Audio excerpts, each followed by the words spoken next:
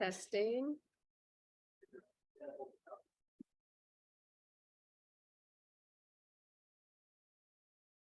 Hello. Hi. That's loud.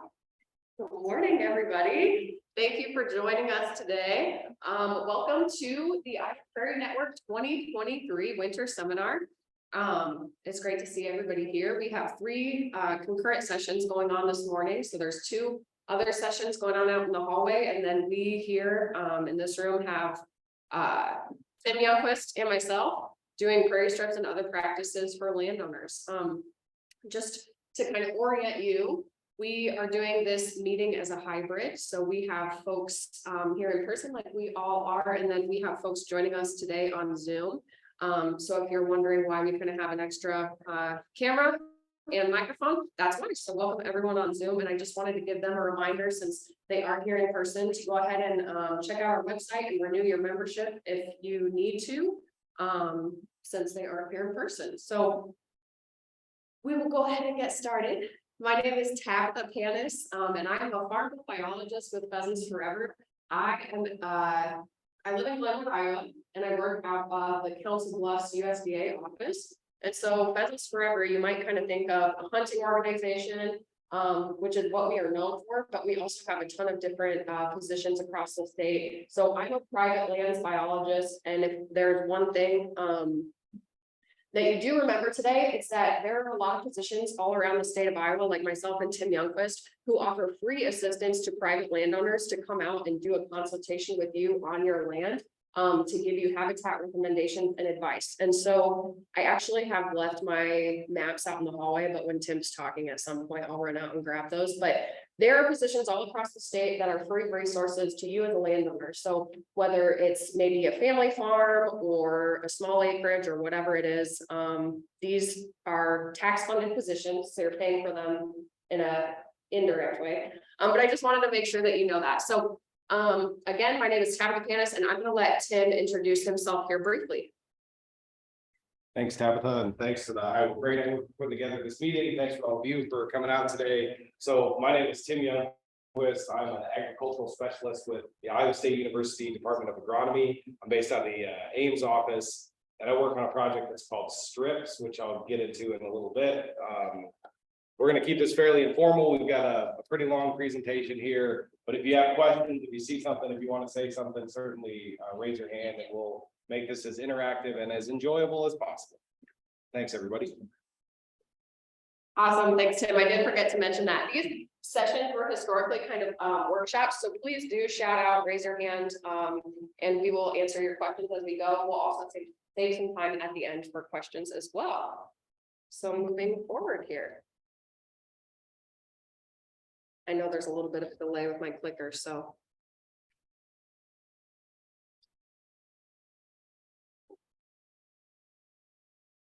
Sorry, one moment.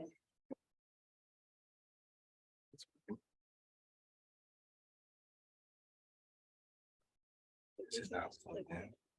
Yeah, I'm gonna have to do that. That's All right. Thanks for holding tight. So, starting off, where are we and why do we care about programs for landowners or prairie reconstructions in general? So this is a map of Iowa, and it's a map of original land cover in Iowa. And so for those of you who might be far in the back, these are kind of small on the side here. But we have the yellow, which is historically tall grass prairie. And so this is 1832 to 1859 and prior, which would basically be right as European settlers were making their way across the state of Iowa and after. So you can see the green is going to be timber, the blue is different types of wetlands, and then that yellow is tall grass prairie. And so these prairies have been in Iowa for 12,000 plus years. They've been developing across our state, and historically they were maintained by previous land managers, which were Native American people. So Native American people did prescribed fire across our state for a number of different reasons. They probably wouldn't call it prescribed fire, but they burn our prairies, one, for safety. If you burn and you have black around you, that's a safe area that you can be in. If you've done any wildland water, you know, that, this is one of the safest places to be is in a line. And then 2, for warfare. So if you send a head fire at, a boring tribe, that is good warfare tactic. And finally, they would like fire as well because, it brings prairies up and bison, are really attracted to free vegetation that comes back after a fire. And so that was a good hunting tactic. Of course, fires also occur naturally by lightning strikes or other means, but Native Americans historically been our land managers, maintaining our prairies for, I mean, hundreds of thousands of years. So moving on here, we have a nice pretty picture. Just so let's can't wait till our outdoors looks a little more like this, so we can see some green outside instead of all the winter scenes we get to see right now. So this is kind of what Iowa looks like now. This is a common scene. We have corn coming up in the spring, nice and bright and green. This has been, provides abundant economic opportunities for our state. However, this doesn't provide the diversity that prairies once did across our state. So we have covered a lot of our state with just a few species, whereas previously our tall grass prairies hosted thousands of different species, hundreds of species of plants. And so here we kind of have a laid out map of Iowa today. As you can see, the gray is going to be row crop, the yellow is grassland, and so we still have a lot of prairies centered in the southern parts of our state, the Loess hills, old prairies, and the high steep hilltops. They're kind of protected, and but a lot of our prairies in the southern part of Iowa too are pastures, so they've been kind of beat up by cattle, sprayed, or cedars have grown, and so that's kind of where we're at today. And so this is why we're here to talk to you about practices that can recreate prairie. Of course, we want to protect our prairies that are remnant first. We're going to be talking about prairie reconstructions today. All right, so Tim put this picture in here. It's kind of shows how in our traditional row crop agriculture we can tend to see different problems besides just the lack of diversity, but we can see soil erosion going on here too, pretty heavily. So I want to talk a little bit about what is prairie remnant, what is prairie reconstruction. So prairie remnants are sometimes they're called virgin prairies. They've never been plowed and they are relatively intact. Sometimes they are degraded, they get woody encroachment, they get encroachment by drone and other invasive species, but a remnant prairie is a prairie that's intact. And this photo here is taken by Pollock. This is a picture of King Cemetery, which is in Crawford County, outside of Dale. Crawford is in northwest Iowa. And that prairie is so beautiful, it is like all wildflowers. And so you can see the Baptisia, the indigo, and milkweed, and all sorts of pretty stuff. This next photo here, I have a series of 4. And I just put these in here because it's winter right now. And I don't know if you're like me, but every year I kind of forget what a prairie is like, what flowers are like. Maybe time just seems to go so slow in the winter that I'm always surprised by the beauty every spring and summer that follows. And so if you were an alien and you travel here knowing nothing about prairies or human life or anything at all, I feel like you find it really fascinating that this can change to what you're going to see in the next couple of slides. So this is the prairie in winter. This is Silmon-T. Ruggles State Preserve outside of like Turin, Iowa, which is in the western edge of the state, the Loess Hills. And you can see like cat steps along the hillsides here. So these are Loess soils, and those like steps are actually, they kind of make them look like pyramids, but those steps are a natural sloping of the earth. They tend to be more stable up and down rather than at an angle. So we see these kind of what are called cat steps in the hills and other vegetation that's forming. So moving on to the next photo. This is a photo of spring. So this is prairie reconstruction. So this is not a remnant prairie, and this is at Yellow Smoke Park in Crawford County again. Not too long after a burn, so you can see the big leaves of compass plant and all our grasses starting to green up, maybe a small flower or two. And then moving on to the next slide, we have some. I took this photo in Shelby County, Iowa. It's just outside of Harlan, not too far north, and this is Judson Prairie. You can see a lot of lead plant, a lot of landscape coreopsis, and just some really cool species there. Judson, I can't remember his first name, but that's the guy's last name. He's passed away now, and he's actually buried on the top of the hill there. And he just saved this prairie because of the fourth chapter. And he just thought he could see what was going on all around him with all the, conversion of land use, and just decided to save this one piece. And so it's really unique because a lot of the prairies we have are inaccessible, and that's why they're safe. But this one is fairly accessible. It's flat and very could have easily been, any type of land use could have been done with this, but Judson saved this prairie. And I think it's interesting too, because it was grazed by horses, and if you know how horses tend to graze, they don't really chew grass off like cattle do, they rip it out of the ground. And this prairie has so many flowers and so few grasses, and that's just a hypothesis of mine that I think that's probably a beautiful picture of summer. We're gonna go back to that first picture of winter. Can you believe that this is what it would look like in the summer? Okay. And then finally we have fall. Again, this is another reconstruction, but the prairie plants are starting to go dormant, and it's just a pretty scene of prairie in fall. So next up here, I'm kind of a plant nerd, even though I'm not a plant expert. I call myself a plant nerd, but you might think that would mean I'm an expert. I'm not a super expert at it. I just really enjoy plants and learning more about them. And so this first slide are photos that I've taken of plants that you could easily put in a reconstruction. We commonly see these species in a reconstruction, and you've got Indian grass, big blue stem, common milkweed, sunflowers, butterfly milkweed. These are pretty easily put into a reconstruction. And so one problem with our lack of prairies is we have a lack of diversity, and we tend to measure diversity in plants because one, it's very easy. They are stationary, they're there all year long. They are not crawling away or flying away. They're going to be stationary, and they're going to be right there. So it's really an easier thing to study than animals, insects, those sorts of things.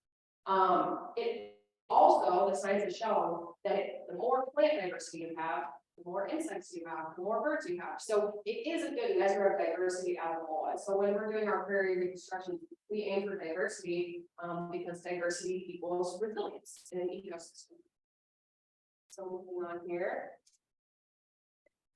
These are species that we put in our prairie reconstruction. Sometimes these are not often seen. So lead plant is a tricky one. You see that in a lot of sequences. I hardly see it in reconstructions.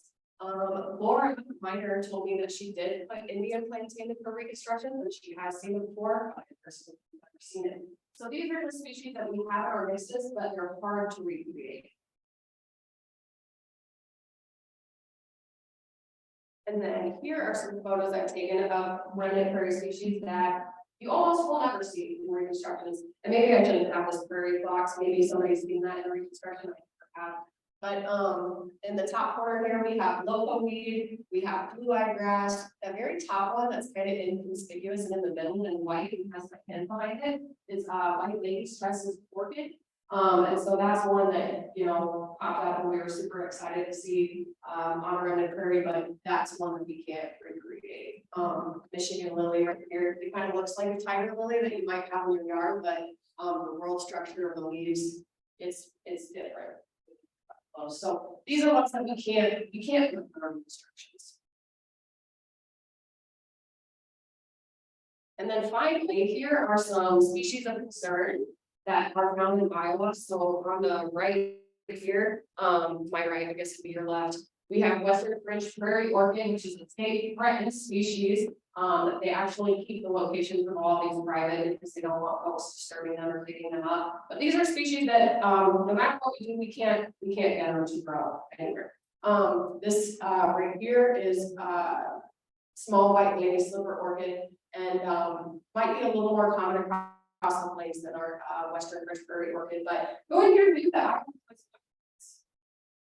pretty fascinating, and I think there might be 35, 36 different species of orchid, maybe somebody can shout it out, if they know, but, pretty fascinating, the diversity that we have out there. So today.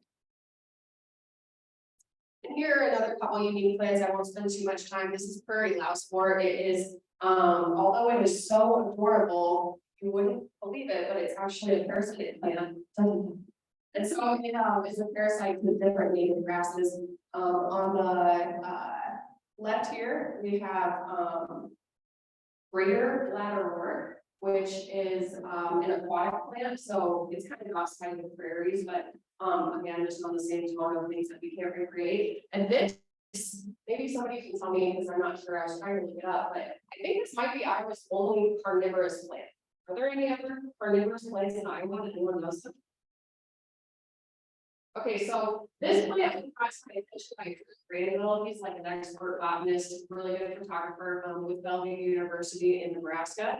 And so this photo is actually by him, but I found this at one other location not too far away from my house before. And so they grow up in water. It has bladders that are in the water, so they're just kind of like sacs. And they catch aquatic insects, and that's solely what this plant feeds on. So it's a carnivorous plant here in Iowa.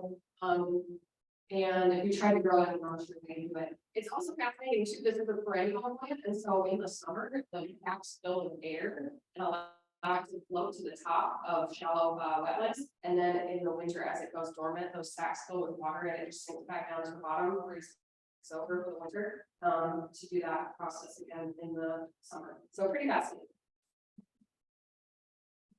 So all that to say, just to kind of give you a little bit of an idea of like between our regular prairies and our prairie reconstructions, and orient you as to why we should be focusing on protecting our prairies from the remnant and going on to recreate more prairies that with our prairie reconstructions. So just some benefits here on why you would plant prairie.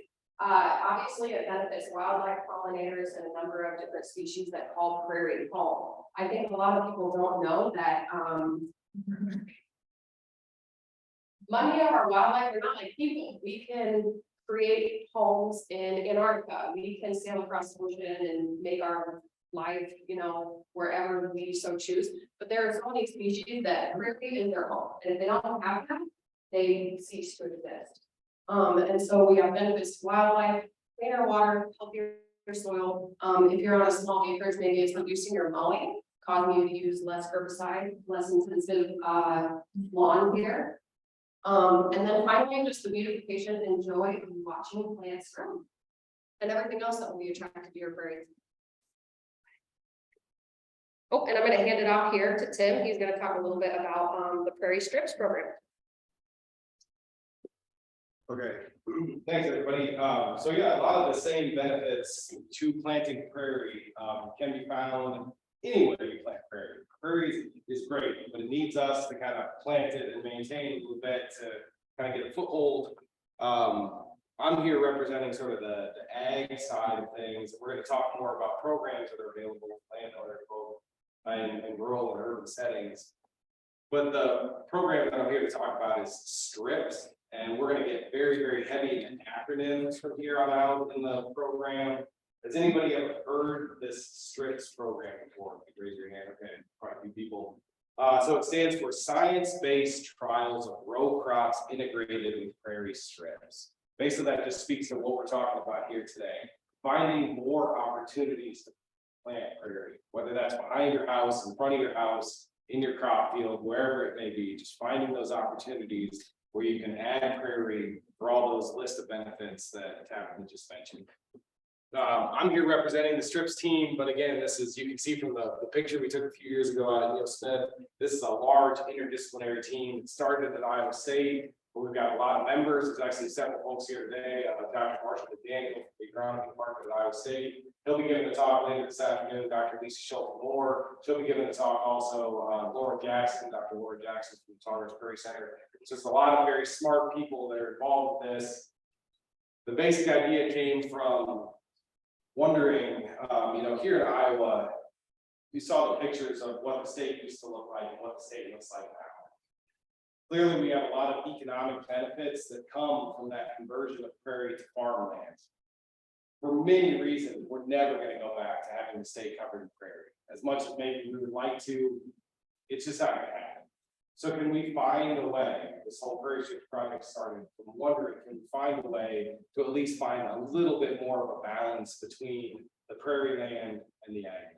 That kind of is where the strip project was born. Yeah, go ahead. So all this started at the Neil Smith National Wildlife Refuge, which is just about a half an hour to the east of here, near Prairie City. If you've never been there, it's the largest prairie reconstruction in the world. It's a really, really neat spot. Why did something in Iowa State end up at the Neil Smith Refuge? I like saying this. This was back in 2007 to show how much our culture has maybe moved a little bit forward. In 2007, this idea was so far-flung to plant prairie in a crop wheel that Iowa State, even though they own thousands of acres, refused to let us conduct this experiment on Iowa State property. So things kind of happened. We ended up down at the Neil Smith Wildlife Refuge, which is owned by the Fish and Wildlife Service. What's the basic idea here? I'll try not to get too technical, but imagine you're anywhere in the world. This is kind of how a lot of the buffers are designed. And if you go to a lot of the USDA offices and you ask for a streamside buffer or something like that, they're going to generally give you a linear buffer. It's going to be the same width all the way across, because that's how water flows across the landscape, correct? It flows evenly. Maybe in parts of Nebraska that are irrigated, it flows very, very much like that. Tabitha, you want to click forward? Oh yeah, sorry. I was just gonna ask Liz why the flashing of it is going on. Has it been doing that this whole time? Oh, okay. Well, But in actuality, you get to see it most of the time. yeah, I hope it's not bothering anybody too bad. In actuality, water flow is much more dynamic. You have areas of what are called concentrated flow, where it's not just flowing down the hill, but it's flowing into, you picture like a waterway at a crop. You have water flowing from multiple different angles into one catch. You want to click forward. So, and you can click maybe one more time. Yeah, I guess go back to that one more. Yeah, so the thought then of the prairie strips is rather than taking just a linear buffer and buffering the whole stream bank, you can be much more strategic when you're taking land and converting it from row crop to prairie. You can basically put more prairie in those areas of concentrated flow that will do a better job keeping the soil from leaving the field and then keeping all those associated water and nutrients from leaving the field. So this is kind of the basic buffer design. You want to click to the next one. So at these small agricultural catchments at the Neil Smith Refuge, we set out prairie in a variety of different ways, a variety of they're all probably about 1 to 10 acres. So very small plots, but to test what would happen if you put prairie into a crop field in a variety of different ways.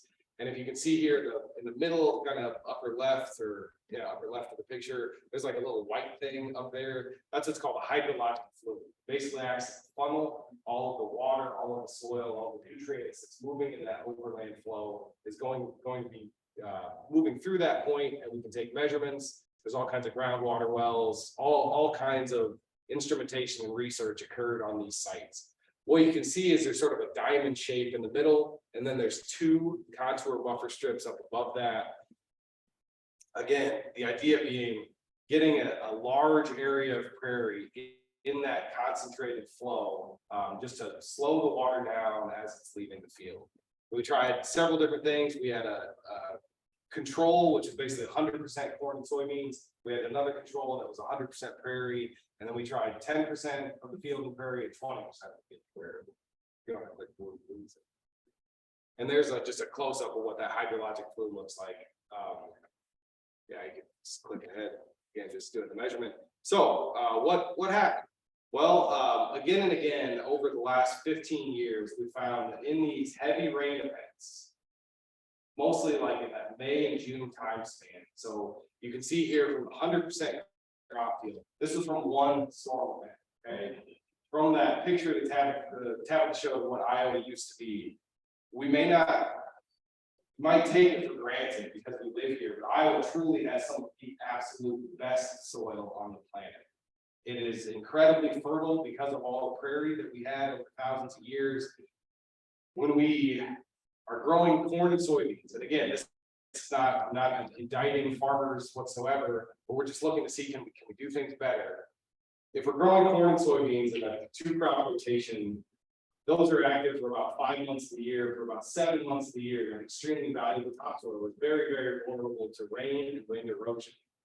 One storm event, and you can see the corn is fairly tall. I think this was in June. We're losing a massive amount of this soil. And this was from a no-till field. Okay, this means there is no disturbance to the soil. This is just topsoil that was made loose by rain and slid down the hill. I think it was a 4-inch rain event, which is a large rain event, but not catastrophic by any means. Just to give you the sense of the issue that we're dealing with. Obviously, we all know that we have a little bit of a water quality problem here. This is the problem. Our soil is not protected. Okay, obviously 100% prairie, so if you could go back 10,000 years, a lot of the water would have been a lot cleaner. So you can see, all right, that's a little bit different. Now, what if we put 10% of that field in the prairie? And again, not perfect by any means. I'm not trying to say that this is perfect or it's a silver bullet in any way, but certainly greatly improved by taking 10% of that land area, converting it to prairie. You get what we call disproportionate benefits. You get larger than more than 10% return back to that field. So what we found from about 15 years now, prairie strips research, by strategically adding this prairie to the field, you can reduce greatly the amount of soil, water, and the associated nutrients that are running off of that field in somewhat staggering ways, right? Like reducing the amount of soil, that nice soil that's leaving your field by 95%. That's a big deal, right? Certainly I understand taking 10% of a field out is also a big deal, but to be able to really armor that soil in place and then greatly reducing the amount of phosphorus and nitrogen, which are the fertilizers that are applied to the field throughout the year. We have more than triple the number of pollinators, and doubled bird abundance. We saw no influence on crop yield. Now, other than the 10% that was taken out, obviously whatever is converted to prairie is lost. So that's going to be the biggest opportunity cost, is the revenue that is lost from converting that prairie. We didn't see that these are perennial species, these prairie, and they're very small seeded. So in either some kind of a tillage or herbicide regime, it's very difficult for them to move into the field. So we saw no additional weed problems. The weeds that were in the crop field were the weeds that were there prior to the establishment of the prairie. It's cheaper than terraces and close for the cost of cover crops. So from this Neil Smith experiment that started in 2007, there were a lot of my colleagues that were going around giving talks like these, audiences very much like this. And audience members would say, well, geez, this is such a good thing. How can I get it on my field? So back in 2014, it's been 9 years already now. I've been basically working at Iowa State. My whole job has been to go out and help farmers and landowners design and implement these practices on their land. So we moved from the initial experiment out to full-scale, large, privately owned fields. So how do you get these benefits? Well, people think of prairie strips, and you might imagine that picture from the introduction slide. That's a kind of narrow thing that lays along the contour. That's not always necessarily the case. Here, you might not be able to see these contours, but this is a field that's up in Dickinson County. It's adjacent to Spirit Lake. A prairie strip does not have to mean infield contour. Something like this, a contour would be unfarmable. If you can imagine, farming along the contour basically just means kind of following the topography lines. I assume folks know what that means. But as pieces of equipment have gotten so large, that becomes fairly unrealistic for a lot of the bigger equipment that we have. So how do you achieve these benefits? How do you keep your soil in place? Again, it's finding opportunities to put prairie into the field. What we did here with this is put large strips along the edge of the field. Why? Can anybody hazard a guess as to why there's a couple areas of that buffer on the west side of the field that are much larger than the rest? Concentrated flow. That's exactly right. So you can really, I think it's 16 feet wide for a prairie strip across a mile is 1 acre. 16-foot wide prairie strip is nothing. So every width that you add, every 5 feet you add to that prairie strip greatly cuts into that 10%. So if you can design a buffer in this way, where you're putting smaller buffers that basically are just adding connectivity to these larger patches of habitat, buffering that concentrated flow better, you can help yourself to achieve those benefits, and then you don't necessarily have to farm around some of the infield stuff. And how do we determine this? There's a lot of good technology that folks at Iowa State and at the USDA offices, like where Tabitha works, that they can look at what's called stream power index. You can basically look at a layer, it will tell you how much water each part of the field is draining, basically how much acreage is draining and then where it's draining to. So there's a lot of precision technology that we can use to design these practices. You can certainly do this stuff on your own, but again, a lot of these USDA practices, I mean, they're taxpayer funded, right? So it's like, if you're taking advantage of these, it is at no additional cost to you. You are already paying for these practices as a taxpayer. So you can go on your own, but you may as well take advantage of the expertise from some of the people at USDA. And that's what we're going to kind of get into now. Tabitha is a smart person. Tabitha is going to make it seem like this is maybe easier than it is. To go to your local USDA office and to navigate FSA, MSCS, CRP, EQIP, CSP, REAP, all these different things, it is bewildering. As someone that I've been doing this for a very long time, it's bewildering. So if you have questions, please ask. We try to lay things out as much as we can, but the process itself, there are some kind of barriers to entry. So don't let Tabitha convince you that it's too easy. I'm not saying that you will, Tabitha. Oh, and then also to say, I guess part of one of the victories at Iowa State is that we were able to get, through working with our legislatures in Des Moines and in Washington, D.C., we were able to get prairie strips into the Farm Bill in 2018. So now, as a farmer or landowner, you could go into your local USDA service center and say, I want prairie strips. And that makes it much easier. The map that I showed you with the big blocks on the edge of the field, that was about 3 different practice codes to make a prairie strip system. So it's just slightly easier now than it used to be for farmers and landowners. All right. Awesome. Thank you so much. He's smart and stuff. There is a lot to know. And I feel like I don't know if I would agree with you on that, but I'll give it my shot. So there are a lot of programs for landowners, and maybe you own land, maybe you don't own land, maybe you have family that owns land. And if you are interested in any of these programs today, I don't want to get way too into the details on it, but I will tell you, just seek out your local USDA service center. They are federal employees, and every person in that office is just a human being like you or I. So keep that in mind when you go in there. If you do experience challenges in your local office, just try to find somebody else. There are so many different programs going on in that office that it really is complicated for even us to keep track of. But I'm going to talk about a few of those programs today. So one is the Conservation Reserve Program. This was started in the 1985 Farm Bill, and it is, maybe you've heard of, set aside acres in farm ground where we are going to retire some crop ground for a certain period of time. And in exchange, the farmer will get a annual rental rate, which is based on their soil type. So when Tim was talking earlier about how prairie strips, one of the downsides is the loss of income from the farm ground. Prairie strips are in the Conservation Reserve Program. So if you go into that office and sign up for CRP, you can have, that cost offset by the annual rental rate that you receive.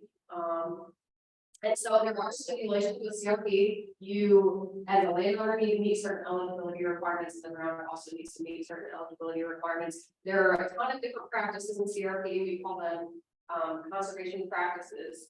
And there are 1 through 90 something. So that's just in the Conservation Reserve Program alone. We have culture strip, we have pollinator, we have rare and declining habitat, we have wetland reconstruction. So there are a ton of different practices within the Conservation Reserve Program, and that's why instead of getting too into the weeds, I would just recommend reach out to your local service center, reach out to me. I cover 3 counties in Iowa. However, I'm happy to talk to you no matter what county you're going to get you in contact with people who are local to you. And so Up here, we have some of our acronyms, I guess, and so prairie strips falls within the conservation reserve program. You want to, and so this is a great slide to just kind of give a brief overview. So that's the conservation reserve program in a super nutshell. We'll talk a little bit about the EQIP program and a little bit about the DNR Prairie Partners program. Just keep in mind that these aren't the only programs available to you. And so these programs are for financial assistance. You don't need to enter a program for technical assistance, so you can work with your office just to help get ideas, planning, things like that. You don't have to enter a program.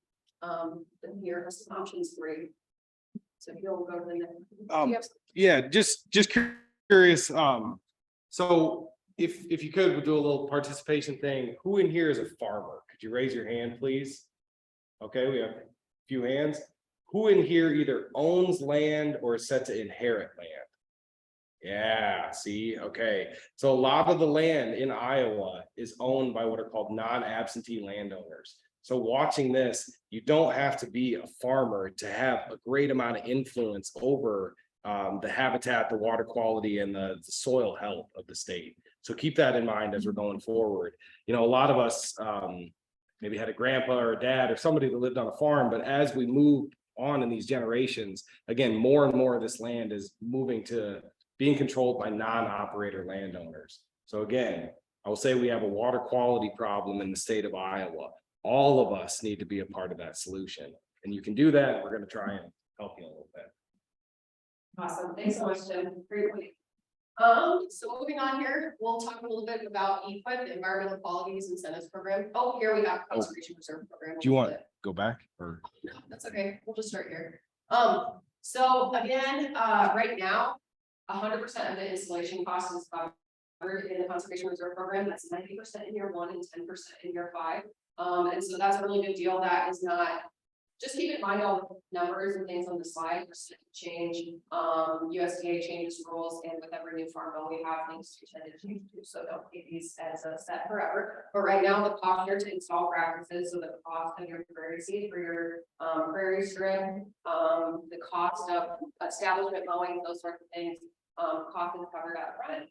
Our annual rental rate maxes out at $300 an acre. It's based on design type, so it could be a little less than that. But that's a pretty good deal. A lot of farm ground rates for about $300 an acre. We're seeing land prices go up, so that could be higher in certain areas, depending on the quality of the soils of the farm. And again, must have cropping history. About 2% of acres are in CRP. And so that's an awesome start, but we hope to see that increase over the years as we go along. Next up, we have the EQIP program. And so the Environmental Qualities Incentives Program has a ton of different conservation practices in it, from everything from pasture and watering facilities and cover crops to, I mean, anything you could dream of in conservation is going to be in this program. We tended to kind of focus on the prairie reconstructions of this program, but I'll just give you a second to read up there. Just kind of what type of financial incentives are along the bottom there on A, B, and D. I swear I switched that to C. I know I did, but it turned back up as D on that last one. And so the EQIP program aims to cover 75% of the cost, and it's a one-time payment. So say you want to do a prairie reconstruction, you know, here's your project amount that you can receive, and then it's up to you to do it on your own. Again, contracts aren't guaranteed. You have to meet certain eligibility requirements. They're pretty basic. Most people don't have a problem meeting them. But just to keep in mind, none of these programs are guaranteed that you get it and you apply for all of them. Yeah. So you said all of them require cropping history. So is there anything for someone that has a history, or? So Lance said that all these programs require cropping history. And is there any financial assistance program for people who have a remnant prairie? And that's a great question.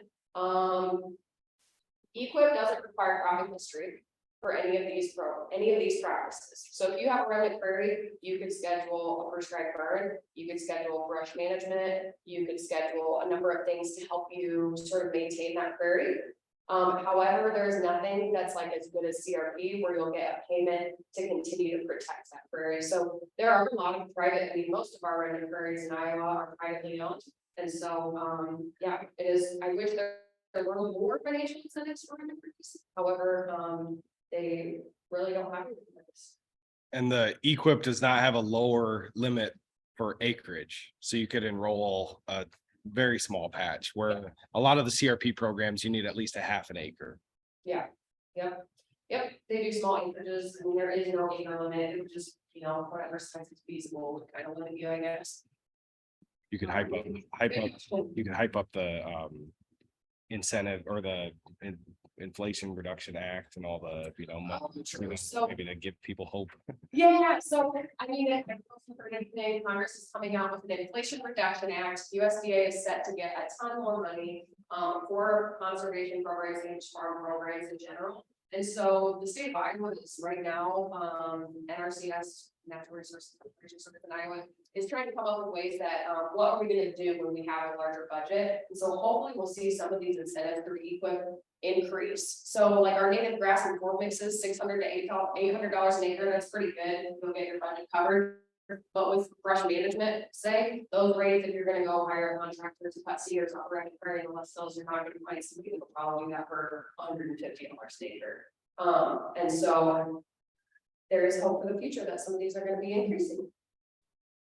Thanks, Tim. All right, and so now we have the prairie harvest program. This is probably the most basic of the programs.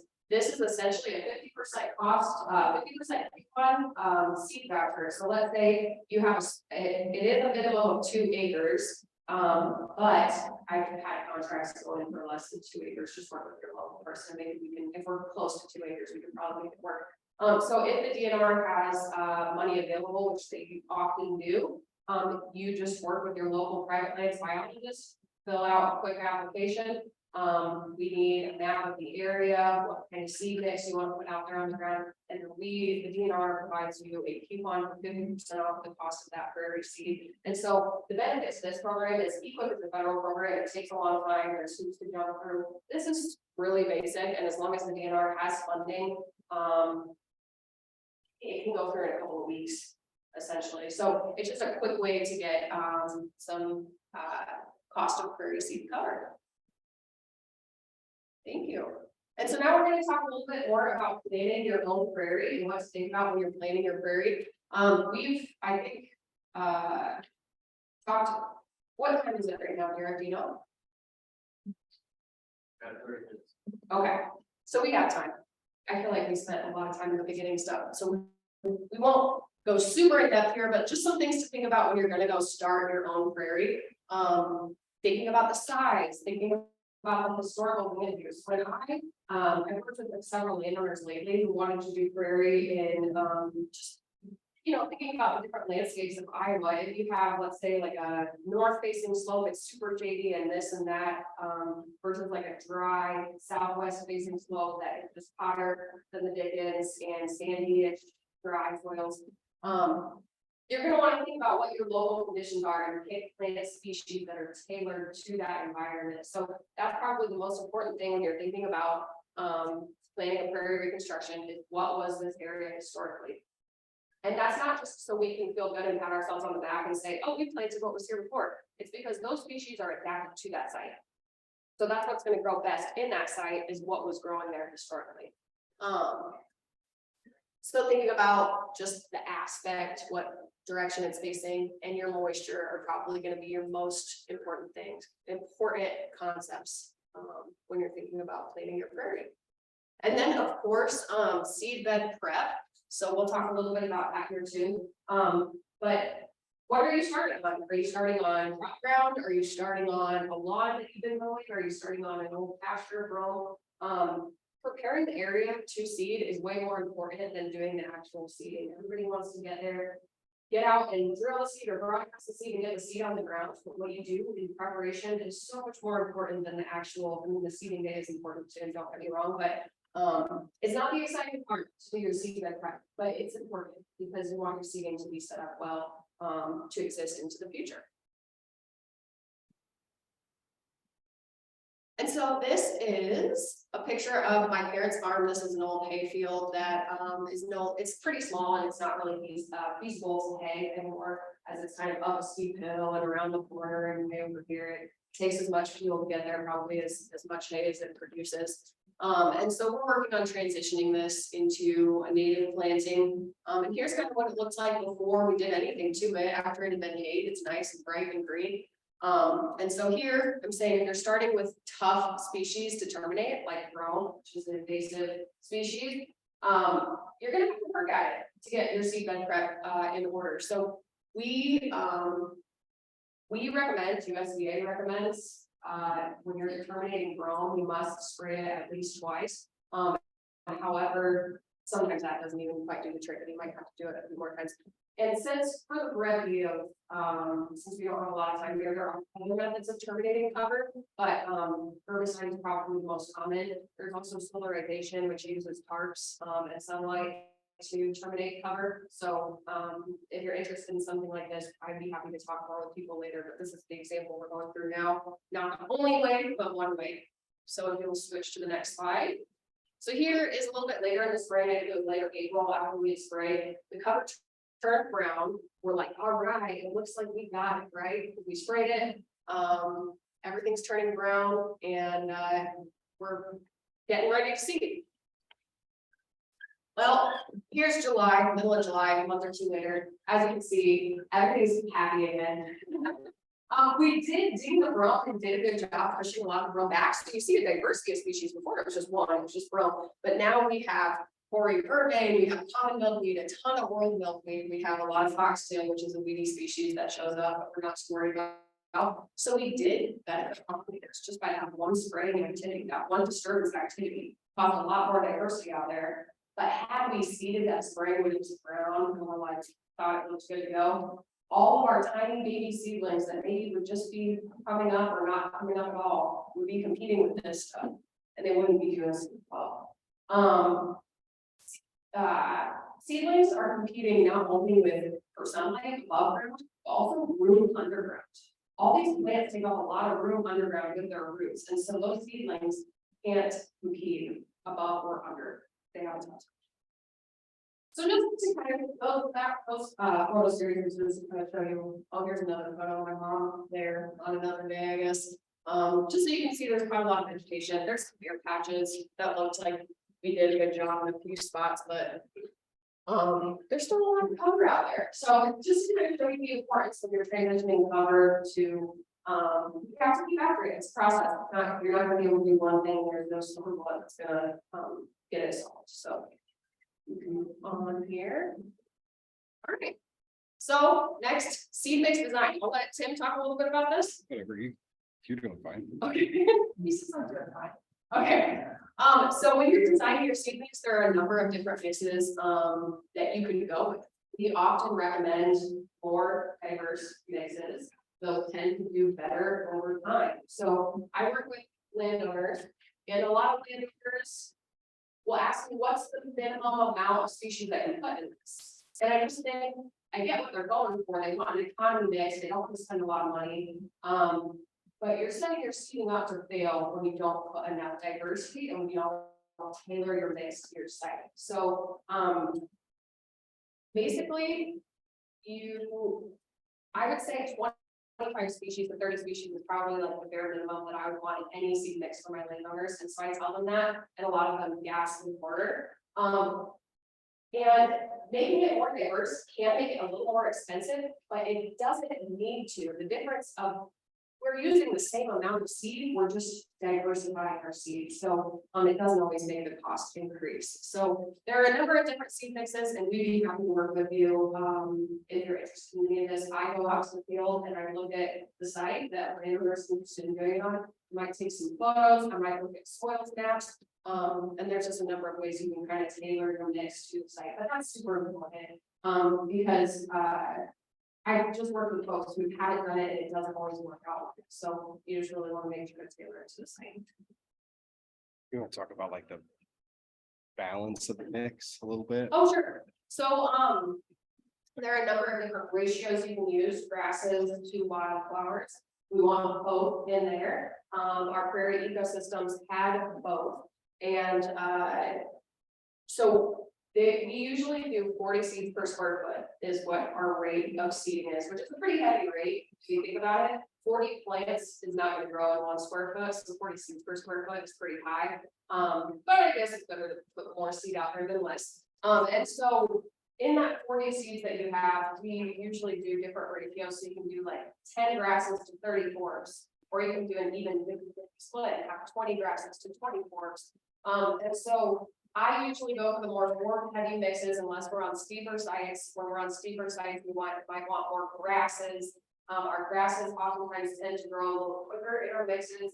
And so we want something on those steep slopes to establish a little faster so that we can get something growing and not worry about on those sites. So there are a number of different ratios you can pick when you're designing your seed mix involved. All right, there's a number of different times we can plant as well. So most folks I work with tend to plant in spring because they like to no-till drill, and a lot of times they're starting on crop. So that's a common thing that I see happen with seeding. Starting on crop ground is nice. Usually there's no seed bed unless the ground has been fallow. We can just drill right away. We don't have to worry about terminating existing cover. Drilling seed on top of bean stubble is probably the easiest because there's not a lot of residue out there, and the drill is going to get plugged and it's nice and easy. Drilling on top of corn residue. If there's a lot of residue out there, that can cause a problem, but we also tend to see those feedings. There's a theory that they might tend to do better because corn takes nutrients out. Our native species are used to growing in nutrient poor environments. They don't need excess fertilizer, nitrogen, nothing. And so having excess nutrients in the soil actually promotes our annual weeds, which compete with our new seeding. And so planting in the spring is a common thing we see. However, a lot of folks want to plant in the dormant season because that's kind of how nature does it. Plants drop their seeds in the fall. Those go and overwinter, and so a lot of forb species like to go through some freeze thaw cycles to scarify their seeds so that they can be ready in the spring. So there's a number of different times to plant.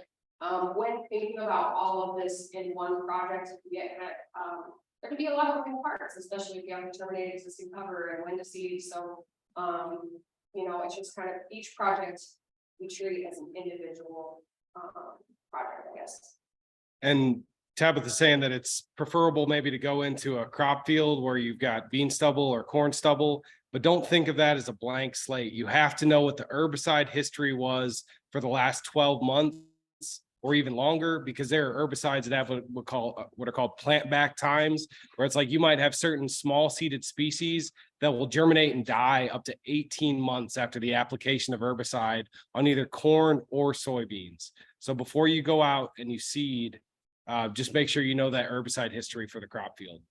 That's a great point. And working for you guys in the office in that scenario would be awesome too, because some folks who maybe are experts in chemical, like local co-op or something like that, they might say, oh, it doesn't have carryover, but they're oftentimes thinking carryover for corn, beans, or other, you know, commodity crops. So be sure when you're looking at herbicide history that whoever you're speaking with knows that you're planting prairie, you're planting wildflower, planting a diverse number of things. Yeah, great point, thank you.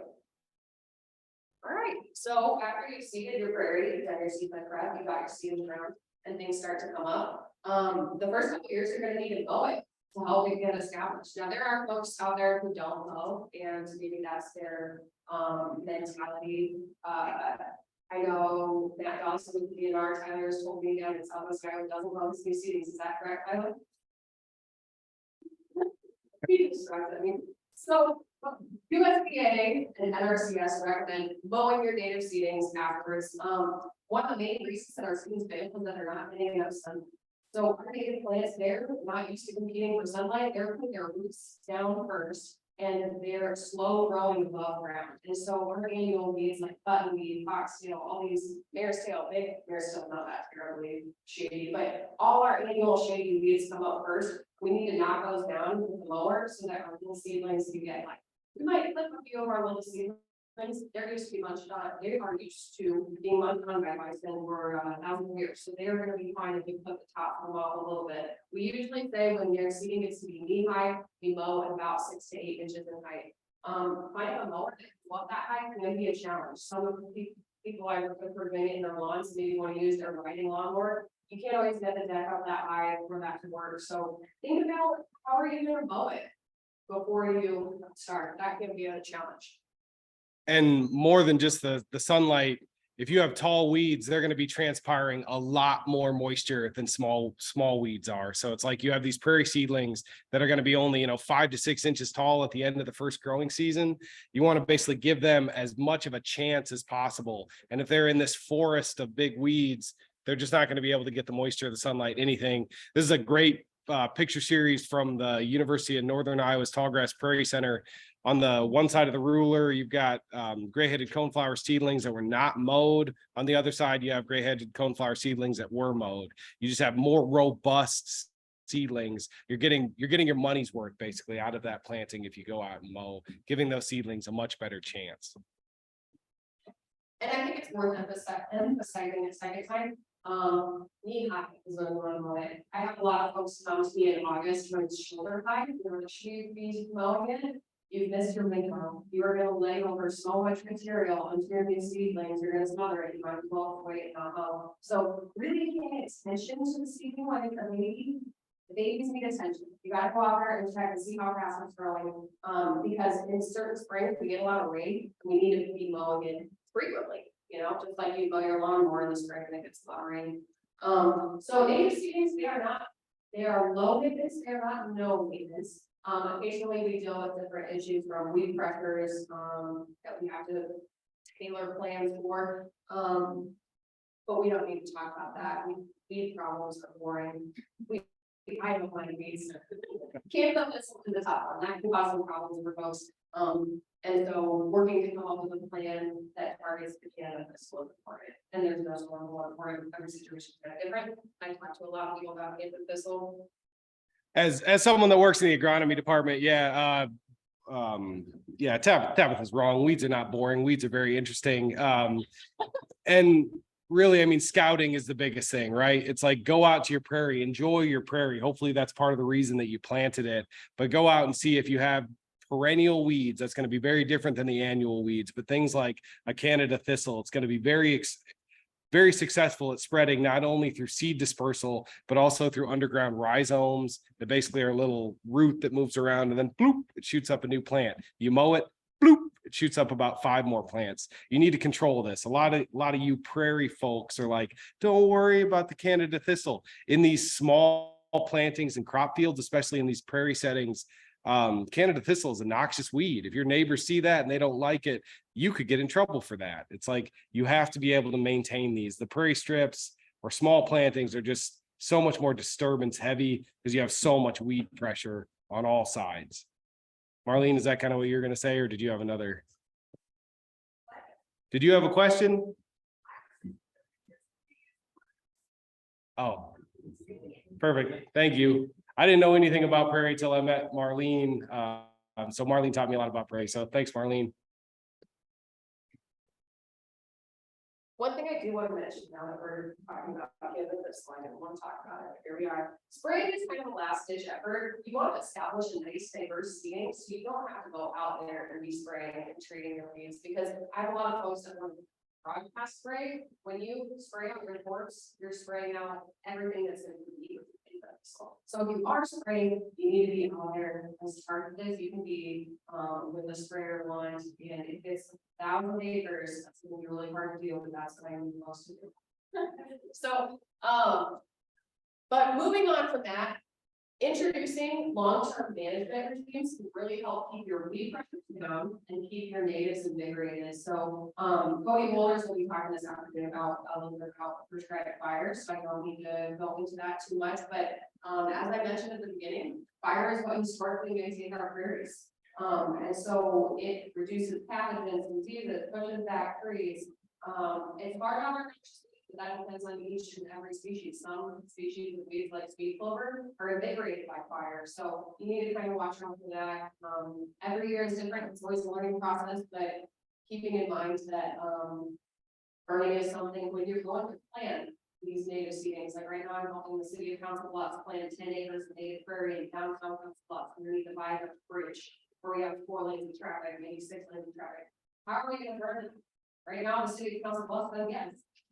So we have to figure out a plan. We don't think about that when you're going to do your seeding, you know. Are you going to be able to burn it? There are other methods of disturbance, of maintaining the prairie or disturbance activities like fire and grazing, that promotes early successional habitat, grasslands. What are you gonna do to keep those, keep your prairie healthy? About 1 minute. 1 minute. Okay. So closing comments here, there are a lot of different conservation practices, including prairie strips. They are available through USDA cost share programs. These conservation practices can be applied in a variety of ways on a number of different landscapes. And so again, I just encourage you to work with your local folks, reach out to myself, reach out to Tim if this is something you're interested in for yourself, your own land, maybe it's family ground, whatever your situation is. And finally, the prairie is great. Okay, so just here's some resources for you guys. If you're interested, I am going to. Well, we'll open it up for questions.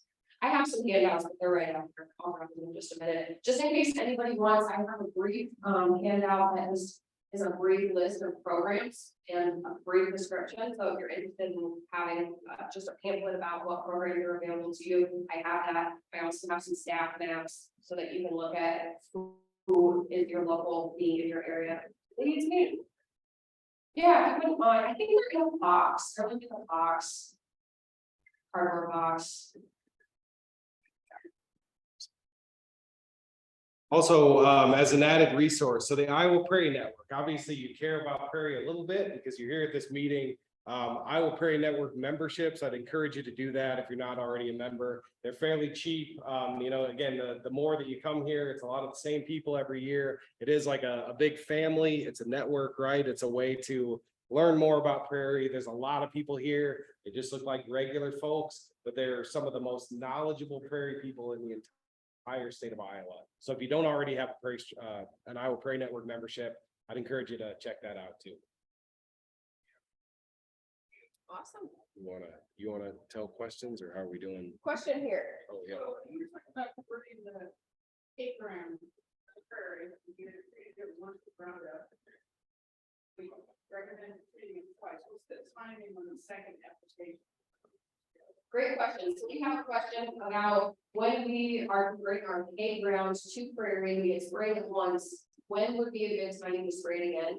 So depending on what species you're dealing with, that is going to be different. In our scenario, we're dealing with roan, which is a cool season grass. So it does, although it's growing early in the spring, it goes dormant-ish in the summer. It's not doing a lot of growth or anything, and then it's active again in the fall. And so we spray it once in the spring. We don't need to waste our time doing anything in the summer because it's not very active. And then in the fall, we spray it again when the plant is going dormant, so it's taking its energy back down into its root system. And so probably anytime from October. I mean, mid-October is frost, so before that, September, October timeframe is another good time to spray again. And then I mean, with each herbicide you're using, you're just gonna want to make sure to read your labels, what weather conditions or all the different conditions for that specific herbicide you're using. You're gonna want to make sure to follow those so that you have the best chance of accomplishing your goals. When you get your prairie seed planted? So when would we do our seeding? So in this scenario, I mean, after you spray a second time, we waited again the following spring to see what came up, and we still do have stuff coming up. So we're still kind of in our termination stage on our project.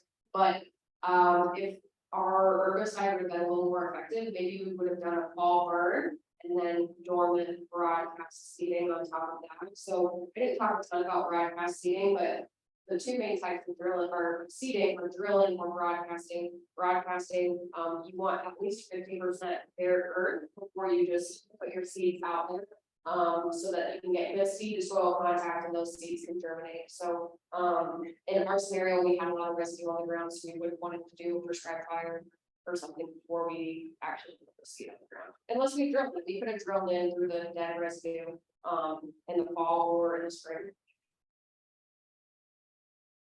I guess the biggest thing that I would add to that is like, you get this sense that like, man, I want a prairie, I want it done. And you just go out there and you throw your seed onto that brome cover, it will fail. Okay, you might have some species come through, you might have some species of grass, but you have to just kind of pace yourself, slow yourself down, have some patience. I mean, I've done it before. Some of the first prairie seedings that I ever did, going into heavy brome cover and, just you're all excited, man, this is going to be beautiful. It will not work. It may work in some cases, but you have to do the site prep. Yeah, Jim. I've had really good luck with herbicide called Milestone on Canada Thistle. And even 5 years later, there aren't any spot. So Jim mentioned that Milestone is a good herbicide to use. So either aminopyrrolid or clopyrrolid are kind of the active ingredients, and it's like Milestone and Stinger and Transline. Those are, they're really, really effective. It's certainly not a magic wand though, and you're never going to get it all in one application if you're going after the perennial weeds. You just have to keep scouting. Okay, go ahead. Mowing at 8 inches is a challenge. Do you have any experience in mowings or hays that are closer to the surface of the ground when you attempt to do your mowing? Yeah, so mowing at 8 inches can be a challenge. If you don't have, a large mower, is it okay to mow closer to the ground? I know that there's research out of the University of Northern Iowa's Tallgrass Prairie Center that says basically you cannot mow too much. Mowing will not hurt that early established prairie. As a non-expert on this issue, I would just say, don't sweat the technique. What mower do you use? The mower that you have. Mowing 2 inches off the ground, 3 inches off the ground with just your riding zero-turn mower is going to be far superior to not mowing at all, regardless of what the DNR says. I know there's Bill sitting back there, but so I would say just go out and mow whatever mower that you have. I have one unique project at a high school where we're having high school students take weed whips across and we whip it at about that height. So you can get creative. You're on a smaller prairie too. Just gonna throw that out there. There you go. One line, Okay, we're taking Zoom questions. prairie strips and crop chemical drip. Prairie strips and chemical drift. The impact is how you made it. So the question was asking about prairie strips and chemical drift. So this would be the application of herbicide. Yeah, that's obviously it's a big situation, and that's kind of why I showed you the picture of the prairie strip on the edge of the field versus those interior strips in the middle of the field. If you have something on the edge of the field, it's going to be a lot easier to maintain that drift than if you have something where if you have a contour strip in the middle of the field, maybe you've got the right wind conditions to be on the north side of it, but as soon as you switch to the south side, the wind is going to be pushing that herbicide right into the strip. It's certainly a situation. What we've seen is basically if you have drift, I'm not talking about direct application onto these plants. If you have off-target wind moved herbicide, you may have curling and browning of the plants. They may not bloom. It may not even bloom in the second year, but largely the prairie will not die from drift. However, a lot of these big sprayers, or if you have a contractor from the co-op come out and spray, you're sitting in the cab and that edge of the spray boom might be 45 feet away. It might be 60 feet away. It can be real challenging to watch kind of off-target drift. So just being as conscientious as possible. We keep saying, read and follow the label instructions on your herbicide. Don't spray when it's too windy. Don't spray when it's too hot. Don't spray when it's too cold. Don't spray when it's too late in the day. Don't spray when it's too early in the day. Follow the instructions. You will have a much better success. But again, with the drift, we're not seeing that much of an issue. But again, if these plants are directly sprayed with a boom sprayer, they will likely perish. And I guess also add to that, so of course at Iowa State, we're doing nonstop research all the time. Neonicotinoid seed treatment is a really, really common one. I'm sure folks are somewhat familiar with that. Basically, it's that bright blue or bright pink coating that you see on the seeds. That creates a lot of dust, both during the planting process and in the planting of the seed itself. What we found there is presence in pollen, and there's presence in milkweed larvae, and I mean, basically anything that we tested had the presence of these neonicotinoid, but they were at sublethal levels. So yes, this stuff is out there. It doesn't seem to be directly killing things. I'm sure it's not great, but at least it's not that bad.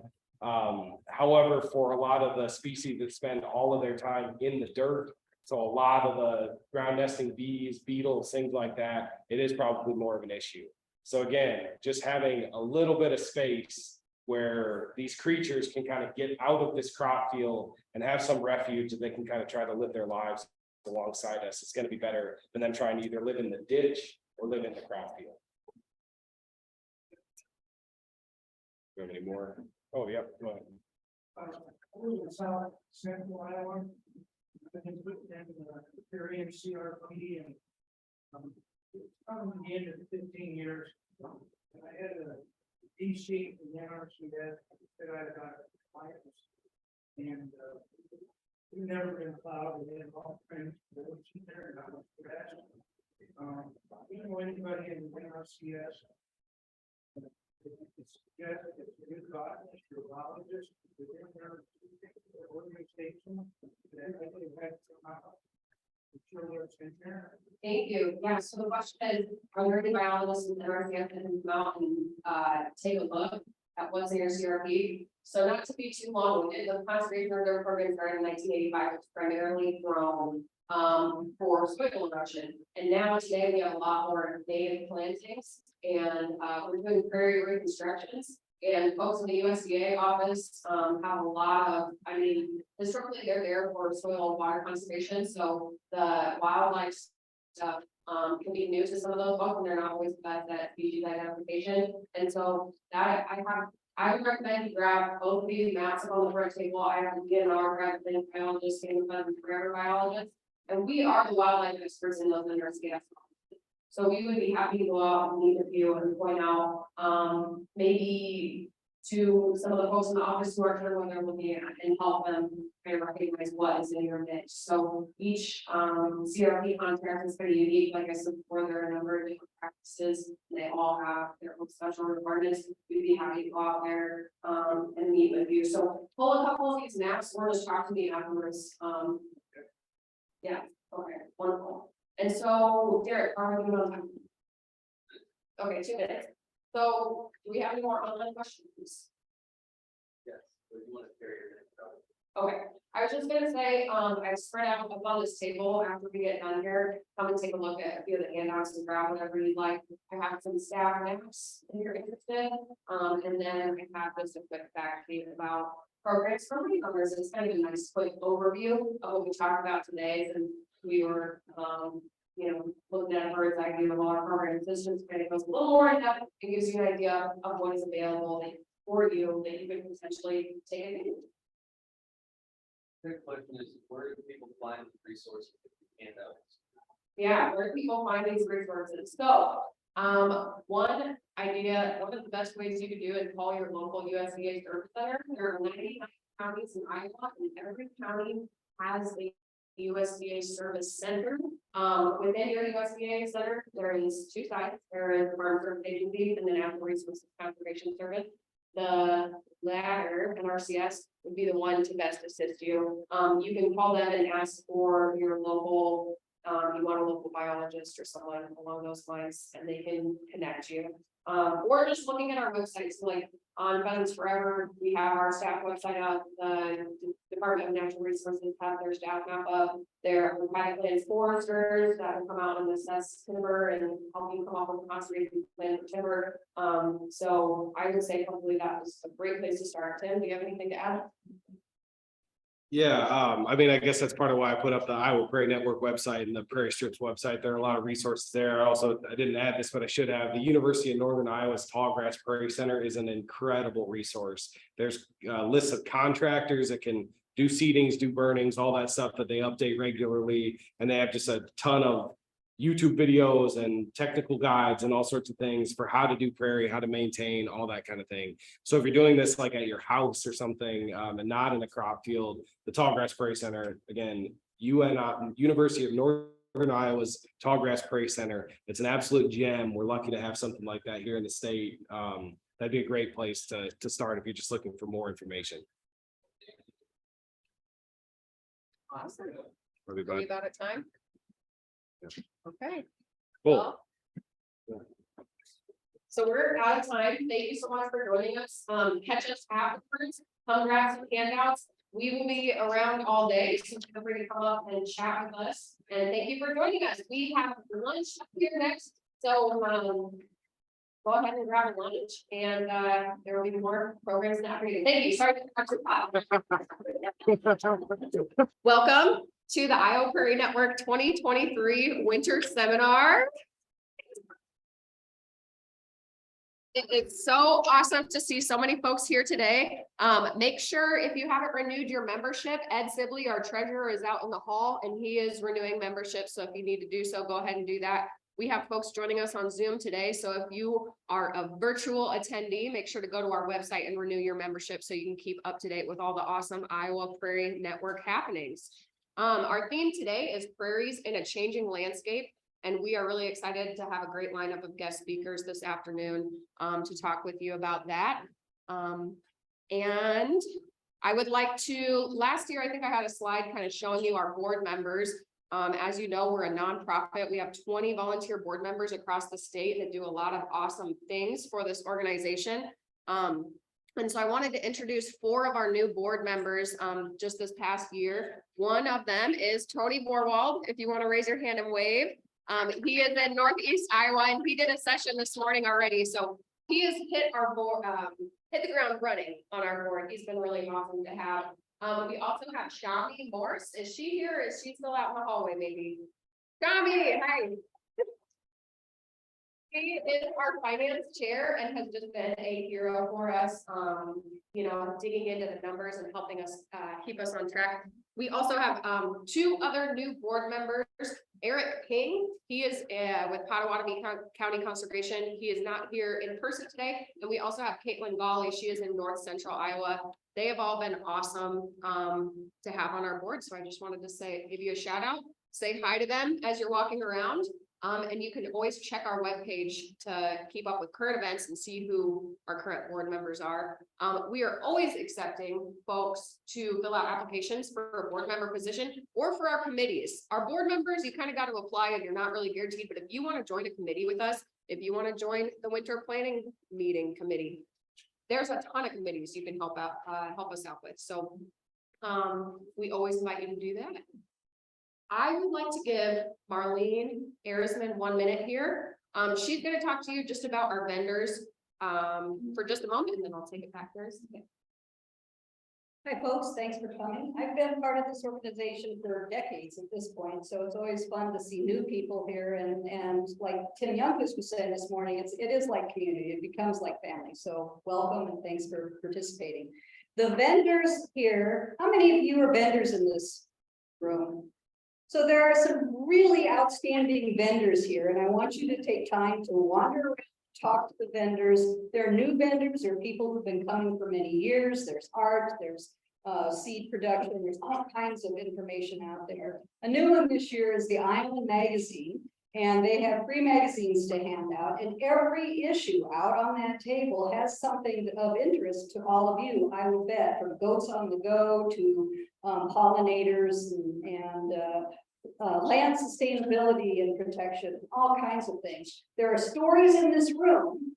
There are wonderful photographers in this room, I know, and they're always looking for things like that. So go talk to David and go talk to the rest of the vendors who have helped by giving to the silent auction some of their donations too. So support them and talk to them and network a lot. So thanks very much. Thank you, Marlene. All right. And so in 2022, the Iowa Prairie Network board nominated 2 awards, 2 Friends of the Prairie awards. And our first award went out to, this award is given to anyone that our board deems to be a superhero for prairies. And we do this occasionally. We nominated Tom and Carmen Crawford for their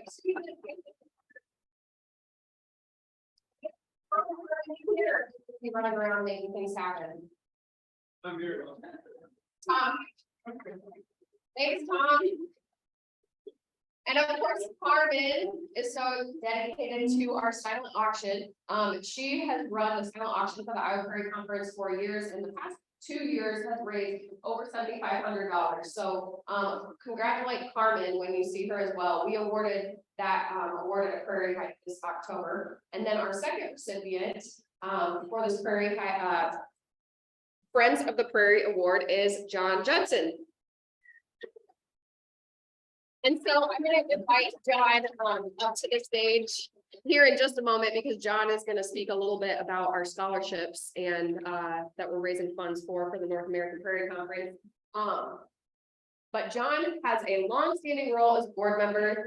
He's committed to prairies and restoration. He chairs our scholarship committee, so that's what he's going to talk about next. He supports many different prairie events and students getting involved in prairie. He has a business of diversity farms where he collects remnant seed and creates a ton of prairie seed that goes all over the state of Iowa, as well as growing plugs. So he has an immense impact across the state through his business. And we would just like to thank John for being such an immense friend of the prairie.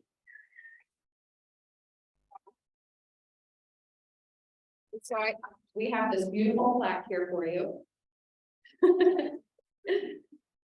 And then I'm also going to hand it off to you to talk about our student scholarships for the North American Prairie Conference. Thank you, everybody. I appreciate this. Excuse me. I do have a passion for prairies.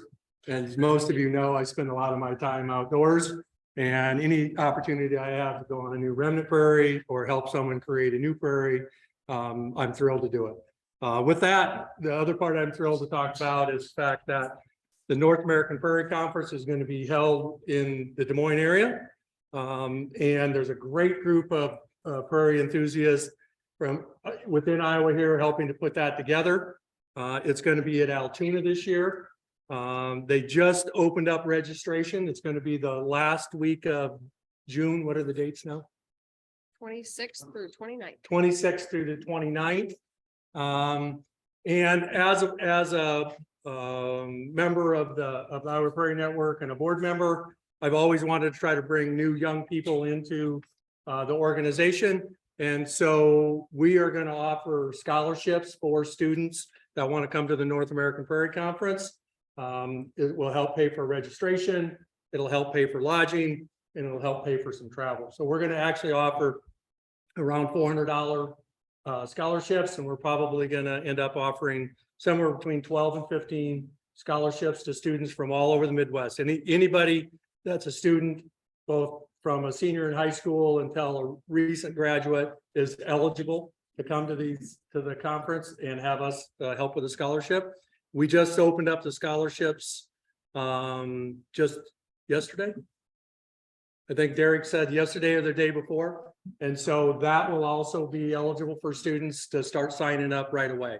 So we encourage you, if you're interested in attending this 4-day conference, we want to try to encourage as many younger people to come to the conference as absolutely possible. It'll be a great conference. We're probably looking typical attendance is 400 to 600 people. There'll be professionals from all over the Midwest. Be a great opportunity to network, students to network with professionals from all across the Midwest and across the Great Plains area. So with that, I'll say goodbye. Wonderful. Thank you so much, John. Again, the slideshow was perfectly, it switched, but the North American Prairie Conference will be June 26th through June 29th in Altoona. Next up, I would like to welcome to the stage Kody Wohlers, who is a land steward for the Iowa Natural Heritage Foundation in the Loess Hills. He is an experienced wildland firefighter, conservationist, farmer, and avid outdoorsman. And he's going to talk to us today. The title of his talk is Prescribed Fire and Climate Change. So can everyone give a warm welcome to Kody.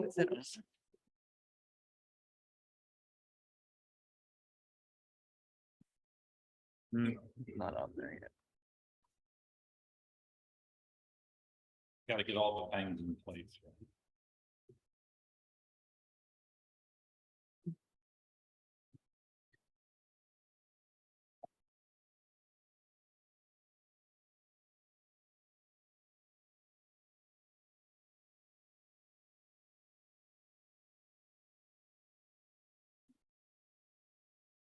There you go. Good to go. Hello, everybody, and welcome. Thank you for the invite, Tabitha and Laura and the planning committee to speak today.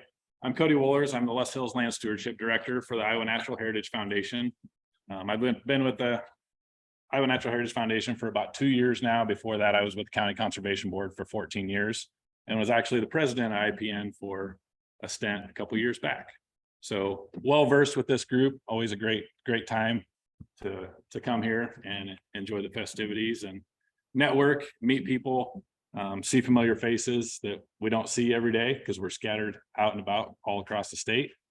So Derek, am I flipping through them or are you? Perfect. Okay. What's that? I don't need a clicker. I don't know how to operate that. So a little bit about the Heritage Foundation. You know, our mission is to protect and restore Iowa's land, water, and wildlife. So most of you fit right into our realm. Most of you have worked with the Iowa Natural Heritage Foundation in the past. Yes, sir. You hold the mic closer to your mouth. Oh, sorry. Is that better? Come on, Moats. You're supposed to tell me this stuff. We're partners and stuff. Oh. So just to give you just a one slide update where the Heritage Foundation sits. Right now, we've protected over 193,000 acres in the state of Iowa. We hold little over 220 conservation easements, totaling over 25,000 acres in the state. How many of you in the room are easement holders with the Heritage Foundation? I know there's a number of you. Thank you to all of these people. You know,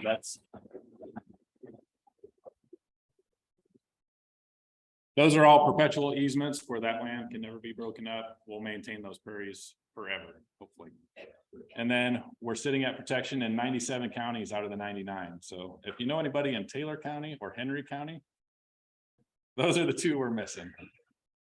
So today I've been asked to talk about prescribed fire and climate change. Most of you who know me probably think of me as the fire guy. Contradiction is before I was a fire guy, I was prairie guy. So I think they go hand in hand. If you're going to want to do fire, you got to know your prairies because we do it for a reason. So how many landowners or people who manage prairies in the room? Okay, so 60–70% at least, which is awesome. So if you're managing prairies, you know, a couple of questions you have to ask yourself. Number one, what do I want to accomplish if I'm going to do a prescribed fire on the property that I manage?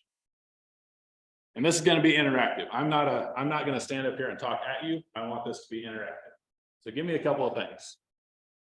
Decrease woody vegetation. Decreased woody vegetation. Excellent. What are some other objectives? Not burn down my neighbor's farm. Keep it within the designated area. That's always a good one.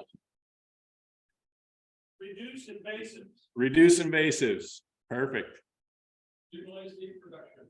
Boom. I was going to pick on John here in a minute and be like, why do you burn?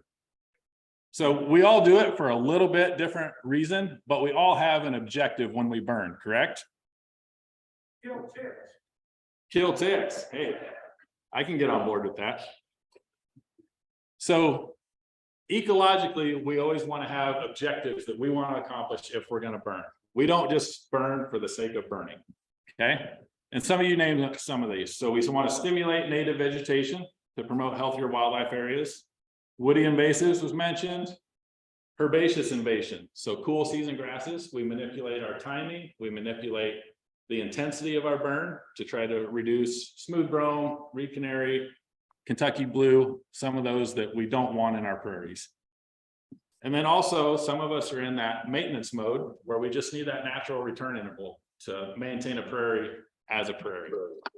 We all know if you let it go, the woodies come in, right? Biomass production.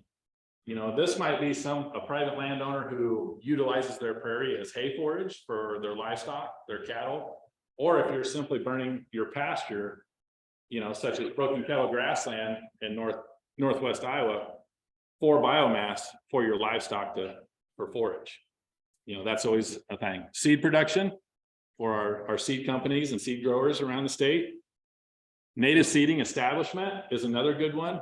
You know, I know a lot of us will advocate for, as soon as you can get a fire into that seeding, you know, that's going to boost your seeding, boost your rigor of those native plants, and reduce some of that weed competition that's out there. You know, along Tabitha's line of work, mid-contract management, some of us are required to do something for our CRP programs. So that might be your simple reason for burning. And then aesthetics. We all like to see a nice, pretty prairie, right? Whether it's in an urban setting, whether it's out in the wild, you know, that might be your ecological goal is, I just want it to be prettier. I don't want it to look hairy and scrubby. Okay. Beautiful hillside. This is our Armstrong Prairie in Harrison County. And this has been burned 2 years in a row prior to this. And, you know, we're finally able to get some good high quality seed off of that site in the fall. Within that, you're also going to have your prescribed fire objectives. So you have your ecological goals, then you want your prescribed fire goals. So I want to implement a safe and effective burn, keeping it in my designated area. That should always be number one. Keep it safe, keep it in the box. Number two, you know, this will vary depending on how you want to burn. You know, as far as I go, I try to reduce my my native grass leaf litter by at least 70%. I want that carbon nutrient load to go back into the soil to help promote that system. Stimulating native vegetation, whether it's a new seeding, an old seeding, a remnant, a reconstruction, all that. And then we all know stress killing and top killing woody vegetation is always one of the top things on our list. Keeping those invasives at bay, you know, even the native ones, keeping them at least at bay and at a moderate level. And then consume some of our down and dead, because we're all out there, especially in Western Iowa, cutting eastern red cedar, cutting our brush, and wanting to get rid of some of that material as we go. Question number two, what do I want to burn? Do we all ask ourselves that question? Right? You're going to look at your property and say, how much of it do I want to burn? What parcel do I want to burn? Where are my fire breaks? Where is the best chance for success of me keeping this safe and keeping it in the box? When you have more terrain like Western Iowa, like Northeast Iowa, some stuff in the Southern Iowa drift plain, that can get a little bit tougher to decide where the best place to put your fire break, to put your line might be. So sometimes, such as the one over here on the right, utilizing roads as much as possible. Talk to your neighbors. Ask your neighbor, hey, do you want the same thing I want out of this fire? Can we combine and do it together? If he says no, that's fine. Then you just have to adjust, put brakes in, and account for that. Third question, do I have my site prepped? Lots of different ways to put in a fire break. So bottom right is a disc field edge adjacent to a CRP field. So good mineral soil fire breaks are rock solid most of the time, as long as they're wide enough and as long as they're clean enough. With this day and age, we have so much no-till corn stubble. We all know that corn stubble can be very frustrating as a fire break. So even a disc corn stubble might have so much debris that fire can still scud and move around and get through it. It's not rock solid. You still need to maintain it. You still need to walk it, keep good eyes on it. So that's your disc break. You know, I recommend double disking at least 30 feet wide. You know, that really will turn that soil over and get you a good break. Bottom left here is just your simple mode break. If you can hay them, you know, that's even more because you're removing that biomass rather than just bush hogging it down and having all that duff layer. If you can hay it, remove that litter, that'll have a cleaner break, easier to maintain. And then we always hope for that nice, crisp, publicity line. So when people drive by on the road, they're like, hey, that guy might know what he's doing because at least his line is straight. And then top left is kind of a combination. So that one is yard edge as well as a driveway, a roadway, some kind of a hard break that has no flammable material in it. So that's a couple of different ways you can do fire breaks. There's other ways if you have timber with leaf blowing down to mineral soil, a lot of different ways to skin a cat, but that's just kind of a couple that I wanted to touch on, show some examples on. Question number 4. Do I have what I need to safely implement my prescribed fire on the landscape? And that's a number of different things. Do I have my proper PPE, Nomex, at least non-flammable clothing or natural fiber clothing? Nomex is expensive. In the old days, the Glenn Pollocks, Rossbergs of the world can say we burned in blue jeans and t-shirts. I'm sure a lot of us in the room have done that at some point in our careers. Nomex is safer, obviously, for multiple reasons. And then number of personnel. How many people do I need to safely keep this in the box, to have enough eyes to monitor it, as well as those putting, doing the implementation, lighting the torches, spraying water, all that? Do I have good enough water sources? And that might be, a hydrant close, a truck with a water tank, a backpack, like a backpack sprayer, solo backpack sprayer. You can at least squirt water like a bladder bag. That's something that I tell private landowners is it's something. It's not just, nothing. Leaf blowers work really well in certain instances.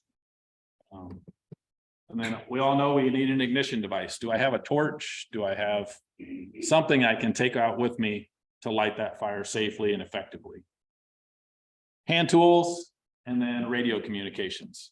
The number one thing that usually goes wrong with a tragedy fire, an escape fire, something like that, is communication. So if you can even buy cheap two-way radios from Walmart, that's better than nothing. At least you can talk to somebody, across the fire, a distance away, so you can communicate what's going well, what's not going well. If you have any needs, talk about the fire behavior, talk about different things that are happening in that dynamic environment, because we all know once you light the fire, nothing stays the same until that fire is done. Everything is moving, nothing stays in place. So that's one thing to keep in mind, is you have to anticipate this is going to move, which way is it going to move, and how is it going to move? So there's some examples of different tools, different processes. Backpack leaf blower, they're expensive, but they can be worth their weight in gold in the right circumstance. ATVs, torch, just kind of a homemade ag tank rigged up with a little 12-volt sprayer that you can throw in the back of your Ranger. Cheap, effective, and get water on, the wet stuff on the hot stuff. That's the main goal. If you get to the point where you need a helicopter or a plane to put out your fire, call Scott. And then, there's kind of covered up, but this is just a homemade ag tank rigged up on an old trailer. There's all kinds of contraptions out there that you can rig up to make work so you can get water to your fire line. And then at least my biggest asset as a professional is my partners, my friends, and my neighbors. Who can you call on to come help you? And how can you reciprocate when they call you? It might not be with fire. It might be, hey, can I borrow your tractor and disc to do my fire breaks, or your tractor and mower? Can you bring food out to the fire line later, to my crew? There's lots of ways that people can reciprocate, can work together to cooperate. These people help me tremendously throughout the year on numerous different things, not just fire. It's stewardship, it's working on projects, great things. And that's what builds that fire community and builds that culture. And then the last question, is today the day? What do I mean by that? What's one of the most pertinent things with a fire? Weather. Is today the day? You can have all of those previous questions answered, in place and ready. The beauty about prescribed fire is you get to pick the day, the time, and the location on a prescribed fire. So is today the day? You know, looking at my temperature, my humidity, my wind speed, and my wind direction. Those are your 4 biggest factors into is today the day. Other things that I want to challenge people to look at going forward, especially with what we saw last spring with so many burn bans, such a unique weather pattern that we had last spring. What's the past weather conditions been? You know, not just today. What's the last 2 weeks look like? What's the last 2 months look like? What's the last 2 years look like? You know, we're, especially in the western 2/3 of the state, we're in a pretty prolonged drought. We've got some moisture this winter, but we have not broken that cycle of being out of a drought for sure. The other thing I look at is, what does the future weather conditions look like? What does the next day look like? Am I going to have a major storm coming in, a major wind event coming? Keep that into your perspective. You know, I even try to look at least 3 days out for numerous reasons. But number one, if I have any brush piles in my burn unit, especially, you know, like winter time, like right now, people think snow is a great time to burn brush piles. Would everybody agree with that? What happens when it gets to 50 degrees the next day, and the next day all the snow's gone, but your brush pile is still hot and still have heat in there? That is where the majority of wildfires come out of in the springtime. They're burn piles that hold that heat over time. Last fall around Dunlap, Iowa, there was a holdover out of a brush pile that came out 45 days after the brush pile was burned and started a 200-acre wildfire. 45 days. It burned down through the ground, burned an old decayed root, and it came out in the grass about 60 feet away from where the pile was burned. So those are the things you can't predict as a land manager.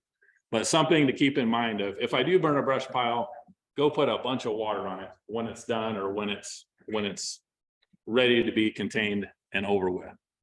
So I always look out, you know, that 2, 3, 4 days of what's my wind going to look like? What's my weather going to look like? Am I going to get good humidity recovery overnight, that next night? You know, am I going to have dew the next morning? That'll greatly reduce that risk of the next day something going bad. And then that continuing monitoring of that fire until you know it is 100% out cold and ready to be gone on to the next one. So I get this question a lot. Derek, is there any way you can move or what I have to do on here, move the pane? Can I just reduce it? Okay. Lots of us get asked this question: what's our optimal weather conditions for a burn?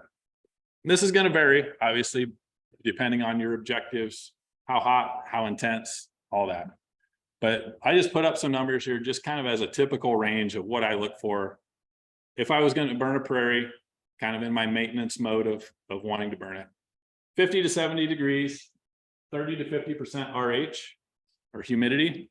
So I don't want it ultra dry, but I don't want it too damp. I want my duff layer to be consumed down to a certain point. I don't want bare earth. 30 to 50% is usually in that realm where you can contain it fairly easily. Lots of times, if you want to get up in that higher wind, you know, you can burn later in the evening when your humidity is starting to come up, temperature might be starting to go down. One of my biggest things is I want a consistent wind. There's that nomenclature that, you know, you don't want much wind. I at least want it consistent. I want a consistent direction for the entire burn if I can. I don't want that wind to switch, because when we do our typical fire, you know, a typical ring fire, we're going to start on the downwind side and work into the wind. So I don't want that wind switching, flopping back and forth. I want it at least consistent for a couple of reasons. I want my smoke to go where I want my smoke to go. Okay. I don't want to smoke out my neighbor's house, a hog barn, you know, any livestock, a town, anything like that. So that sets you up for success if you at least have a consistent wind. And I look at that, like I said, for what's today, what's tonight, what's tomorrow look like for my wind direction. If I know there's going to be a switch, I plan accordingly for that. Unstable atmosphere means that your smoke is at least going to lift. It's not just going to be haze on the ground with under an inversion layer.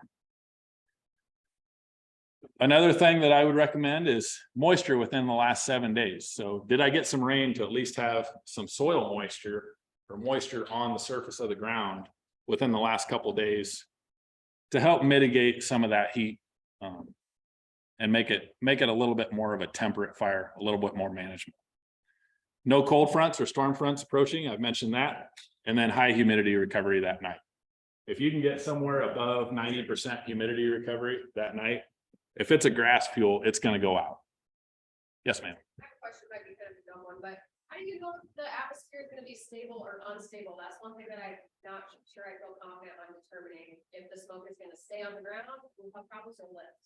Yep. So Scott, you can pitch in on this as well. So we have what we call as a Haynes index, and that's your atmospheric stability measure. So to put it in simple terms, if you have kind of a bluebird day, not a lot of heavy cloud cover, usually your smoke's going to lift pretty well.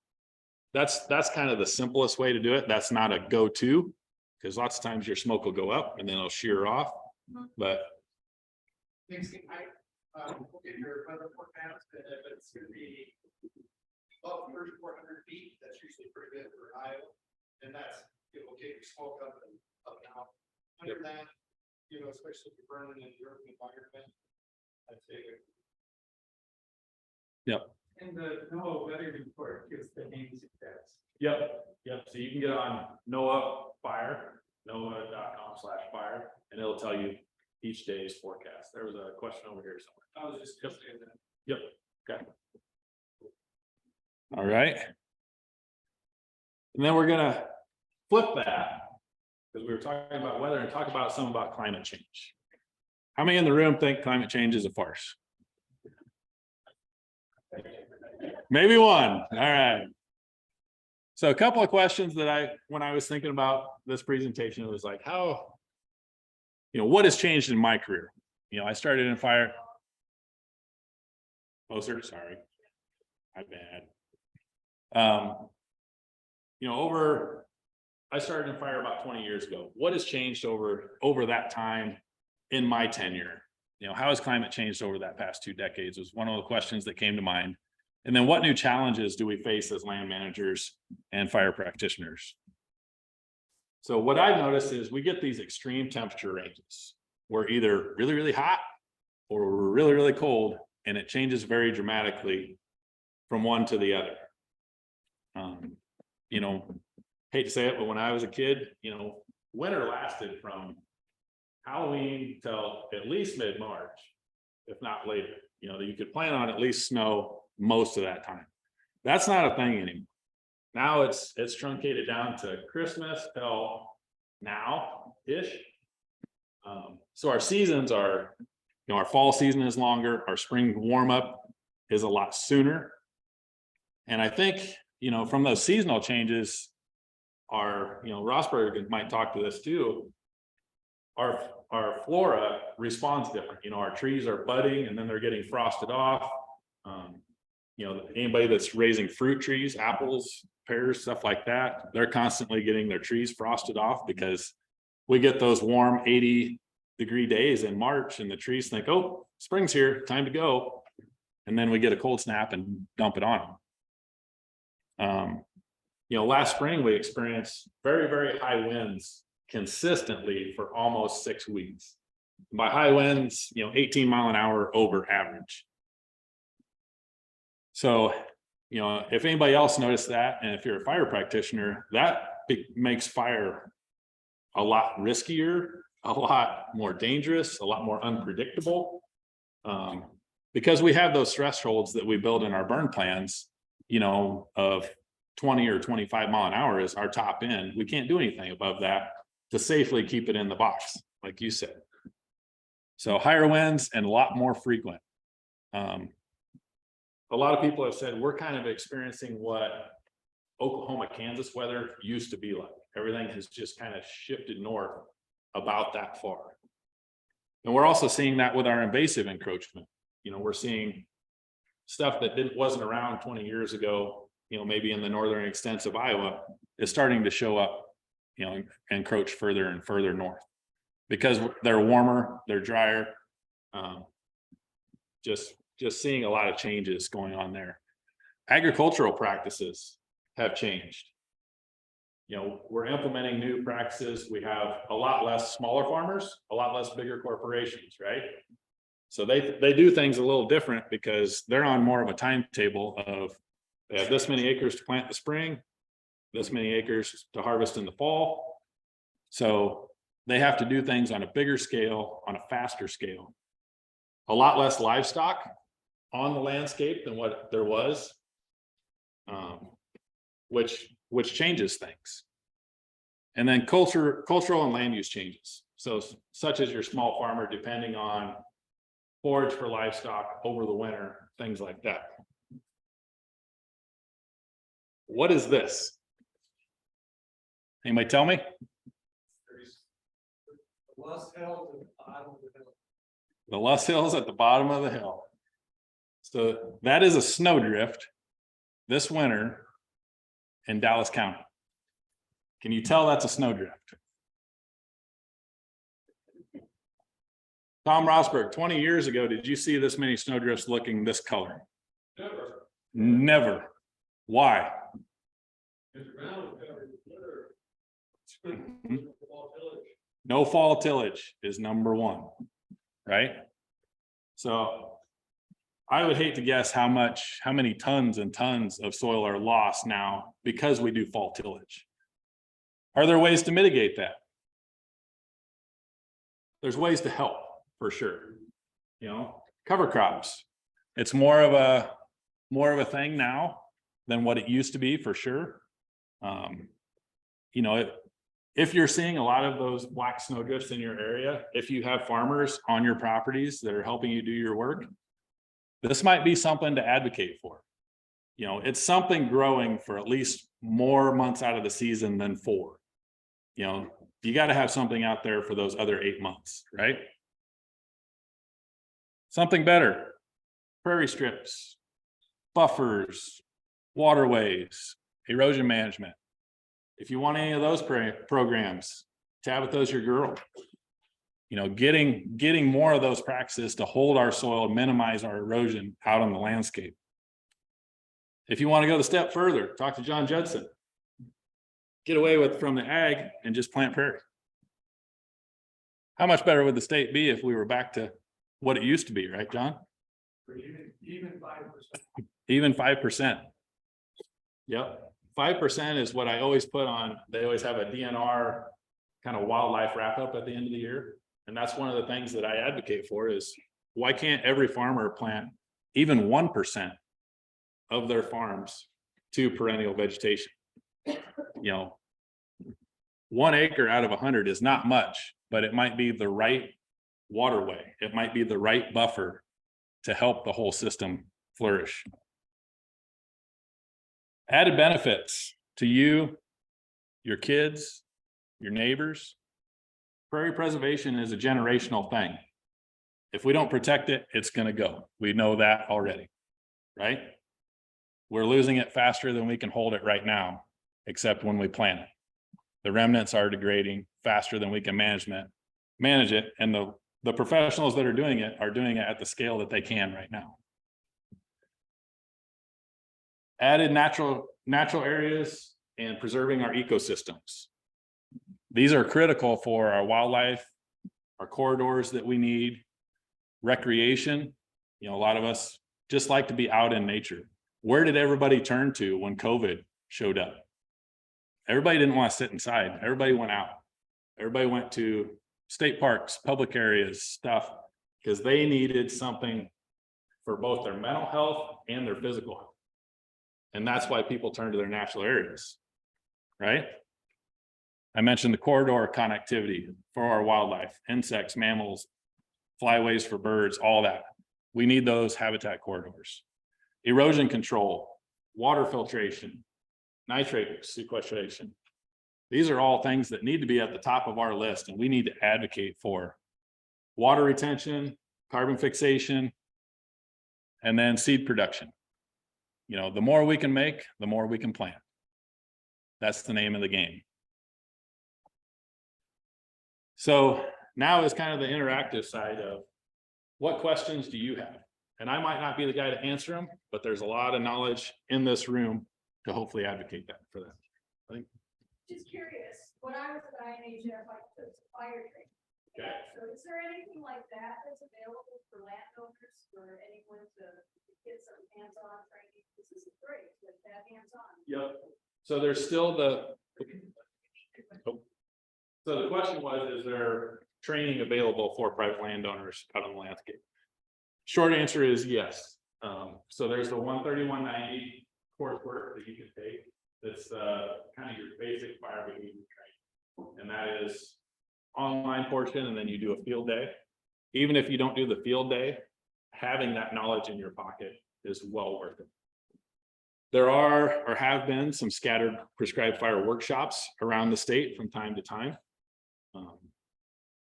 So otherwise, reach out to your local county conservation or the local DNR office and just ask them, you know, where can I get some info on that?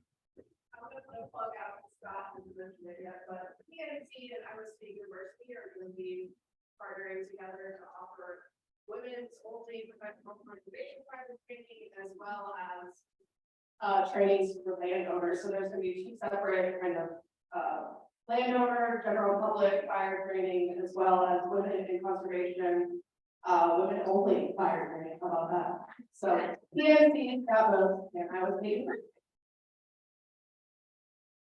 Kody, as I mentioned too, there's other organizations in our area, which is Judson County, Carroll County, White Rock Conservancy has a fairly significant land holding there, and they allow people to come in and help with strike fire. In fact, a lot of their base is from volunteers.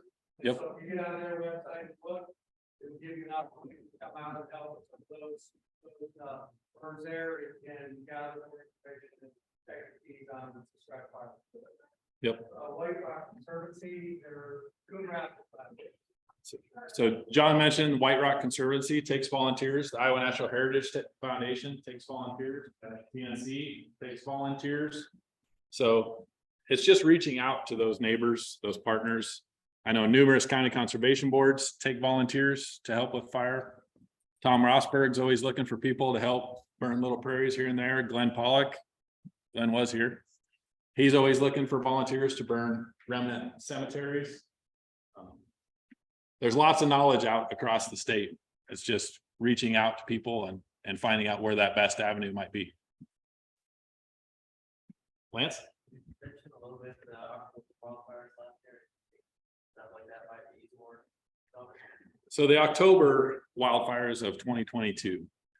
An anomaly is what I would say. And part of that, you know, these wildfires were mainly in the western part of the state and the Loess Hills corridor.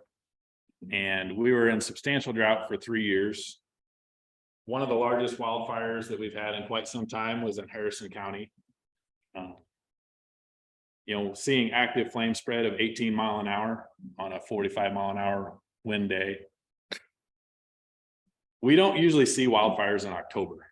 You know, that's one of these climate change things that the wildfire season, you know, fire departments would fight 1 or 2 combine fires a year, you know, in their local area, but never anything of this magnitude that came off of a highway or off of a road and it was gone.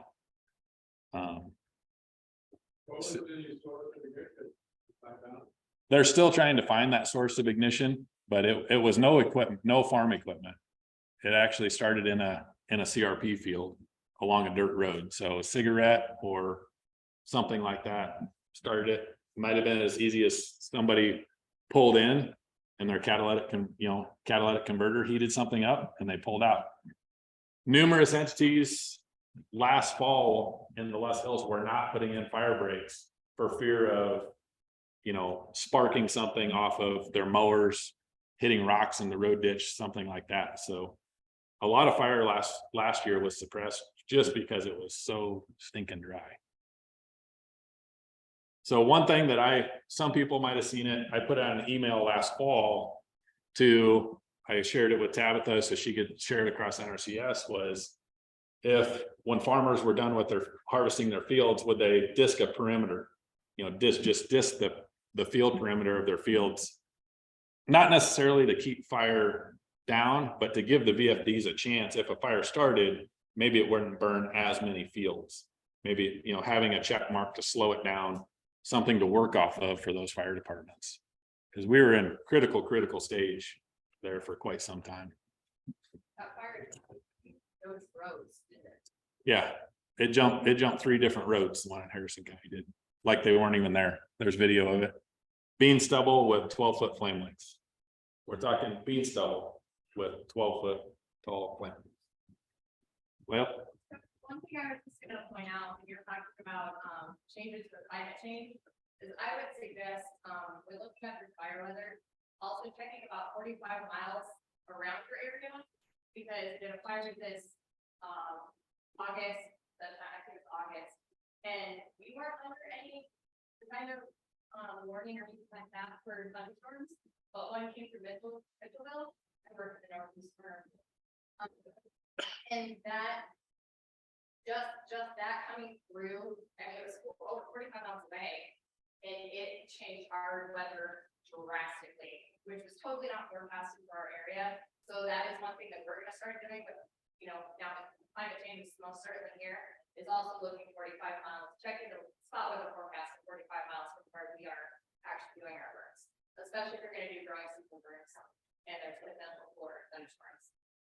so what Loess said was, for those on the internet, was checking a wider range, checking out about 45 miles on your weather conditions, because she had an incident where a weather pattern came through 40 or 50 miles away and it affected her weather. Another thing that we've seen a lot more common is the return interval of natural disasters, right? Floods, tornadoes, derechos, all those things that used to be kind of an anomaly, and now they seem like they're more of a common thing, not just in Iowa, but across the entire country. There was tornadoes in Alabama last week in February. Pretty wild. Tom? Yeah, so I'm kind of reviewing your discussion on climate change and the impacts. It sounds like you're fair to say that one impact would be more difficulty implementing prescribed burns, correct? Correct. So what Tom said was, is it more difficult to implement prescribed burns due to climate change? And yes.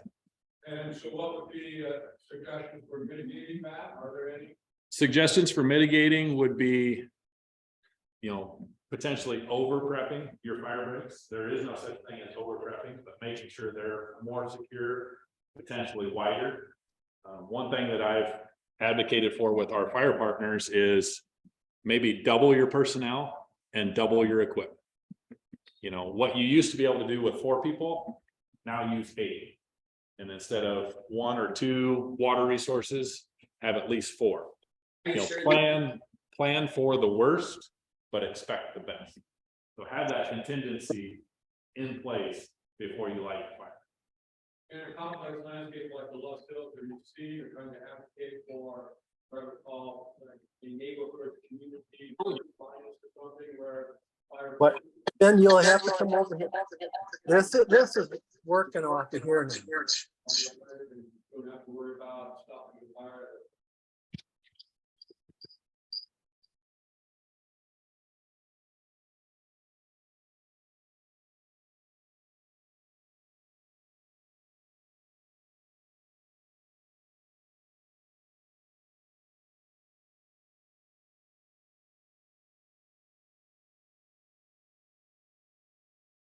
And I think the culture has built where now people are mowing around their homesteads, or at least giving defensible space around their homesteads.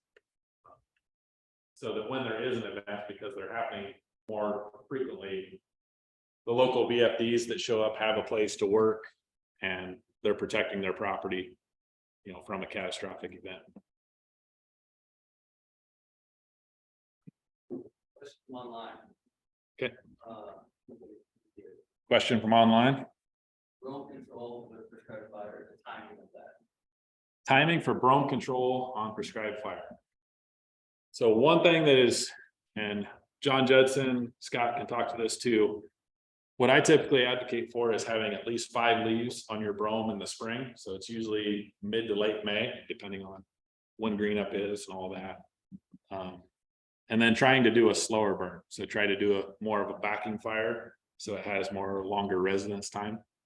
So if anybody else has had greater success. Yeah, there's another strategy, and that would be to burn fairly early in the spring. The smooth brome will manage to retain and get it with round picked out. Now I got to put the very best. Okay, so the suggestion of burning early and then following up with a spray as soon as that brome greens up before your warm season grasses, your C3 grasses start greening up. John? I might chime in a little bit too. I know there's a lot of concern when you burn late that you're burning species that you don't want to burn, not necessarily the plants, but the insects, the wildlife that are there. I've done a fair amount of late burning on remnant prairies that have had a lot of brome in them, that have had a real serious impact on that brome and on the positive aspect of the prairie. And normally I can get by with the late burn maybe every 12 years or so. So it's not something that you have to do very often, but you can really turn those remnant sites around by reducing the rigor of that cool season. And so what I'd say is don't go out and burn the whole prairie. If you're going to do that approach, just burn a portion of it. And if you get it on a long-term cycle, you can burn a little piece of it each year. It's still not have the big impact that you would by burning the whole thing. So be aware that we're not just managing for the plants that are out there, but the insects and the wildlife that live there too. And there are ways of doing it right, and there are ways of doing it wrong. Just be aware that those fires are going to have a positive impact on the prairie. If you kill all the prairie insects that are there, you depleted a portion of the population. So to summarize that for those online, what John said was maybe burn a portion of your prairie, not all of it, and at a longer return interval. So 8 to 10 years. So you don't burn up the suites of insects, mammals, anything like that, that might be above ground or flying around with some of that growing season burns.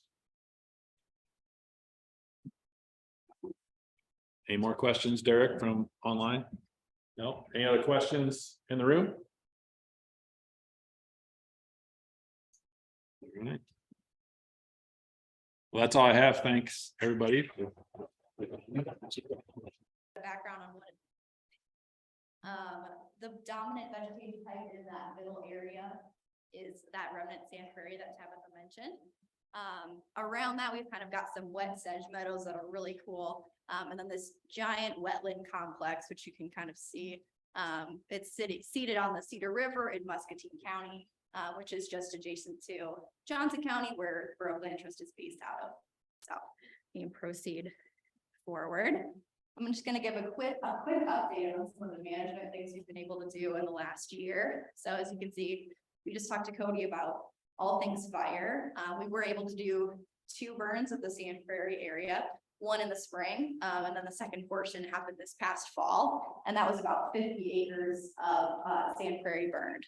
Other management we've been able to do since acquisition would be removal of plenty of non-native invasive woody species, especially in the Sand Prairie. The kind of benefit that we've kind of been seeing as a part of this acquisition is that this property land use history was paying for quite a long time.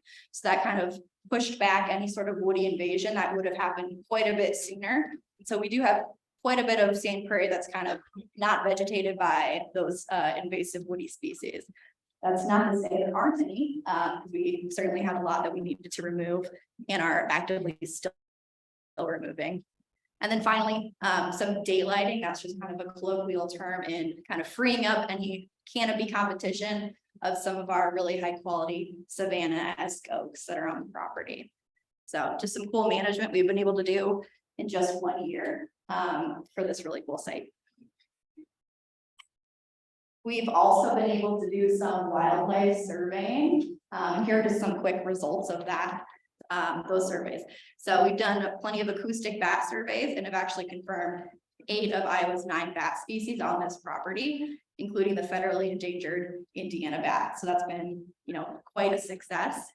And then we do have a possibility of the 9, if you know, acoustic bat surveys kind of rank probability of presence. And so that probability is a little low, but it's not 0 for that 9th species, which is excellent. We've done lots of insect surveys, especially last growing season. And kind of the overarching theme we kind of found is there's obviously a great diversity of sand burrowing insect species. And then also one of the most notable finds was the Southern Plains bumblebee, Bombus fraternus, which was an excellent find at that site. And then finally, just some other species of note, a variety of reptiles, amphibians, small mammals, and then some prairie crayfish, which was really fun to find. And here's the register. This is some of the work that has been done by Dr. Tom Rosberg. So he's over here sitting in the audience.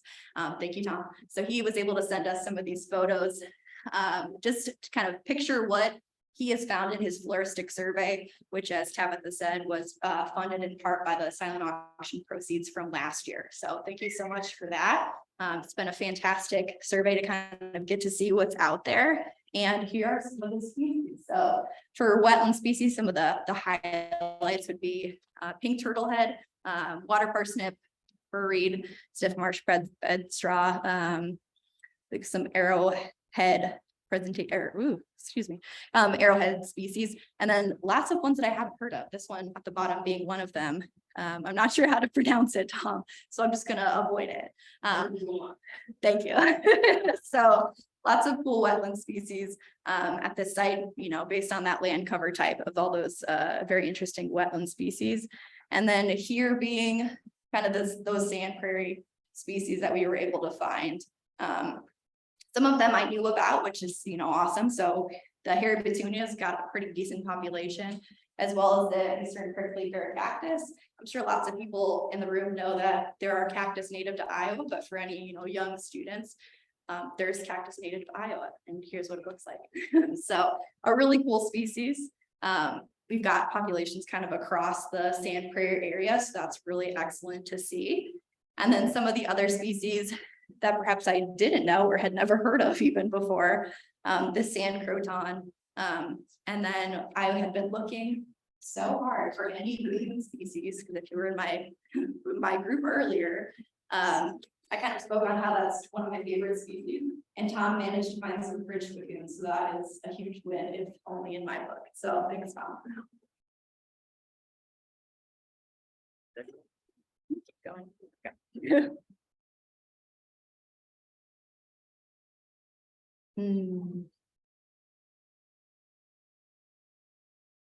How might I proceed? There we go. Okay, I got it. Thank you.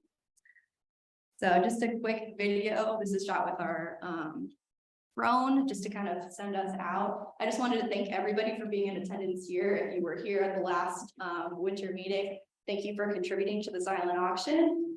Those funds went to fund a really cool floristic survey, which is not finished. We have a whole other growing season left, which we're really looking forward to, finding some new cool species, especially after those burns.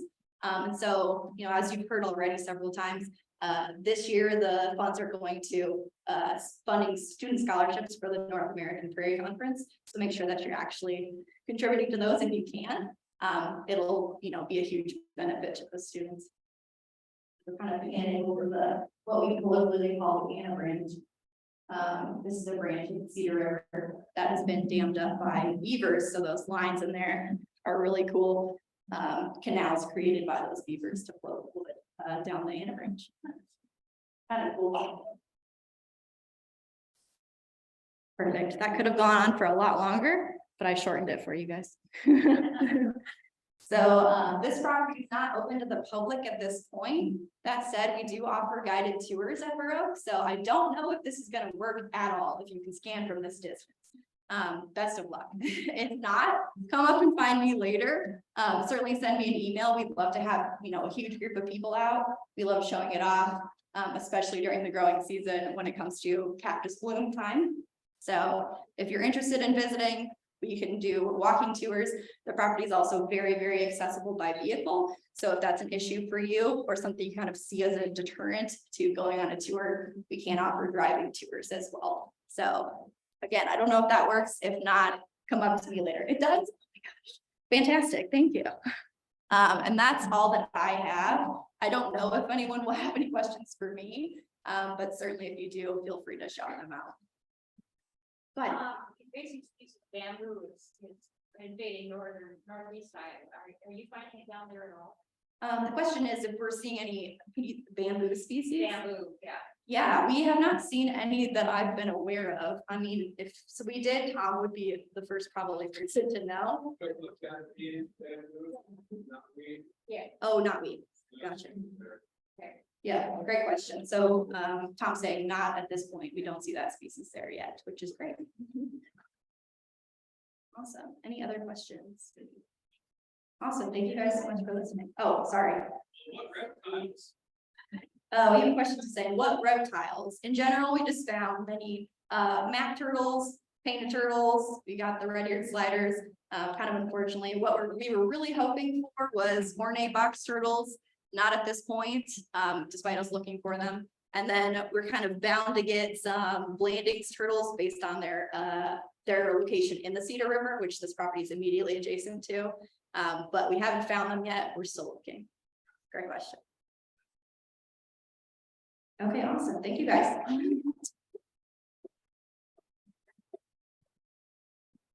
Thank you so much, Sarah. What an exciting update. It sounds like such a neat project that you are collaborating on. I've never been to that property, but I'm gonna have to schedule myself a tour. One thing I did want to just mention briefly before I welcome Marshall McDaniel onto the stage here in just a moment. I have a few quick announcements while Lance is so graciously working to pull up the PowerPoint and keep everything moving. I just wanted to say that it is so amazingly special that we all are able to gather here and make things happen for Prairie. It may not seem like a lot to donate to the silent auction or to just come hang out with people that you enjoy being around for a day. But the things that we do when there is so little prairie left in the state of Iowa is so impactful. $10, a small amount of support just really goes such a long way when we're working with these smaller pieces that we can't afford to lose. So thank you to all of you who are showing up and supporting. It may not feel like a lot, but when you go home, give yourself a big pat on the back because we all are doing an immense thing for the state of Iowa. So I just wanted to say thank you for that. Another couple updates here before I forget. I just wanted to let everyone know, the Iowa Prairie Network, we have our annual membership meeting. It's usually in August every year. We are pushing that up a little early this year, and that is going to be held during the Loess Hills Prairie Seminar in early June. We haven't quite picked a day yet. We're thinking about June 3rd. But we will keep you updated on that. So the membership meeting is open to anyone who is a member of the Iowa Prairie Network to attend. And if you're not a member, you can join as well. But if you are a member, you can vote for our board of directors. So we will have a number of probably, I think, 4 board positions open. So pay attention to your email and our social media. We'll be announcing when we have those board member positions open. But if you're interested in being more involved with the Iowa Prairie Network, joining our board would be an awesome way to do that. So we'll make sure to key you in and let you know. And then also, we plan, while 2024 seems like a year in the very distant future, it is only next year. And so we are in the process of planning the 2024 Iowa Prairie Conference. So stay tuned for that. We'll release more information. We're in the very preliminary stages now. But more information will be available on that as well. So if you have anyone who's wondering about the Iowa Prairie Conference, usually we do it in alternate years. From the North American Prairie Conference, and with the North American being this year, the Iowa Prairie Conference would be to follow. I also wanted to give a quick shout out to George and Trish Patrick, who are in the back of the room there. If you would like to give a little wave, they don't want it up.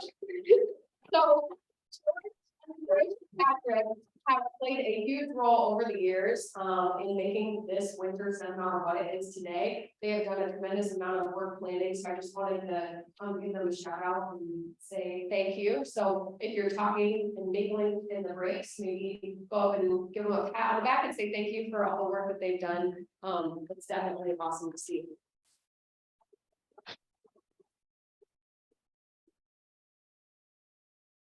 All right. And with that, I want to welcome Marshall McDaniel to the stage. He is an associate professor in soil plant interactions in the agronomy department at Iowa State University. He teaches a junior senior level soil fertility class, a graduate class in soil plant interactions, and an agricultural class that travels to Argentina, Spain, and Australia. His research seeks to understand how soils and plants are affected by management and the environment. They use this understanding in the context of soil health to make agriculture more regenerative and sustainable. So this presentation is titled Prairies and Landscape Change, Notes from the Underground. So please give a warm welcome to Marshall McDaniel. Thank you, Tabitha. I really appreciate that. Thanks for the introduction, and thank you, Tom, for the invitation. I'm really excited to be here to present mostly research that's been done by other people. I just try to make that happen and get out of people's way. Can everyone hear me if I hold it this distance? Okay, I don't want to put it in my mouth, but let's see if this pointer works here. Let me hide this too, so we could see all these beautiful photos. And then is this working? Sometimes we're just using these. Okay, that works. Laser pointer works on here if you want the laser pointer. Laser pointer works though. Thank you. Okay, good.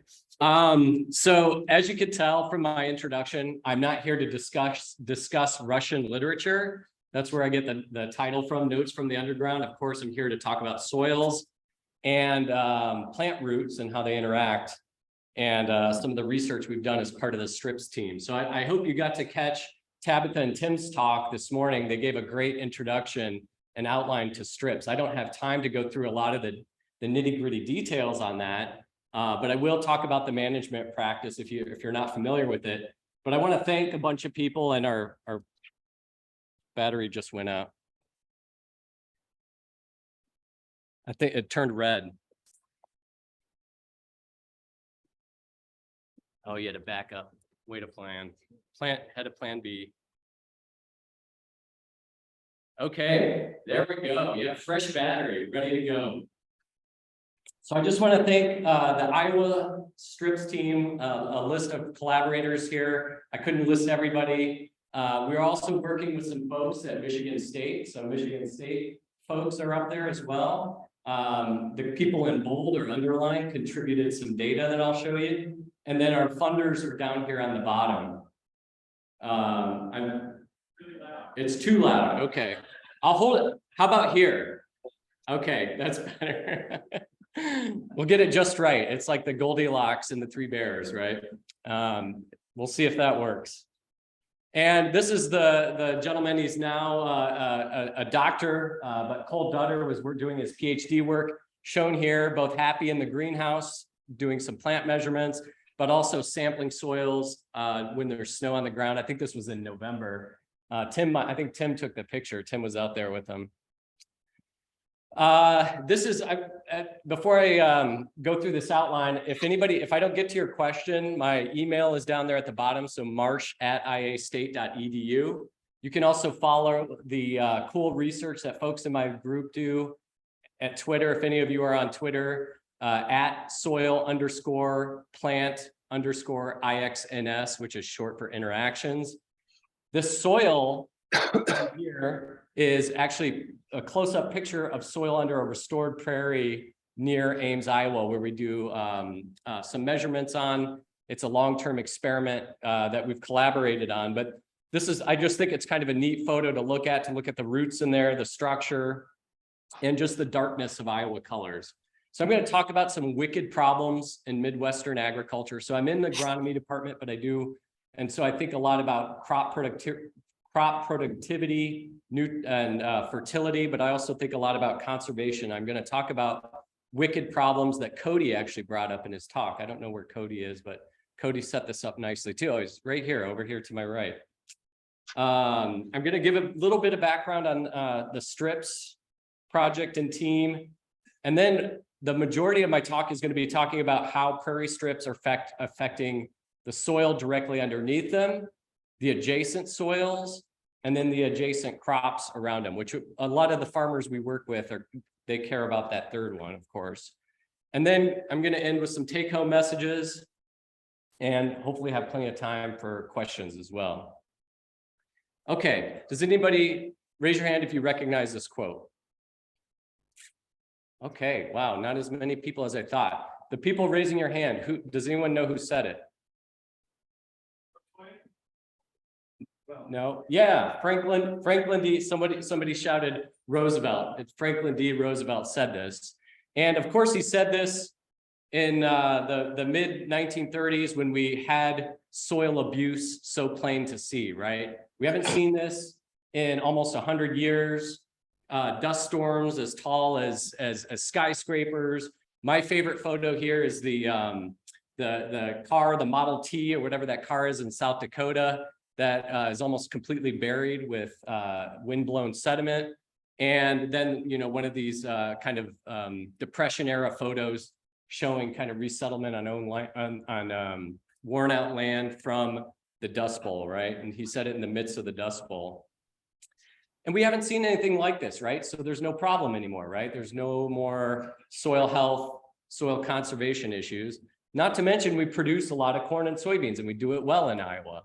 Right, you could see in the center of that green, so the darker the green is the higher the corn and soybean yields are. So corn yield is on your left, soybean yield on your right. Those are from just a couple years ago through the NASS data, the USDA database. But it has come at a cost. And there's something called progress bias. So humans have a lot of biases. This is one that I think is particularly pertinent. Is the act of overstating our positive actions while downplaying those negative ones, right? And here's one. So Kody showed a really nice photo too. He asked if you could see there was a snowdrift under here. This is a photo taken by somebody that works in our team, and it was taken just a month ago. A little over a month now.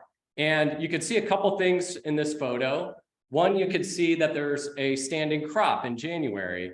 And that's Miscanthus giganteus. It's a perennial biomass crop that my team and others at Iowa State and other collaborators work on. It's harvested in late winter, early spring. It's highly productive. It's efficient with using nitrogen. But what it's doing here is it's protecting soil, right? It's on top of soil. We know the soil underneath it is not going anywhere. And then you notice in the foreground, there's soil that's covering, there's probably about 2 inches. So I'm not going to show the video. I'm already having enough technical difficulties here. But there's about 2 or 3 inches of soil. This is Jared, the person who had taken the photo, tried to find where he could find the snow. And so there was a really big wind event, and this problem is still visible. Even though it's not like the Dust Bowl, we can still see it as in Kody's photo he showed earlier. We see it out in our research plot where Miscanthus was catching our neighbor's soil. And I'm going to go through a list of wicked problems. Kody had shown this list as well. And they're pretty similarly related. And then I'll talk about some solutions too. So in Iowa, we're #1 in the nation in a few things, but it also happens to be we're #1 in the nation with exporting our soil erosion. That's one wicked problem. We've also had a 50% decline in soil organic matter. And these are intractable, or they're called wicked problems because they're difficult to solve. We've known about this problem for decades, maybe even close to centuries, but they're still difficult to solve problems. Loss of wildlife habitat, local and regional water quality issues, and then socioeconomics. This isn't my expertise. I work with scientists that kind of work on these issues, farm consolidation, shrinking profit margins, and farmer well-being on the decline.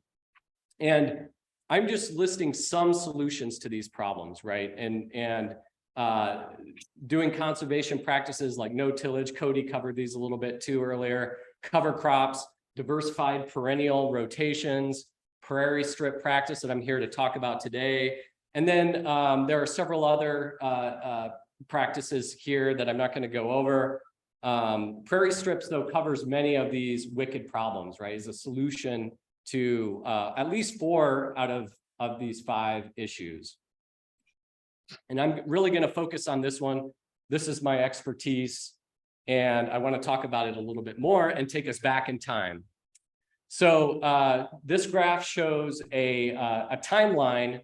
Everything left to the 0 is kind of arbitrary because the timeline is too long. We're talking about the soil development age here.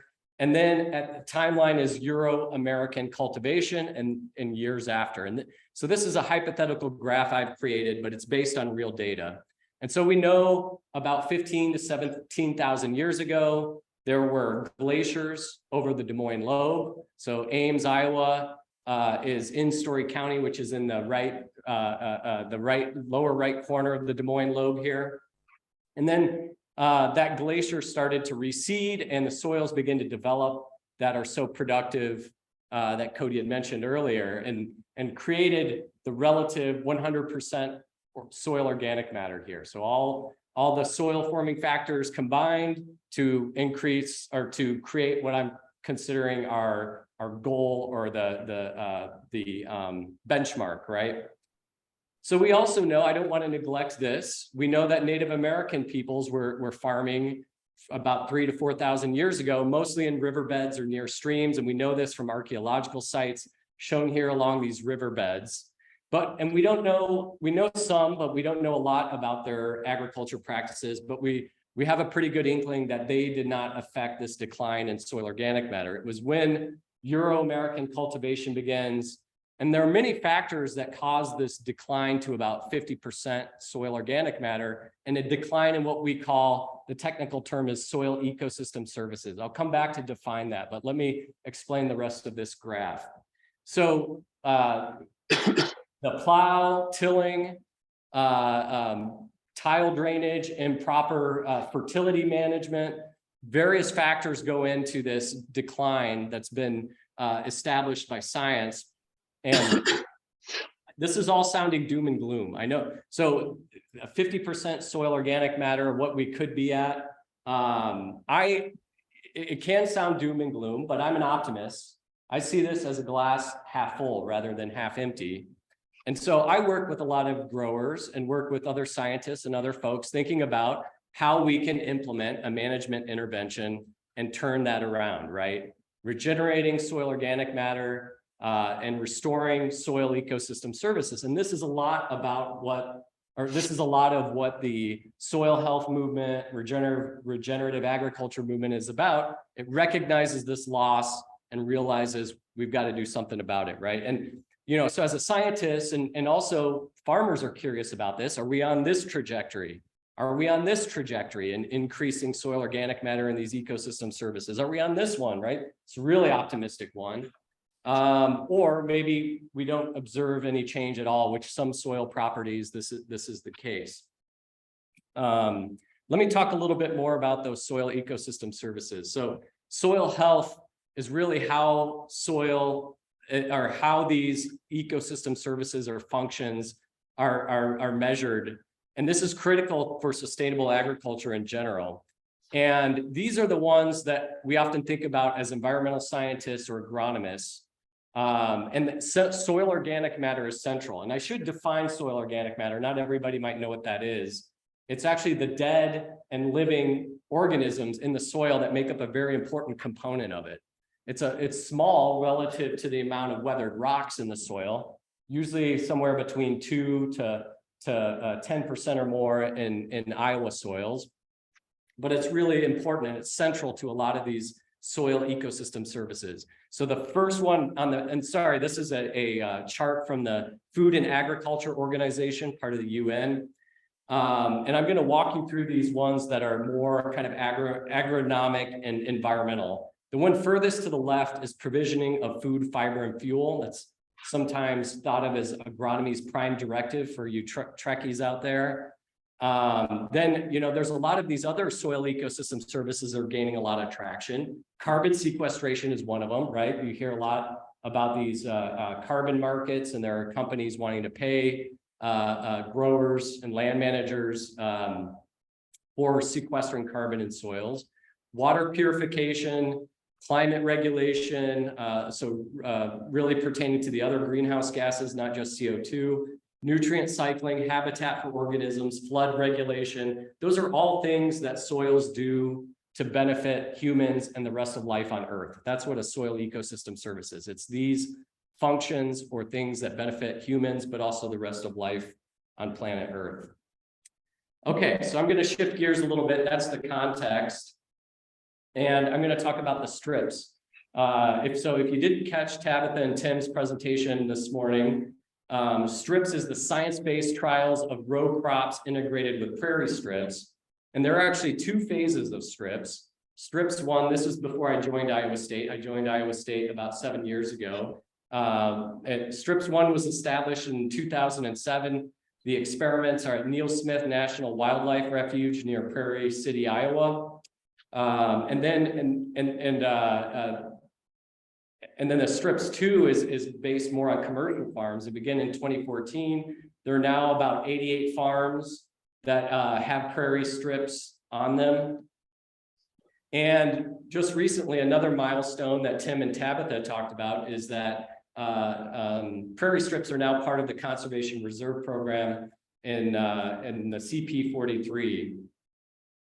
And another metric I got from the Strips website, and I'll give you the website address at the end of my talk if you're interested in finding out more information, is that prairie strips are now in 15 states, about 15,000 plus acres of prairie and protecting 150,000 plus cropland acres. And the idea with prairie strips is that it's the main crux of prairie strips is that they're disproportional benefits. So just taking 10% or more of a land out of production to put a contour prairie strip, you get a lot of benefits for taking just 10% out, and that's a disproportionate benefits. And I want to show this figure. Actually, Tim and Tabitha use this these same figures or these same photos here. So this is an H flume. It collects water and sediment, and scientists use it to measure nutrient loss from a catchment too. And the one on the left is showing a catchment that has no prairie strip in it. You can see it's filled with sediment.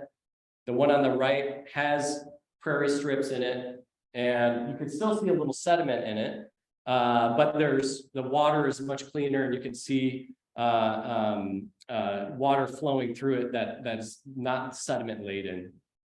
And from the Strips 1 finding, Lisa Schulte-Moore and colleagues, Lisa's in the audience in the back, if you want to ask her more about this study from 2017, they found that prairie strips had decreased runoff by 37%, 95% less sediment loss, I think illustrated pretty well by these photos here, 77% less phosphorus loss, 38% less total nitrogen loss, 72% less nitrate in groundwater, many other benefits that Lisa and other folks at Iowa State, and other folks not even at Iowa State, but other collaborators have found benefits within the prairie strips, including wildlife pollinator benefits as well. So that's one of the main rationales for prairie strips, is this disproportionate benefit. So Cole, my former PhD student, and I were really curious of what's going on underground. Now we're going to talk about notes from the underground and what's going on below the surface of what we see here. So this is a nice photo of prairie strips in between soybean. I'm starting to lose the battery again, maybe. No, it looks good. So we had a couple questions. One, what's going on directly underneath the soil under prairie strip? And maybe being in a narrow planting, it might not function like a large swath of landscape that's converted to CRP or prairie strip. So we might not see that same recovery of soil health. So that was one question we had. And then we were curious about how the prairie strip, maybe for the good or bad, might be affecting the surrounding soils under the soybeans shown in this photo. And then finally, we were curious if there are any negative effects on the adjacent crops. And we sometimes get asked that question by farmers. So these were really our three major questions that I will answer and give you, that we were asking that I'll give you answers to by the end of this talk. Okay, so here is a very simplistic diagram. So this is Neil Smith National Wildlife Refuge. They have about 5 to 14% slopes.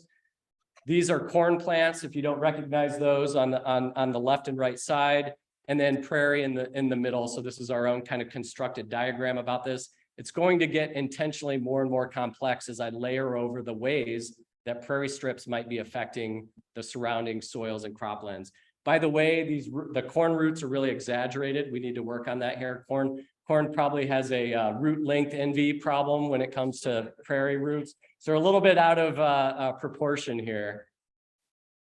But one way that prairie strips might alter the surrounding cropland is altering landscape hydrology, right? So water's moving over that landscape, hits a prairie strip. The prairie strips have greater infiltration rates.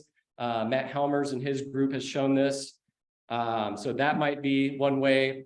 Affecting the microclimate. So the plants might be transpiring at different times of year, different rates, altering just the microclimate around between the corn and or soybean in that last case I showed.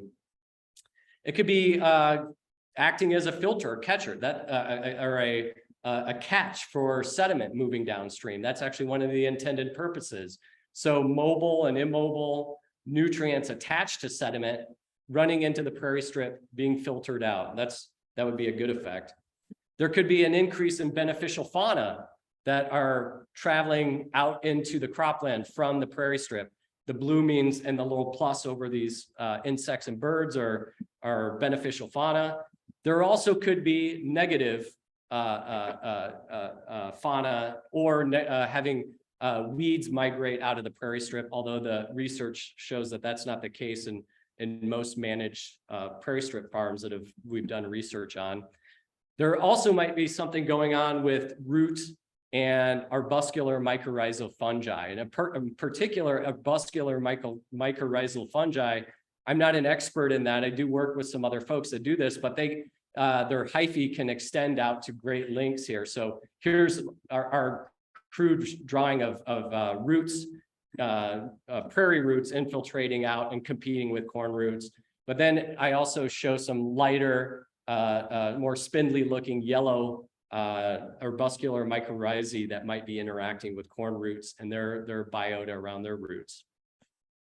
Also, we might have dissolved organic carbon and nitrogen coming out of the prairie strip in the downslope portion of the cropland as well. So these are all kind of ways that we think the prairie strip, or at least before we started the research, how prairie strip might affect the surrounding cropland. There's other mechanisms that we just haven't listed here, like perhaps aerial dispersal of microorganisms, and prairie strips catching soil, kind of like that miscanthus that I showed earlier when there's no crops on the field.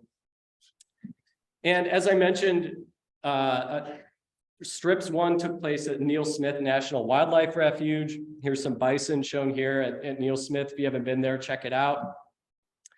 This was the experiment that was established. It's paired watershed. So there's a watershed that has a 10% contour prairie strip and a catchment or watershed that doesn't. So we have a control. And there we have a replicate of 3 of that control and prairie strip watershed. And so what my former PhD student, now postdoc, did was he sampled at several locations upslope of the prairie strip and then also downslope to look at the effect of the prairie strip, and did this in kind of an imaginary location within the control watershed as well. And we also collected yield monitor data. So the farmer, Gary, that manages the land out there, we could acquire yield monitor data over from 2007 to 2020 when we were writing up and analyzing data from this study. So I'll show some results from that.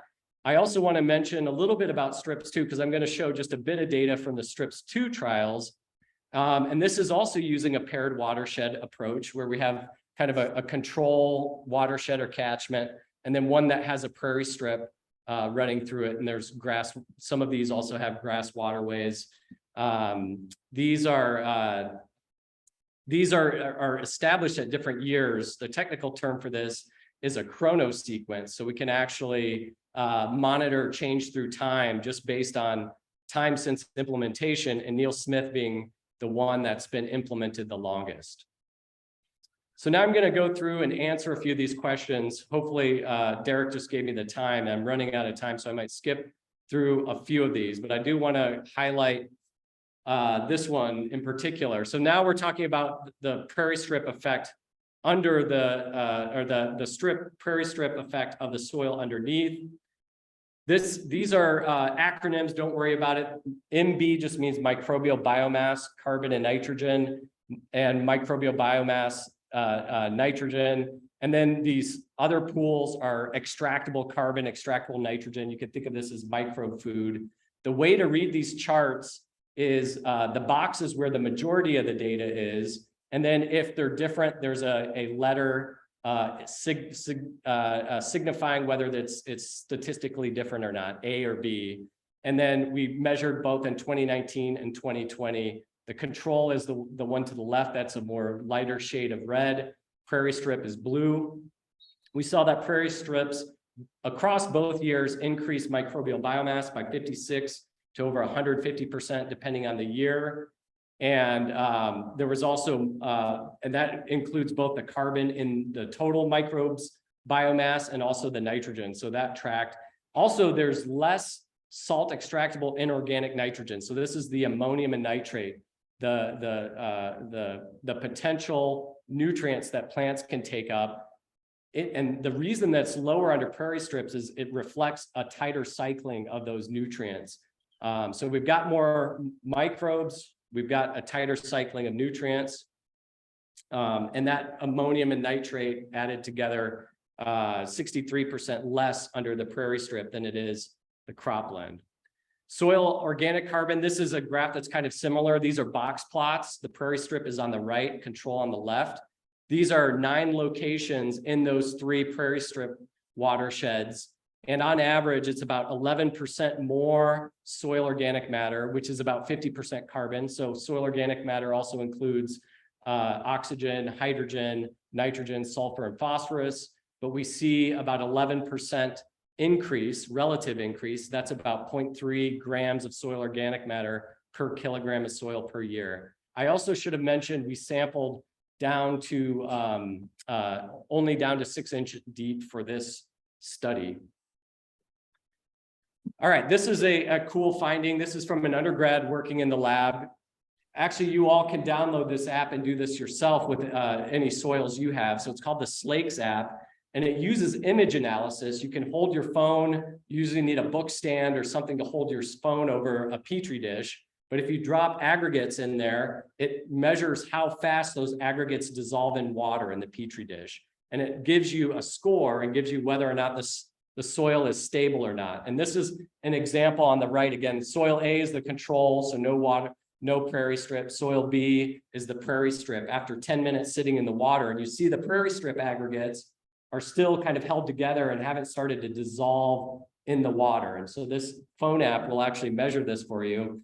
And so we did this out at the prairie strips chrono sequence. So from 2 years being implemented up to 12 to 13 years. And we found out that the longer that prairie strips were in place, the more soils became stable. So the prairie strip, don't worry about the yellow circles or the kind of the brownish triangles, or the diamonds. Pay attention to the blue triangles. That's the soil under the prairie strip. So from 2 years all the way to the left up to being in place for 12 to 13 years, the soils became more stable according to this mobile phone app that you can measure soil stability in. So more biology, lower leachable nutrients, and more stable soils under the prairie strip. Now let's talk a little bit about soil adjacent to the prairie strip. These graphs are going to be a little bit different, so let me walk you through these. Zero there, that line in the center is right under the prairie strip where we measured those previous soil properties. Everything to the right, positive values, or downslope of the prairie strip. Everything negative was upslope of the prairie strip. And this is showing nitrate, nitrogen from distances out to a meter, up to 9 meters away. And we see around the prairie strip, so a meter is like 3.3 feet. So within that distance, nitrate is lower compared to a control. The control is the dashed line. The red circles just show you the variability of the data. The blue triangles show you the prairie strip field and the variability around those. And so we saw that prairie strips reduce nitrate around soybeans by 23%. This didn't pan out in the corn year when corn is a little bit more dependent on nitrate. So that was an interesting finding. Another interesting finding is we found, now that you know how to read these graphs, these are 2 different nutrients, both under the soybean and corn years, are the different panels. Phosphorus and potassium, thought of as more immobile nutrients, so they don't move as easily with water. They're a little stickier to soil particles. We see that upslope of the prairie strip, so to the left of that center line, the immobile nutrients are kind of accumulating at the prairie strip by 63 to 16%. And this tracks with the research that folks saw at the catchment scale, so less phosphorus leaving the watershed, but it's actually, a lot of those nutrients are staying just above the prairie strip, as shown with that blue line where I've indicated those arrows there. Okay, this is some really cool findings. A graduate student at Michigan State University and her advisor, Sarah Evans, collected soils with us, and they measured the microbial community. So who's there? Not that measure I showed earlier under the prairie strip, but just the amount of living soil biomass. But this is actually who is there in bacterial category and fungal category. And you don't need to know a lot of details about these, the acronym NMDS. Just know that you're looking for clustering, and the red pinkish sites are the control, so there's no prairie strip. And then the blue are the dark blue and light. As you move away from the prairie strip, the blue becomes lighter. And what you might notice here under fungi, at least in 1 year, 2019, the fungal communities across distances were different than the control prairie strip. So prairie strips really do alter soil fungi in the cropland surrounding it. So maybe there is a kind of a hyphal network that's emerging out of the prairie strip into the cropland. But it only occurred in 1 year. So we don't really know or understand why that is. We're looking further into that. And it was a little bit less of an effect in 2020, but still there. Okay, I'm going to end with how the cropland affected or how the crops themselves were affected. And we had some reason to worry here. We saw that gravimetric water content. So these are like those other graphs I showed. It's lower. Prairie strips can reduce soil water. Maybe that greater infiltration, maybe more evaporation, transpiration in the prairie strip itself. Reduced soil water by about 6%, but actually increased SPAD, which is a measure of crop greenness in soybean. So ironically, it looked like it might have increased soybean happiness or growth there. But then in the maize year, we saw that the SPAD was reduced around right around the prairie strip within 1 meter, about 3 to 4 feet or so. So we thought, okay, maybe we'll see some decreased yields. And we took that yield monitor data. This just shows one example, the prairie strip kind of in the upper left and the control on the right that have kind of the similar topography and soils. And what we found is actually there wasn't. The prairie strips there is no difference. What we found was there's no difference. These graphs show a density plot. So these are kind of the average of the grain yield in soybean under the prairie strip and the control. The control is red, prairie strip is blue. It shows you over the 2007-2020 growing seasons of each crop, soybean on the left, corn on the right. And then the difference, so subtracting the prairie strip from the control gives you a delta, or the change in bushels per acre in that surrounding 3 meters or so, which was the resolution we could get with crop monitor data. And there was no change in soybean, and if anything, just less than a bushel on corn. So there's really no effect on the grain yield, even though we're seeing it affect the crops and other soil properties. We think it might affect crops. So here's the final take homes. The 3 questions I said I would answer for you: positive effects on soil health directly underneath, 2 effects on adjacent soil, 3 on surrounding crops. The effect of underneath, it's yes, there's a positive effect on soils underneath, and it's similar to other studies that look at large swaths of CRP, grassland, or prairie restoration, so that any negative impacts of being in a contour strip, we didn't see it. The positive benefits were about the same. The effect on the adjacent soil, yes, prairie strips have a strong effect on adjacent soils. The bacterium fungal community, we saw some nutrients, plant available nutrients that changed and other things, but that we didn't really see that was negative or positive. The effect on surrounding crops, there's slight effect on early crop growth, but little or no effect on crop yield. Okay, at this time, here's some Twitter handles and website information. And at this time, I hope I have some time for questions. I know I might have been a little bit long here. Oh, perfect. Okay, that's what I was kind of shooting for. Tom. Okay, so one thing I've been wondering about, it looks like that there's Liaison increase in organic matter, right? Increase in the microbial levels, right? So it's organic matter. I don't know how much is it, probably not 1% or something. Yeah, for those online, Tom asks, it looks like you showed an increase in soil organic matter and microbial biomass. The microbial biomass is overwhelming, statistically significant for all you stats junkies out there. The increase in soil organic matter is a little bit noisier, is why I showed all those individual points. On average, it's 11% more. Unfortunately, the time of establishing the prairie strips, we don't have soil samples from that time to compare, at least from the same locations.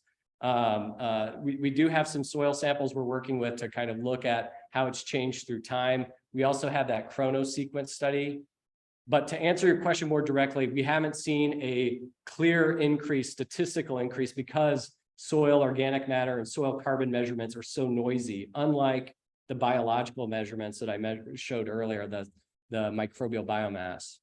Okay, so the question is, what comes from, if there's more, large increase in microbial, then the increased respiration of all that microbial biomass is going to release.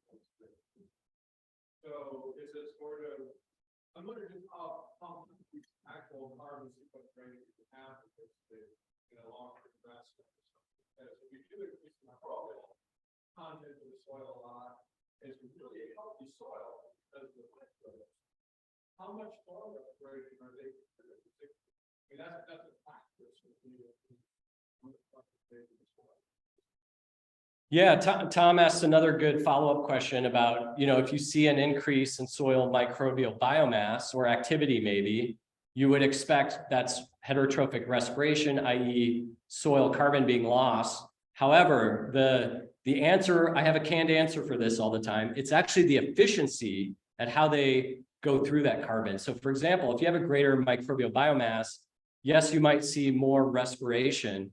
But if they're also turning over and their dead bodies are turning into that, and this is actually how a lot of research, recent science has shown long-term persistent carbon is actually a lot more dead microbes. There's still plant material and kind of recognizable plant material, but that activity of the microbes is actually a good early indicator of long-term changes in soil carbon that aren't as easy to detect because of all that noise.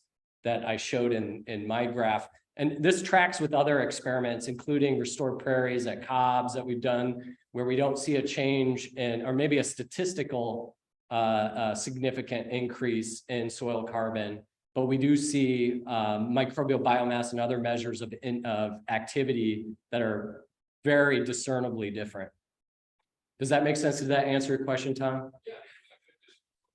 Somewhere what I'm hearing is the increased microbial biomass activity is going to help increase humus.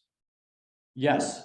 Yeah, humus, not to be confused with hummus, the oily olive dip, the very delicious dip that you can put pita in. But yes, humus, so like more decomposed, long-term persistent soil carbon, soil organic matter. Thank you for using that word, by the way, too. That's a good bingo word. Yes. You use the term long-term compared to how many years you've got in this study. What's the long-term outlook? Are things going to continue this way, or do you foresee different outlook? Yeah, so we did, this wasn't with Restored Prairie, but we had a study that used a chronosequence approach. Let me repeat the study or the question. The gentleman had asked here that, what about the long-term outlook? We sampled, I believe it was 15 years, 12, 13 years after establishment of those prairie strips. We know that's almost too early to detect change from a study we published a couple years ago. We found you didn't see statistically different or a statistically significant increase until about 20 to 40 years out. CRP that is in similar soils, north central Iowa, southern Minnesota. It took 20 to 40 years to be able to observe that. So we're still in the early phases. It looks promising, if you look at the spread and the direction where all of them are going. But again, this is one of the really tough dilemmas with monitoring, in my opinion, monitoring soil carbon. It's so variable, it changes so slowly. I really feel for a lot of these folks who are going to be working with carbon markets and trying to track changes in soil carbon in a 5 to 10 year period, because it does change so slow. Great question.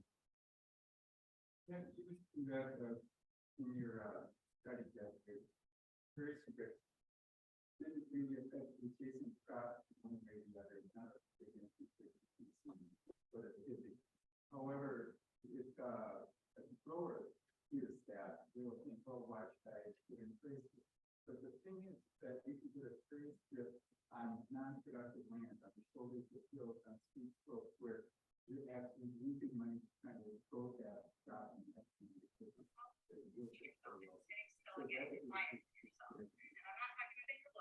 Precisely. I didn't bring that up. I just talked about prairie strips on kind of strategically placed contours of fields. But there's a lot of good research going on about that using what are called marginally productive or non-productive parts of fields. Those are, low-hanging fruit when it comes to prairie restoration, right? If you're losing money in portions of the field, that seems like a good place to start. Thank you for bringing that up. Yes.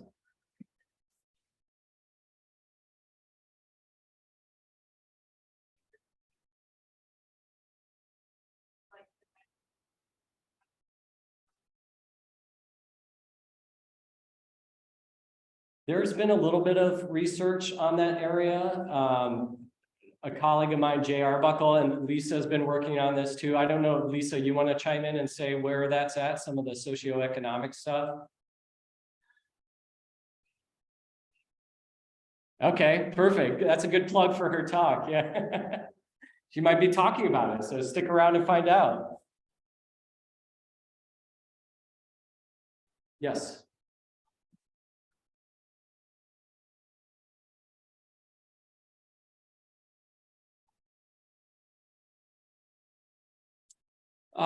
Yeah, so there's, it's recommended to mow. You can burn if you want, not all growers do that. But just being careful about not, and Tim and Tabitha brought this up this morning, about not being careful with herbicide application.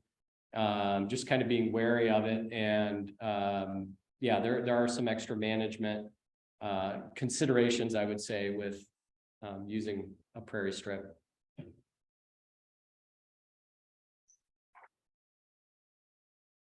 Any other questions? Last one. Okay. None online? Okay, great. Thank you. Alright. Thank you all for checking out the silent auction and our vendors. And we have had a lot of vendors for those, so that's really awesome to see.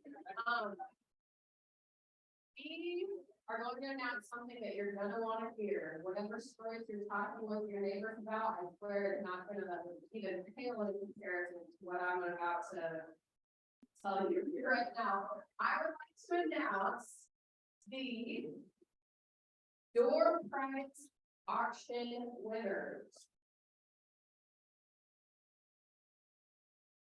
So remember when you picked the line at the beginning and you registered and then you put on your name tag and we reused that little sticky back of the name tag and put in those bags up front? So over this past break, Laura, Kelly, and everyone else involved in our registration randomly selected from those bags our winners, and I would like to read them here to you right now. We have, and I'll read the numbers too, because the prizes were all different. Number 1, Aaron Sandy. Number 2, Carmen Rosberg. How did that happen? That's great. We have 3, Emily Stoll. 4, Daniel Snyder. 5, Jean Eels. 6, Claire Hamilton. And 7, Shawnee Horse.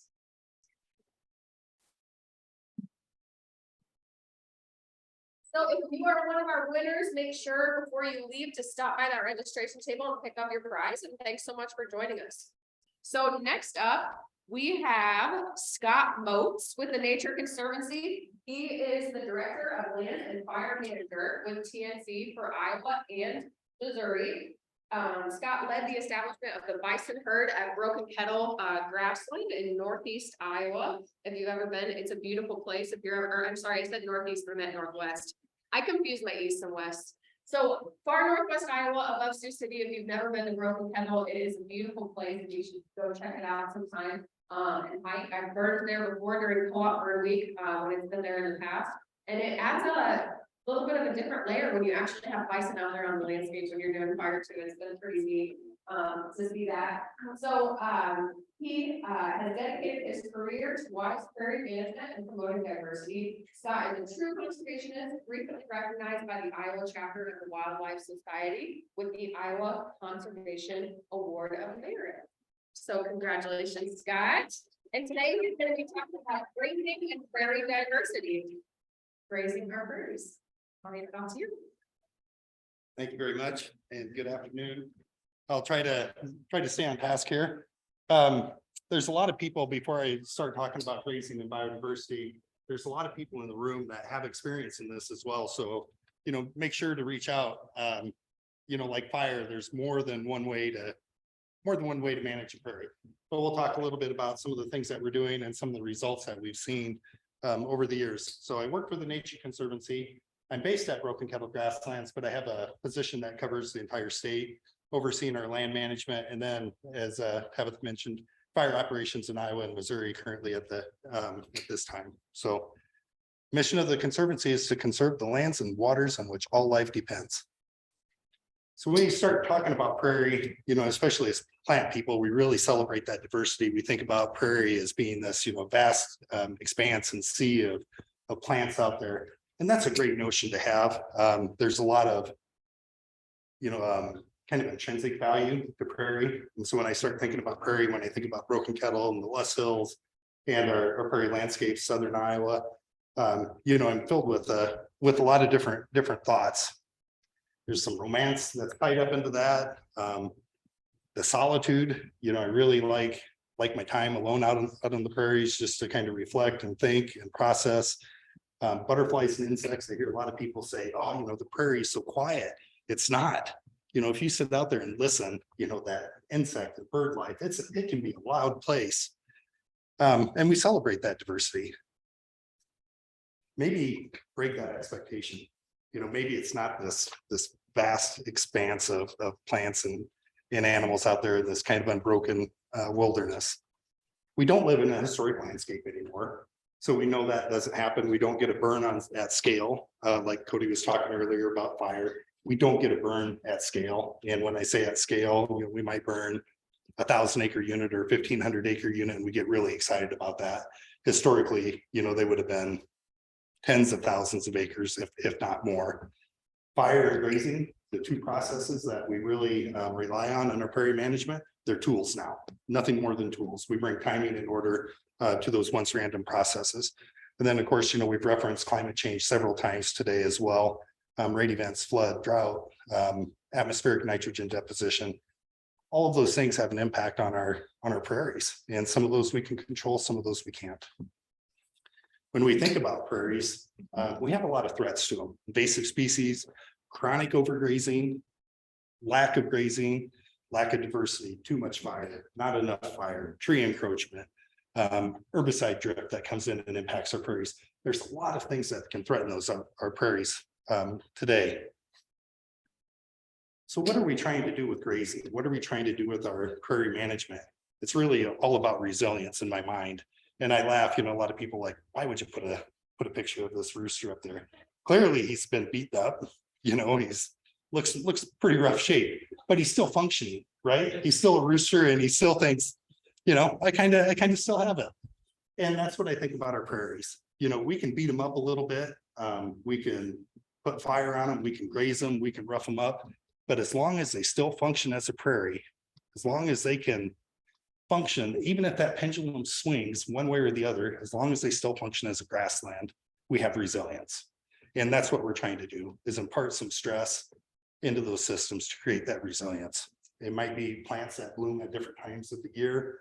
And we can influence that by our management. And so what are we doing again with fire? What are we doing with grazing? We're creating some type of structural change in our grasslands. Disturbance, if you want to call it that way. And so if we start thinking back in historical context, is this a healthy grassland? Probably. Is it healthy if it stays that way year after year after year after year? Probably not. What's going to happen? We're going to start losing species. We're going to start losing diversity. And so Kody talked about mid-contract management. The reason we have mid-contract management on CRP is to introduce that diversity regime and kind of mix things up. So this may be a healthy prairie. I would say it's probably not healthy if that's the way we look at it year after year. And so we need to put fire in that system. And when we talk about fire, we talk about timing, we talked about frequency today, fire return interval, all of those things. We can do the same thing with grazing. And of course, if we combine fire and grazing, you know, we get a different effect than grazing alone or fire alone. So that's all we're really trying to do in this system, is introduce some type of disturbance. And trying to manage that disturbance in a way that's going to benefit the prairie. And I think if we haven't killed it by now, anything that we do halfway conservatively in the name of conservation, we're going to be okay. If we haven't plowed it, we haven't sprayed it, we haven't grazed it out of existence, we're going to be okay. So don't be afraid to experiment a little bit. Grazing is nothing more than a tool. I think that when we think about grazing, when we think about fire, we get a little edgy, and get a little nervous. And I think, you know, 20 years ago, we were kind of on that kind of same kind of conversation around fire. It seems like we've gotten over that, where fire is just an accepted part of our grassland management process. I think we're in the same place as grazing. The conversations around grazing and the people that are using grazing now are far more common than they were even 10 years ago. It's another tool, and we have to learn how to manage that tool. Keep in mind that when we're grazing, we're not grazing for production. We're not trying to make money off of it. We're not trying to support a family, farm payments, send kids to college, health insurance. We're grazing strictly for conservation. We're grazing for plant diversity. We're grazing to create a heterogeneous landscape and create that disturbance out there. And what does that look like? If we have a moderate grazing scheme or a grazing scale, biodiversity is the highest under that system. Now, when most people think about, moderate, they think average. And so you would look out and you'd have uniform kind of average consumption of forage out there across the pasture. That's not what I'm talking about. It's not what I'm talking about. If you have a moderate grazing scale or an appropriate grazing scale, that doesn't mean that some areas aren't going to be overgrazed and other areas are going to be undergrazed. That's not what we're talking about. That's a homogeneous system. What we want is heterogeneity on the landscape. Pete, if you have any thoughts, jump in here. And so just like fire, define your objectives. What do you want to accomplish with your grazing? There's a lot of different grazing systems out there. You can do high intensity rotational grazing if you want. You can do season long grazing if you want, just throw animals out into one pasture. There's a lot of different ways that you can graze. I'm not going to talk about different grazing systems, but define your objectives. If your objective is grassland birds, for instance, and you have a high intensity rotational grazing system, you cannot introduce those animals back into a pasture before 28 days. If you think about a bird that's going to come in and nest, so it has to be able to attract a mate, nest, and fledge. Bruce is in here and he can tell us better, but it probably is going to take him more than 28 days to be able to do all of that and fledge some young. And so if your idea is to promote grassland bird nesting with a high intentional rotational grazing system, look at the timing of that. So there's a lot of different ways that we can do this. You can set back non-natives, increase diversity, which might be suppress grasses or stimulate forbs. If you're looking at brome, one of our pastures, for instance, we really throw a bunch of animals out in the middle of March and graze them almost till about the end of April. And this is at broken kettle grasslands, and then kick those animals off and let those warm seasons come back on, and they come back on really strong. So it really depends on what you want to do, but define your goals and objectives. And we have the exact same concerns that we do with fire. We have to worry about the invertebrates. What kind of impact are you going to have on that invertebrate community? What kind of impact do you have on grassland birds, flora, the fauna? Everything that we do has management repercussions or implications in some way. And even choosing to not do any management is a management decision. So think about that. If we have people that don't want to put fire on the landscape, don't want to put grazing on the landscape, don't want to do some type of mowing, haying, that's fine. That's fine. That's great. But that decision has repercussions as well and implications of what that system functions like. So timing is critical with grazing. Again, you can put them in early in the spring, you can put them in the summer. Frequency and intensity, do you rotate and introduce animals back and forth into that system repeatedly throughout the growing season? And intensity, do you eat it down to a golf course? Do you consume 50% of that forage? Or, if you want to refer to it as forage, you shoot for 60%. At Broken Kettle, we use about a 60% utilization as kind of our formula. And we think that we have enough heterogeneity in our habitat and enough fuel to carry fire, for instance, and still impact woody vegetation to have enough fire intensity. So the biggest thing though is you don't want that homogeneous grazing system. Diversity is the spice of life, whether it's biodiversity or diversity of management. Keep in mind that some plants are more palatable than others and at different times of the year. Cattle love compass plant. And so I remember the first compass plant that I saw at Broken Kettle. I was super excited and I was sitting there and I was watching it. We just turned cattle in and they went chomp, chomp, chomp, chomp, chomp. And my excitement for cattle went boom, boom, boom, boom, boom, with each button. So think about, if you have some sensitive areas, fence them out. You can do that. Bison love yucca. And so in our bison pasture, no more yucca. And so we've intentionally excluded, like multiple chunks of high acre areas with, especially along like the western face in the Loess Hills, really high concentration of yucca. We fenced the bison out from there so we still have yucca. Otherwise, that disappears from our system.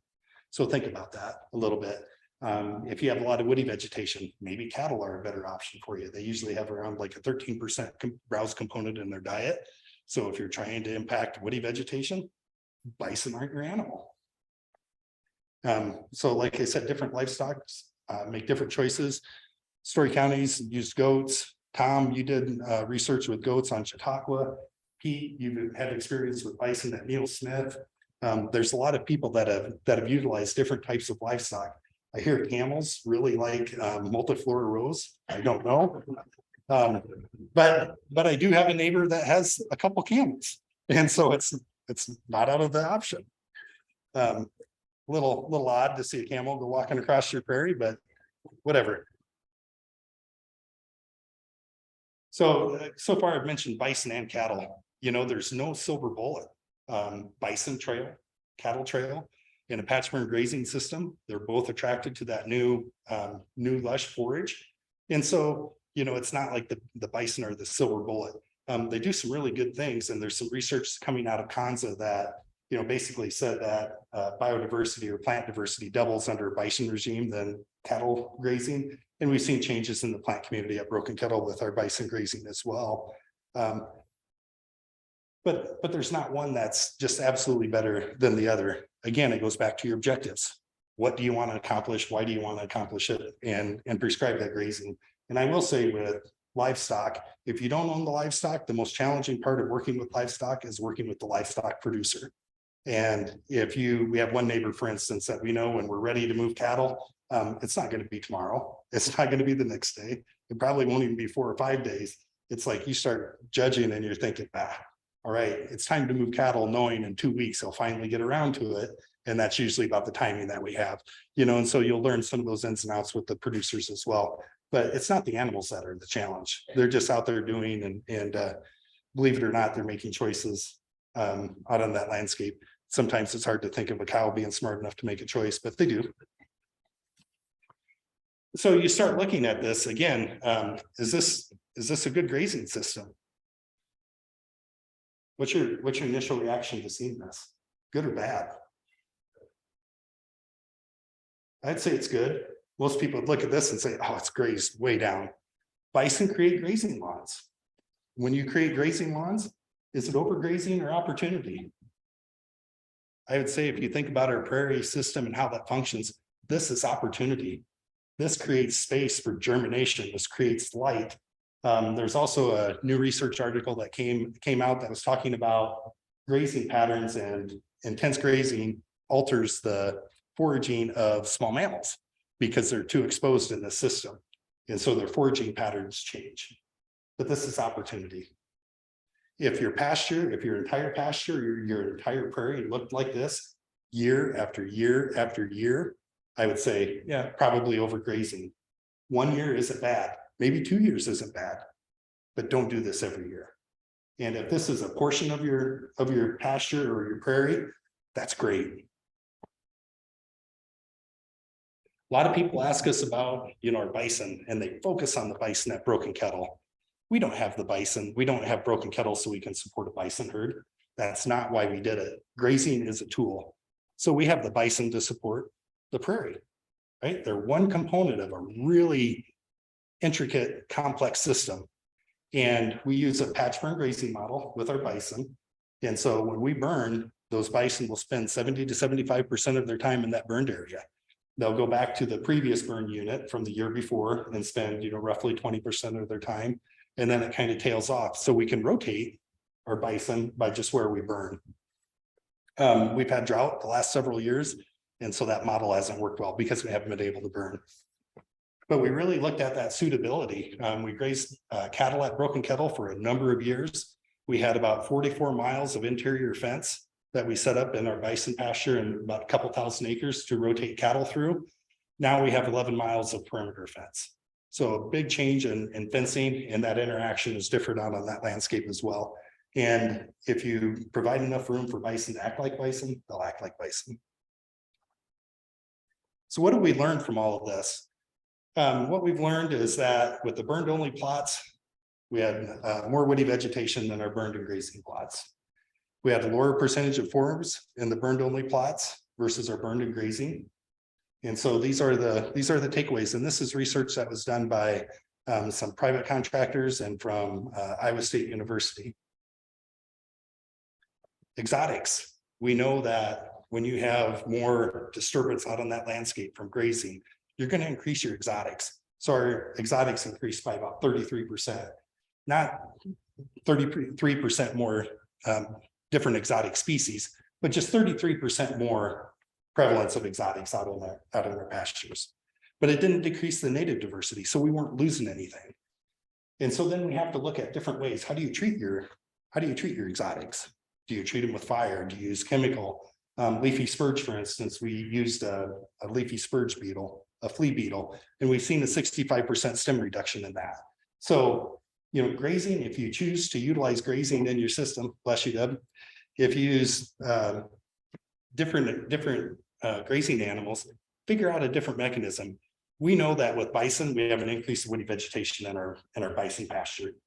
We can't get rid of all of that with just fire alone. So we have to use mechanical treatment. We know that if we have more disturbance, we're going to get prevalence of leafy spurge, for instance. How do you treat leafy spurge? So you have to think about those things and be reactive to that as well. So it's not all, it's not all good, but none of our management is. You think about grassland bird diversity, and just in general, grassland birds are in peril worldwide.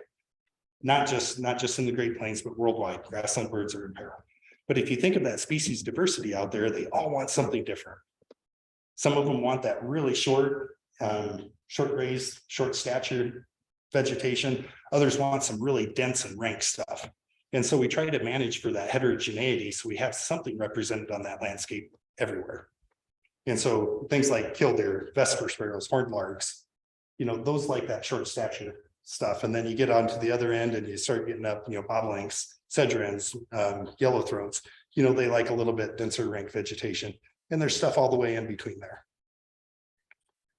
Meadowlarks were the greatest abundance in the burrs and the graze plots. And so years 2 and 3 after the fire, meadowlarks were really abundant. 1st and 4th year, 5th year, they really dropped off.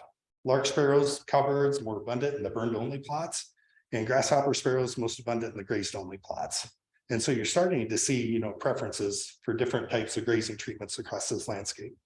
What we found overall is that we have diverse habitats for a suite of grassland birds, which for me is really good. I was talking to somebody earlier, and we're talking about management. And if you talk to the botanist, they want a certain set of conditions. If you talk to the herpetologist, he wants a certain set of conditions for the herbs out on the landscape. Talk to the ornithologist, they want something different. You talk to the lepidopterist, they want something different, and they all don't want the same thing.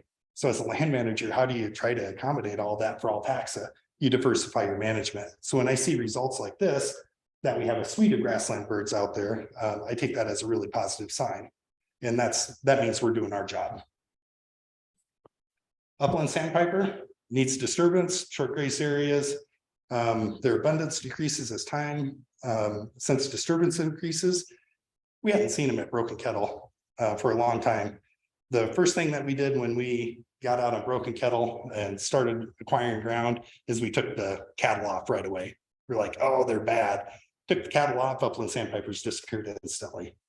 Usually in Northwest Iowa between April 24th and 26th, and this might change a little bit now, the upland sandpipers came back. So they're real predictable. And we just weren't seeing them. We weren't seeing them. We decided to put cattle back on Broken Kettle. And then July 1st, 2014 was the first day that we had seen upland sandpipers back on the preserve. And I remember it vividly. I was trying to get out of Broken Kettle, trying to get to another meeting. One of our neighbors' cattle got into the bison pasture. And, we usually have more problems of cattle coming into the bison pasture than our bison trying to get out. So I was trying to find this short in the fence, figure out where this bull got in and on and on and on. And I was upset, and I got up on a prairie ridge top, and an upland sandpiper flushed and hovered right in front of me at about 20 yards. I was like, this is a good day. So it turned out it was good. But because we had removed the cattle, we excluded the upland sandpiper. The grazing and disturbance also creates habitat for other things like a spadefoot toad, for instance. The wallows create opportunities for disturbance species, things like buffalo burr, snow on the mountain. You might not think that those are good things. And some days I don't think those are good things if I have a buffalo burr in my sock that's digging into my ankle. But they're part of our prairie community, right? And so we don't manage for disturbance, we manage for these long-term species. And so that disturbance is good. And again, we should be managing for all taxa and providing opportunities. The spadefoot toads, those small wallows and depressions fill up with rainwater. They come out and intense thunderstorms. They breed, lay their eggs, go through rapid metamorphosis. But what we're finding is basking areas for snakes. And those that know me know I'm not a big snake fan, but they're part of our system, and so we have to do that. Things like skinks, in the Little Sioux River Valley, they're just really, really common, but they're common in those grazed pasture areas. So the butterflies and invertebrates at Broken Kettle, same thing, respond to our management regimes, and they're complex. At Broken Kettle, we usually burn on about a 7-year rotation. And the reason is that some of the research that was done at the time was looking at butterfly diversity and abundance. And butterfly diversity and abundance increased till about year 7 and then crashed. And so that was like, oh, that's our reset system, is about year 7 is kind of what we're looking at. So one of the criticisms of fire is that we burn too frequently, burn too intensely. And so this is a way for us to set that back. And so if you want to burn less and burn less frequently, then utilize grazing as a disturbance as well. That can help offset that a little bit. But that's why we burn on about a 7-year rotation at Broken Kettle. And then, areas that you get those grazing lawns, you're just not going to be able to burn, even if you want to. Even as skilled as Kody is, he's not going to be able to come in and pull that one off. Monarchs were more abundant in our grazed only areas, about twice as much. So right now, we're talking about monarchs. That's just, pretty frequent conversation anymore. Regal fritillary abundance was the highest in the grazed only or the burned grazed areas. And I would say at Broken Kettle, the Regal fritillary is our most abundant butterfly. It helps that it's, really large butterfly and a strong flyer. So it's a little more conspicuous to me. So that helps versus a little skipper that's jumping around out there, but really common butterfly. The small mammals will elicit the same responses. Some utilize those really highly grazed areas, others like something a little more rank. What I would say is that Franklin's ground squirrels, not very common in the state anymore. We see them occasionally out of Broken Kettle, and they spend about 80% of their time underground. And so I've seen them a couple of different times, but I don't have a really good track on those, but they're there. And I wish I knew more about them, wish I understood them better. I heard a vocalization one day in the trap pasture that was different. I think it was a Franklin's ground squirrel, but I don't know. I like to tell myself that it was, but actually, I'm fairly confident that it was. So when you think about, grazing animals out there, cattle, bison, they're big charismatic livestock, really conspicuous on that landscape. You see them moving across there, you see signs of their passing across there, no pun intended there, but they leave signs. They're cycling nutrients through there. But as many bison as we have, as many cattle that we have out there, think about your invertebrates. They're consuming as much biomass, if not more, than our livestock. And this is a statistic by Chris Helzer. And his comment was there's as much grasshopper biomass out there as we have with bison biomass. So, our average cow bison weighs about 1,000 to 1,100 pounds. A 5-year-old bull might be 1,500 pounds. We usually run a herd of about 200 overwintering animals. So if you think about that and you do the math, we have as much grasshopper biomass, just grasshoppers out there, as we do with bison. So our insect community is eating and consuming far more biomass than our large herbivores. That's pretty significant.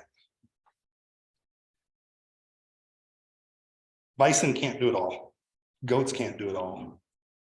You have to create objectives. We have the last population of prairie rattlesnakes left in the state at Broken Kettle.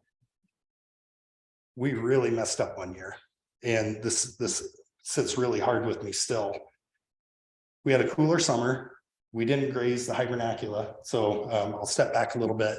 When the rattlesnakes come out and they emerge in the spring, the gravid females or the pregnant females are only moving a couple 100 yards away from those hibernacula, and then they occupy a badger burrow.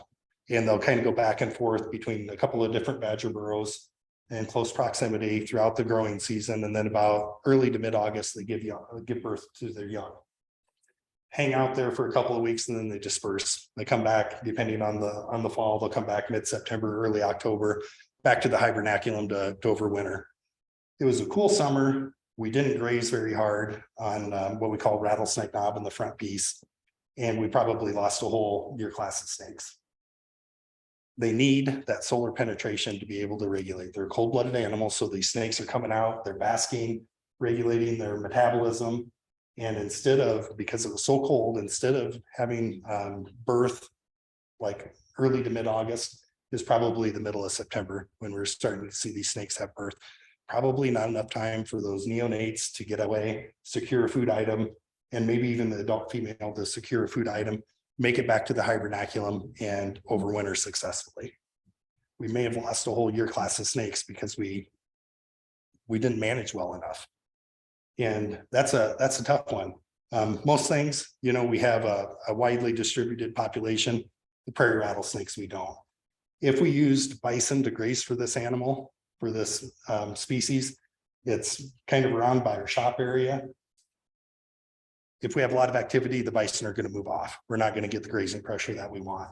Or if we don't burn that area in one particular spring, the bison aren't going to spend a lot of time there. And so we manage it with cattle. And it's probably the only time that we do single species management, that we make considerations for single species management in our management regime. But if we don't, we're going to lose this animal. And that's, like I said, it's a tough one for me just to think that, you know, it's out there doing its thing, and we made a bad decision, made a poor decision, poor management choices, poor regulation, and the impacts probably have lost a full year class. We don't know for sure, but that's a tough one. So think about those things when you're starting to think about management, when you're starting to think about repercussions and impacts of that as well. And then obviously Aldo Leopold, what 1,000 acres of silthiums look like as they tickle the bellies of the buffalo is a question never again to be answered. Perhaps not even asked. We're asking. One of the neat things that we've seen in our bison pasture from our grazing is a huge increase of compass plant. Like I said, you know, I saw that first compass plant and I was so excited, and the cattle ate it and it was gone. I was like, death to the cattle. There's thousands and thousands of compass plants across our pastures now, thousands of them. We had an onion species come up. I think it's Stellatum. I'll have to go back and check that. But we had a new onion species that popped up.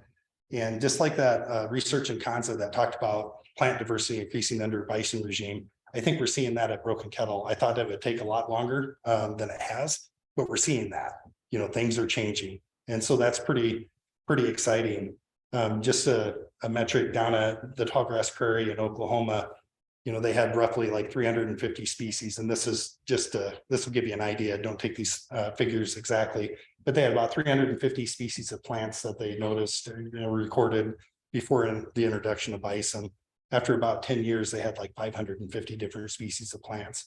I don't know if those are just rootstocks and they're hanging on and expressing themselves because of a different grazing pattern, different diet selection choices, et cetera. I don't know what that is, but you know, we're seeing some neat things on that landscape. Any questions or comments? We covered a lot of information fast. I understand that. Ben? You know, it's a good question. I think there's a couple of different, so the question is how big is the prairie rattlesnake population at Broken Kettle?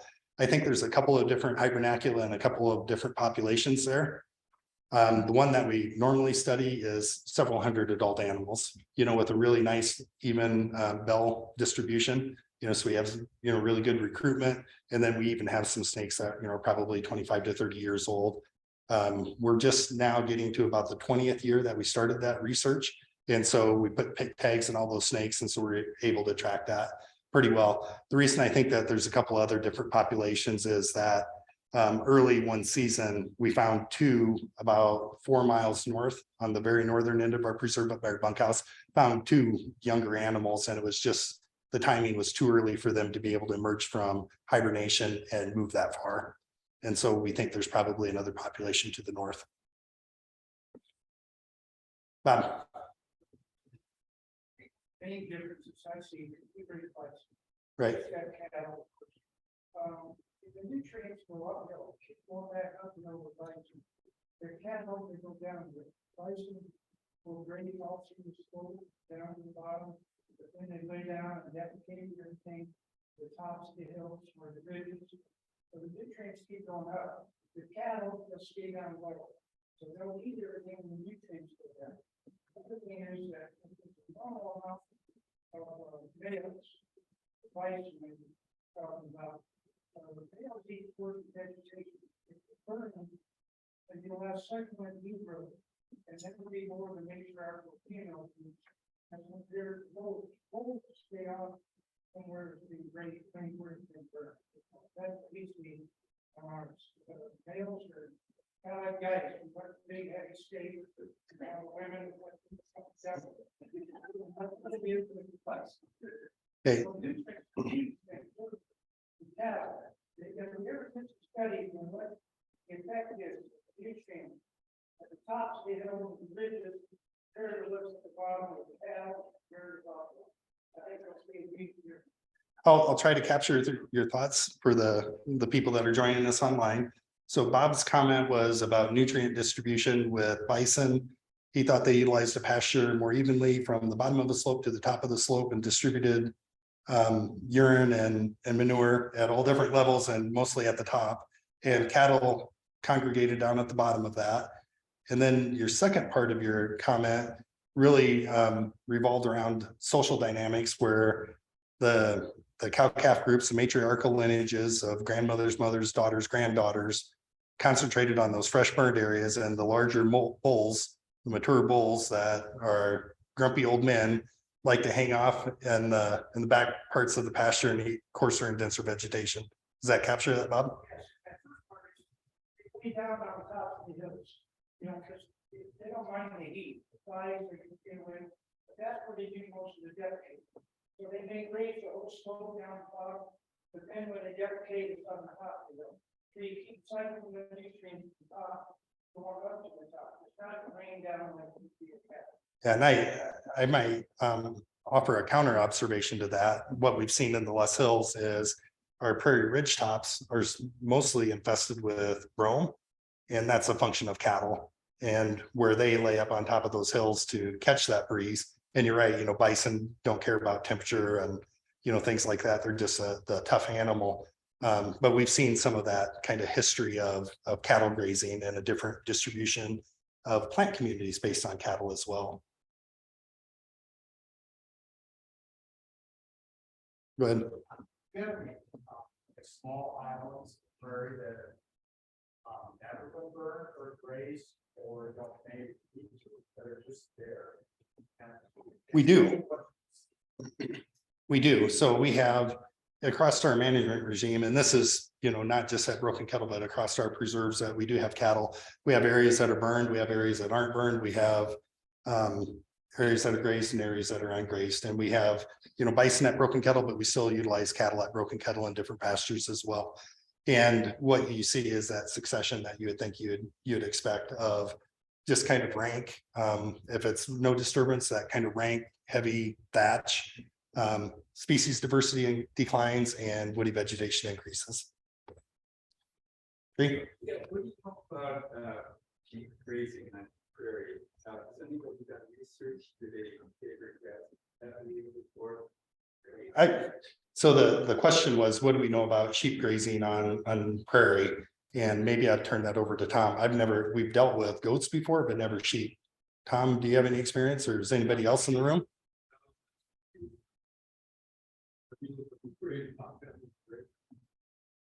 Okay, so Tom. Based on my neighbor has sheep. Yeah, the sheep sheep grazing I've seen too has been down to golf course. Go ahead, you have it.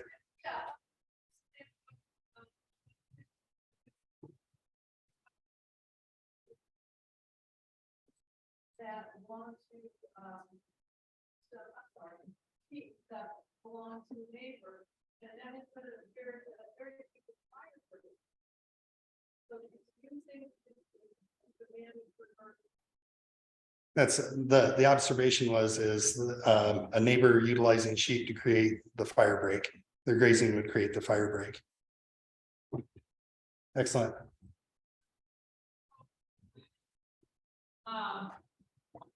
The soil research, and did they start to go back for the land race versus of, like, say, sorghum that be all totally evolved with the microbes? And they start working with those kinds of plants, microbes just really get stimulated and start to go.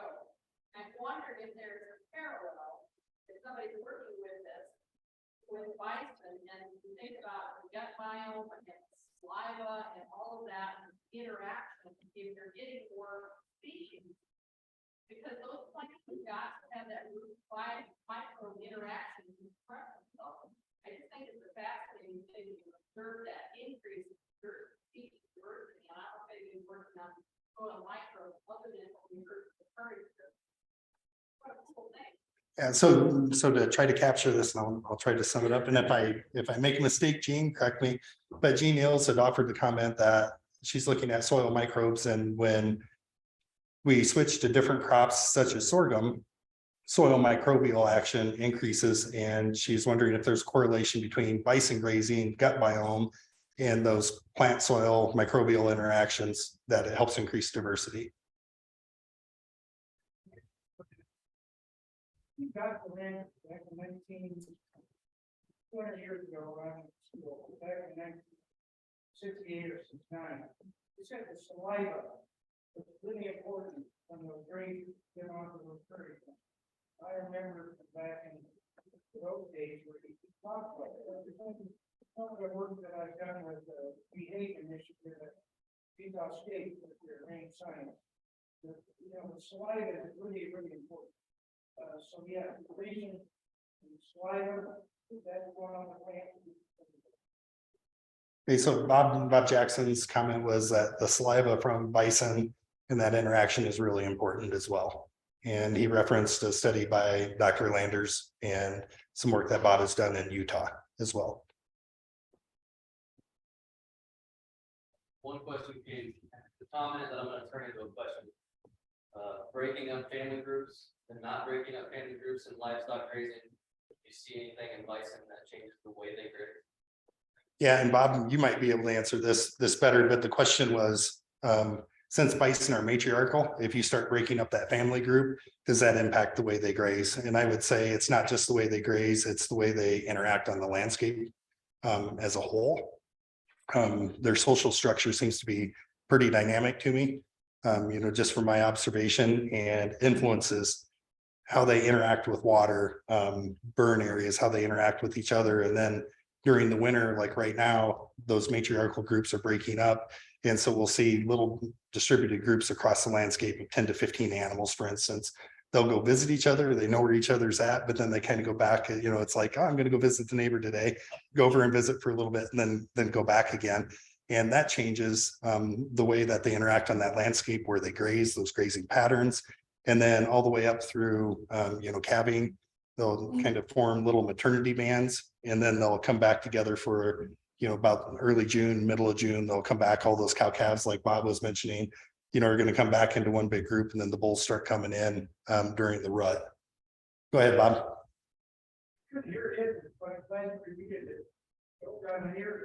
Yeah, I understand.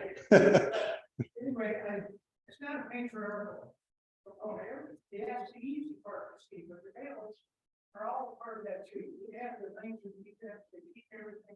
Even with that extended nature, whether it's alcohol or buffalo, it's the same thing. People, that's the easily defined group is the matriarchal. The bulls will be in both groups, but they're all still affiliated with that patriarchal unit. And then they will all get together and they run in the spring or summer, like in Yellowstone, Hidden Valley, in Lamar, and those areas. But the bulls are just as important to have that patriarchal unit. Yeah, exactly. And so Bob's comment is the bulls are just as important as the matriarchal unit, and that the bulls, especially younger bulls, teenage bulls form, basically like little bachelor groups. But they have impact and influence as well in distribution and movement, et cetera. Bob? Say a matriarchal unit, like the Yellowstone and our the young ones, the females, the young ones, the juveniles, the cattle, we talk about needing a pre-feed. But we'll come up to stay in front, so they're eating most certainly. As the tank group together, the male or the female, mature, they'll be in the middle, maybe a little bit to the back.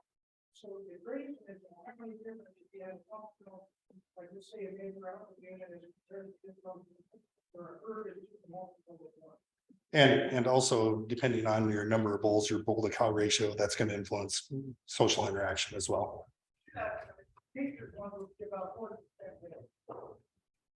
All right, it sounds like it's time to wrap up. Thank you very much.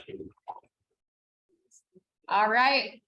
If you're sticking around for our final session of the day, you can make your way to your seats, please. We are getting close to beginning. Hopefully you got your name on all those auction bids that you dreamed about possessing and owning. Our silent auction is now closed.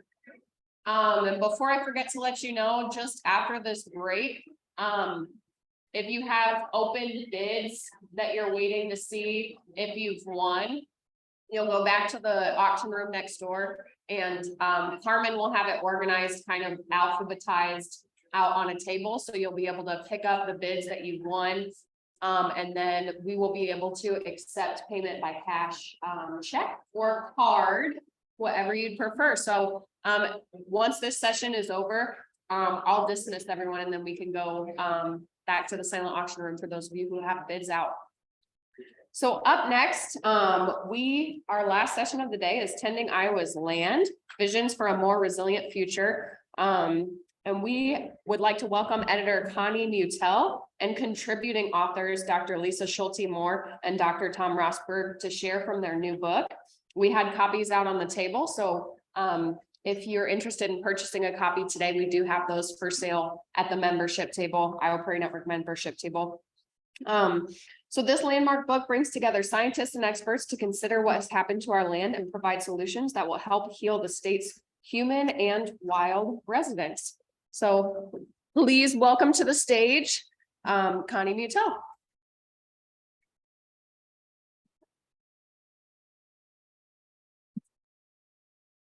Well, it's nice to be here, and I have enjoyed the talks that I've heard. We all know that we have environmental problems in Iowa. That's no surprise to any of us. Many of you are involved in dealing with those problems. I mean, any restoration that you do, anything you do, obviously with soil health, climate change, anything, what we're doing is we're trying to create a world that we can pass on to our children and grandchildren that will be resilient and sustainable. I think that very few people have perhaps, or maybe, I'll say that until recently, I didn't have a comprehensive picture of the problems, environmental problems, and how they interacted. And a few years ago, I started working on the book that's pictured up here, this book. I know that they were almost out of copies to sell. There's flyers on the table right across from where the books were selling, the Native Plant Society. And you can just pick up one of those flyers or just look on the web if you can't get one there. Anyway, so I felt strongly, I've done writing about many of Iowa's natural features, and I felt strongly that what we needed in order to create action was a good look at what's happening in Iowa. And it was quite obvious to me that I wasn't the person to write it. I don't know if there's any single person that can write about all of those problems and their solutions, but I'd had a lot of experience with writing and editing books about Iowa, so I thought I could put it together. And this book, which came out just in the last 2 months, was the result, Tending Iowa's Land, Pathways to a Sustainable Future. I do think it's the first comprehensive look at Iowa's environmental problems. Two things about it, it's Iowa focused, right? It's so hard to focus on Iowa because we always apologize for our state, but this is unapologetically Iowa, and it's also unapologetically science-based. It's not anecdote, it's not, well, I think it might happen, or I believe. I go crazy when I hear, do you believe in climate change? It's like, what? So this is a science-based book. It looks at the major problems that we have in Iowa, which affect just about everything, right? The ground under our feet, the air that we breathe, the life around us, and the water that we drink and that flows through our land. And this book has 4 sections based on those. The first one is on soils, the second on water, the third on climate or air, and the last one on biodiversity or biodiversity loss. The book is written, has chapters by 28 authors, and many of these are, I think, our best or some of our best scientists, and certainly some of the people that love Iowa's land and nature the most. The book is divided into 4 sections, 28 authors in all. In each of the 4 sections, there are 4 science-based chapters, and these are a little bit longer, they're a little bit heavier. They give the data, but they're not too heavy. They look at the major problems and describe the major problems. But I felt that the book needed something to lighten it up a little bit, and to also give it a forward, kind of a push in the rear, something that gives it some action. So the 4 science-based chapters are interfingered by essays that are written by the people that I call Iowa's activists, the people who are out living the solutions, living the things that we need to be doing here in Iowa. And so each section has 7 chapters, 4 science-based, 3 non-scientist, farmers, person who started Project Aware, Marlene, who's here, who started a wildlife restoration center and the like, and the 3 essays. I wanted the whole tenor of the book, or rather the tenor of the whole book, to be not heavy. I, to be honest, get kind of bored if I read something that's too heavily scientific, and I tend never to finish it. I wanted people to finish this book. And I wanted it to be upbeat, easy, engaging, short, something that motivated people to act. And so I worked closely with the authors to ensure that they wrote short chapters that were easy to read. And maybe one of the most important things about the book is that every author I encourage to use first-person stories. We all know that when we were hunter-gatherers out on the plains, probably living a lot more sustainably than we're living now, we were able to pass on our knowledge by people telling stories around the fire. And that's what this book tries to do, so that the authors start the chapter with a first-person story, finish that chapter with a first-person story. Some of them, both Lisa's and Tom's stories, are really quite lovely, and then also interfinger them throughout the chapter. But at the same time, you might say, well, why is anybody going to pick up a book just on Iowa's problems?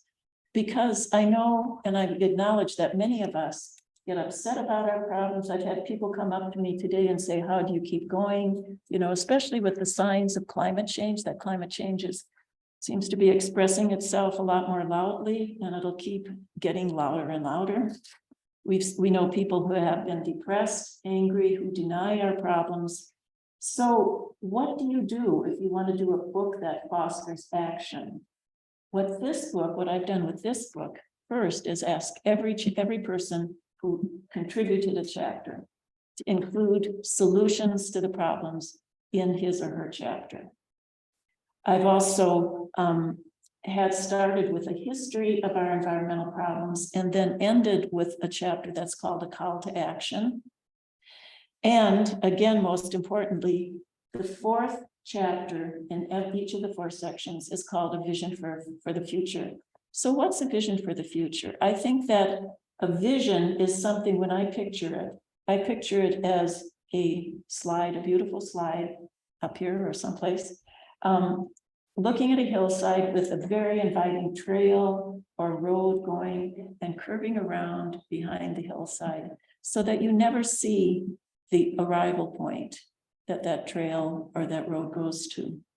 And I think our visions for the future, they're maybe like our belief in anything or our love of anything. There are things that are very private to us, very personal, that we maybe don't want to share. But those visions keep us focused, keep our actions focused. And so I think that we all need a vision for the future, some arrival point, some place where we're shooting our arrow. And today we have two of our 4 people who wrote visions for the future. These chapters are, by the way, the message that I hope that these chapters and the book as a whole give the message that each of us can make a difference, the way I think all of us in this room are probably already doing. Today, we have 2 authors of these vision chapters. Lisa Schulte-Moore is going to talk about her soils vision. Tom Rosberg is going to talk about biodiversity loss. These 2 probably share more interests and traits than they realize. Some they realize. Both are established and highly acclaimed Iowa-focused professors and research scientists. They won multiple awards for their inspirational work. They've creatively pushed students and Iowa in new directions. And both are passionate about returning parts of Iowa's farmland to native prairie with its many ecosystem benefits. Both have kept one foot on their families' farms on top of their other commitments. And both are driven by their strong love for Iowa and its land. Our first reader, Lisa Schulte-Moore, a landscape ecologist, came to Iowa in 2003 with a background in forestry. Her emphasis shifted to agriculture. I've admired Lisa's work on prairie strips for many years. I'm not going to talk about Lydia. We've heard a couple talks on it already. But we know that prairie strips hold the promise of increasing habitat for native birds and insects, and also helping to solve some of the problems at the same time. Lisa's innovative work has successfully demonstrated the 2 main themes of the book, Tending Iowa's Land. First, how integrating agriculture and native lands produces benefits for both. And second, how each one of our environmental problems amplifies, or if we're doing things right, decreases the other environmental problems. They're all interconnected. Her efforts are energized by the belief that Iowa must demonstrate that perennial regenerative agriculture can work for the rest of the world. While writing her chapter, Lisa won, I'm going to embarrass her, the MacArthur Genius Award. And this last fall, she and her colleagues received a USDA $80 million grant for pushing her work forward. Lisa is uniquely qualified to write the vision chapter for Iowa's soils.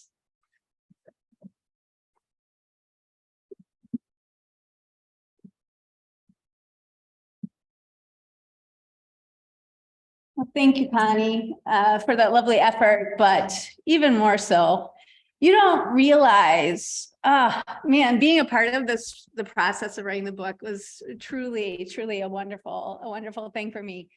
I remember when Connie approached me about writing a chapter, and I was really busy at the time. So I was looking for every single reason to say no. And she still convinced me that I had to be a part of this.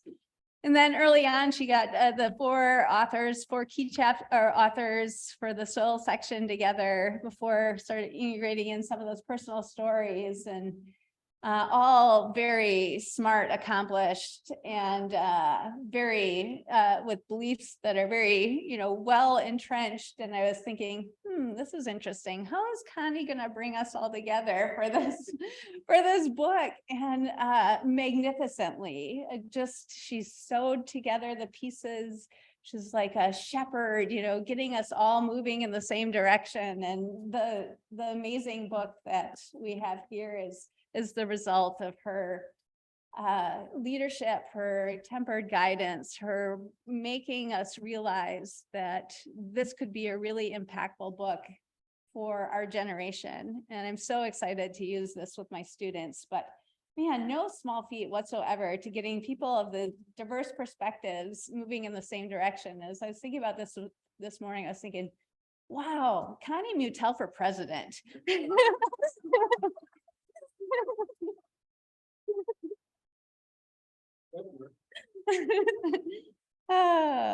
So anyway, I wanted to share my message here today is really simple. And it's something that this audience knows really, really well. And that message is that Prairie is our past, Prairie is our present, and Prairie is our future in the state of Iowa.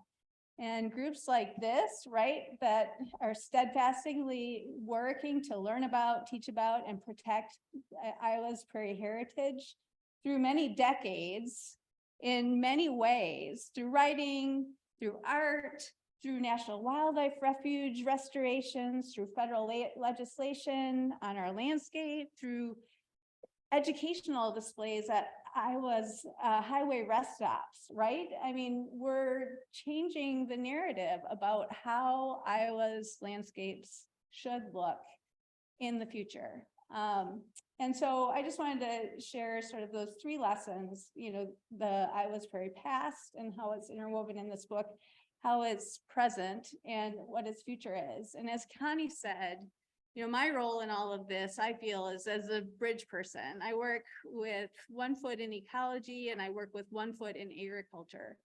And much of what I do in agriculture and ecology is trying to explain those two worlds to each other. We don't have enough conversations amongst these different groups. I know there's plenty of people here that do that as well. And that is such important work to be able to explain how nature's systems work to the people of production agriculture. But the people of production agriculture, let's face it, they dominate our landscapes. We need to work with them in order to be able to achieve our ecological vision for the future. And so that's where I spend my time. And one of the ways that I'm able to connect ecology to the people of agriculture is by starting with a conversation about soil. We all know this, but unless you sort of come from a natural resources, unless you come from a background of prairie, you might not realize that it was prairie that built our world-renowned soils. We have so much of our wealth in this state, all of the wealth in this state. We have to thank our natural systems and especially our prairie systems for building that soil. That plus the human ingenuity of people working on this landscape has created the wealth that we enjoy today. And so I just want to first share a passage from the book of recognizing that prairie heritage as a part of Iowa's past and that connection to our soil today. And this is from one of Connie's chapters. Iowa's tallgrass prairies generated a plethora of organic matter century after century in the process of maintaining a living soil system that carried out multiple environmental functions. About half of the soil volume was made up of pockets of air and moisture, which aerated and watered plant roots. These absorbent porous soils also cleansed water and provided remarkable storage for water, which moderated flooding. They controlled pests and diseases by maintaining a balanced biological community. Dense prairie plants and their roots held the soil in place, preventing erosion.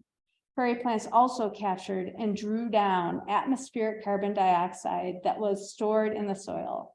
And most astonishingly, the more remarkable living sunlight fueled engine ran, the healthier, the deeper, the more productive the soils became. So that was our prairie past, but we now know, listening to Marshall today, right, that's our prairie present as well. That still happens under prairies, whether they be in a National Wildlife Refuge, at Broken Kettle grasslands, at White Rock Conservancy, or in prairie strips on farmers' fields, which gets us to our present. All of you know about, as prairie protectors, how important prairie is to our current delivery of ecosystem services from our landscapes. Yeah, there's a lot of different conservation practices that are out there, such as, say, bioreactors that can be put on the edge of tile lines, terraces to help, keep slowing water as it's moving across farmland.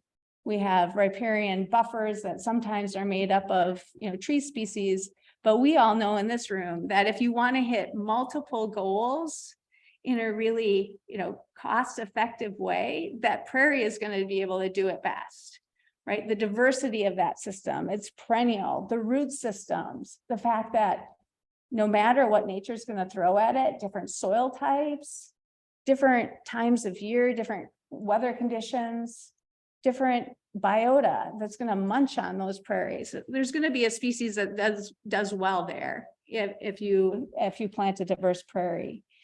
And so much of what I've learned in working with prairie here in Iowa started really in that relationship with Neal Smith National Wildlife Refuge. When in 2003, my colleagues Matt Liebman and Matt Helmers and I went to visit Pauline Drobny down at Neal Smith and talk about, hey, is there something that we can do here that helps the agricultural community understand and embrace this place, this Neal Smith National Wildlife Refuge? Is there a way that we can bridge and connect with an agricultural community here and have this be a demonstration site? And lo and behold, in 2007, we planted prairie strips at Neal Smith National Wildlife Refuge and monitored them for about 10 years, longer. Marshall presented some of the data still collected at Neal Smith National Wildlife Refuge here today. And so I just want to talk about now, read a section that talks about prairie as our present. And this does come from Pauline Drobny's section of the book. This refuge became a proving ground, an experiment to understand the degree to which ecological restoration could be successful on former farmland. Professionals, seed producers, and just plain folks were invited to lend perspective and help solve problems because this project was bigger than us. It needed a community, just like the prairie, it's a community. We learned to find local remnants and harvest seeds, thus assuring that we used the right species and had sufficient genetic variation to sustain plantings in the long run. We planted seeds, cut trees, removed invasive species, and we celebrated dancing seeds into the ground. Volunteers, staff, students, teachers, researchers, seed producers, artists, and practitioners, just like in this room, became a new people of the land, learning, working, and rejoicing together. The refuge became a touchstone, inspiring others to find and restore remnants or reconstruct prairies themselves. And the lesson from the refuge is, if you build it, they will come. She goes on to talk about all the native biota that came back once they planted those prairie seeds. And that's been also the lesson that we've seen in the Strips project, building it in a corn or soybean field, returning some of our native biota, first in the form of plant seeds, maybe the microbes attached with them, and starting to see that soil ecosystem respond. Seeing the insects come back, seeing the birds come back, even some, more conservative species like prairie skinks, connecting our agricultural landscape to natural areas and seeing some of these species come back and have more place to live and express themselves back into the Iowa landscape. And thus, I know we all have visions of a future Iowa where there's a heck of a lot more prairie. And Tom is going to share his vision here for how to get there in a moment. And I would like to see a lot more prairie. Whether 30% is enough, I'm not sure. Maybe we can push that even higher if we all work together. And if we all find a way to work with farmland owners and farmers that do operate the majority of our landscapes. And that's really where so much of my research is today, is to figure out not only how prairie can provide services and sustain biodiversity into the future, but also ways that prairie can help us sustain us economically. And so here's my vision.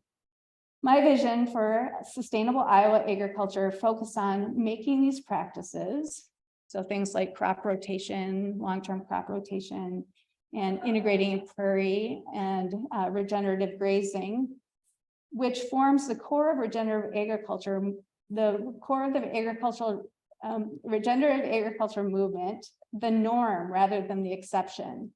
In my mind's eye, I see a future where farms of different sizes and emphases collaborate with one another to ensure that our soils stay covered, nutrients are cycled, and more water is absorbed and held. I see a future where farms with livestock, especially cattle, have returned because they provide an economic reason for crop diversity, including winter, spring, and perennial crops, including prairie. Offer management flexibility, facilitate farm resilience, and support additional jobs and businesses on farms and in communities. I see bioenergy and biomaterial production from prairie as a key part of the sustainability formula for the same reasons. I see a future where farmers receive fair price for their crops and livestock and are financially rewarded for producing ecosystem services of societal importance. For example, carbon sequestration, nutrient retention and water purification, flood control, and biodiversity preservation. And we all know that prairie provides these things and can do it better than any other land cover type right here in Iowa. So with that, I would like to just finish by thanking you, the prairie community. The prairies are beautiful, they're gritty, they're resilient, and so are you.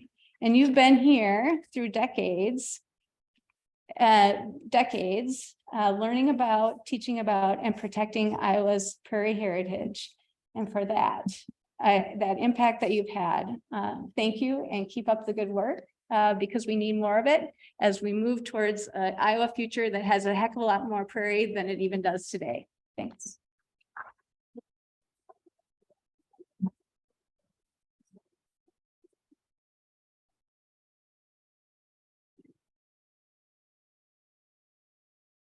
Okay, quickly moving on to Tom. Tom Rosberg needs no introduction to many here today. Some of you may have been lucky enough to meet him while he was leading a field trip, or maybe you've taken one of his many plant identification classes. Perhaps you've run into him planning events like this seminar or the North American Prairie Conference. Considering how many Iowans he's introduced to Iowa's natural world, it may be hard to realize that in his real life, he's a biology professor here at Drake with a full botany and ecology teaching load, who has completed over 125 experimental research projects and numerous plant and bird inventories, and inspired hundreds of students through the Drake Prairie Rescue Program.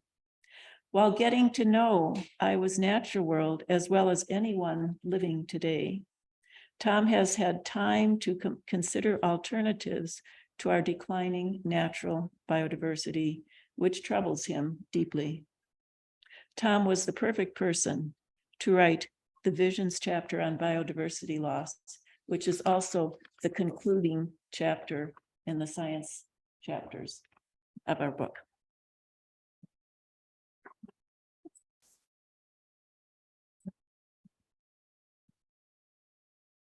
You can probably stay down there.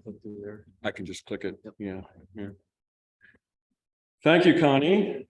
For those of you who want to stay on schedule, I don't think we'll be able to do that. That's fine, I think, right? Not in a hurry, right? So I would first echo what Lisa said about Connie. First of all, I don't know how she was able to manage 28 authors. I know that, and I think I kind of in the same vein as Lisa, when we get another email from Connie, I said, oh boy, another email from Connie. Wonder what she wants now, you know, what deadline is there now? So, but I think, as Lisa said, I mean, we all saw the bigger picture here. We saw we were contributing to a bigger whole. And I think that's, of course, what inspired us and kept us going. It was a big project. As Lisa said, I'm sure many of us were very busy, but it was a very important project to make time for. I'm glad we did. And I'm glad Connie kept pushing us and kept us together and kept us on track. So thank you. I guess I should be honored that she selected me to write the vision chapter for biodiversity, but it is kind of an overwhelming task, like you might say, I think, because the biodiversity challenges are so huge. I don't have to tell you how much prairies has been lost, 99.5% at least, and probably over 95% of our wetlands and probably 80% of our forests. You take that much out of the natural state and convert it to farm fields, you're going to have a huge, huge impact on biodiversity. So how do you fix that? Well, that's what she wanted me to try to do. So that's the section, of course, that I wrote here. I have a couple of readings I guess I'll try to fit in. We're going to go over, but I think it's important to give you that message. So I'll start with, where are we at here? There it is.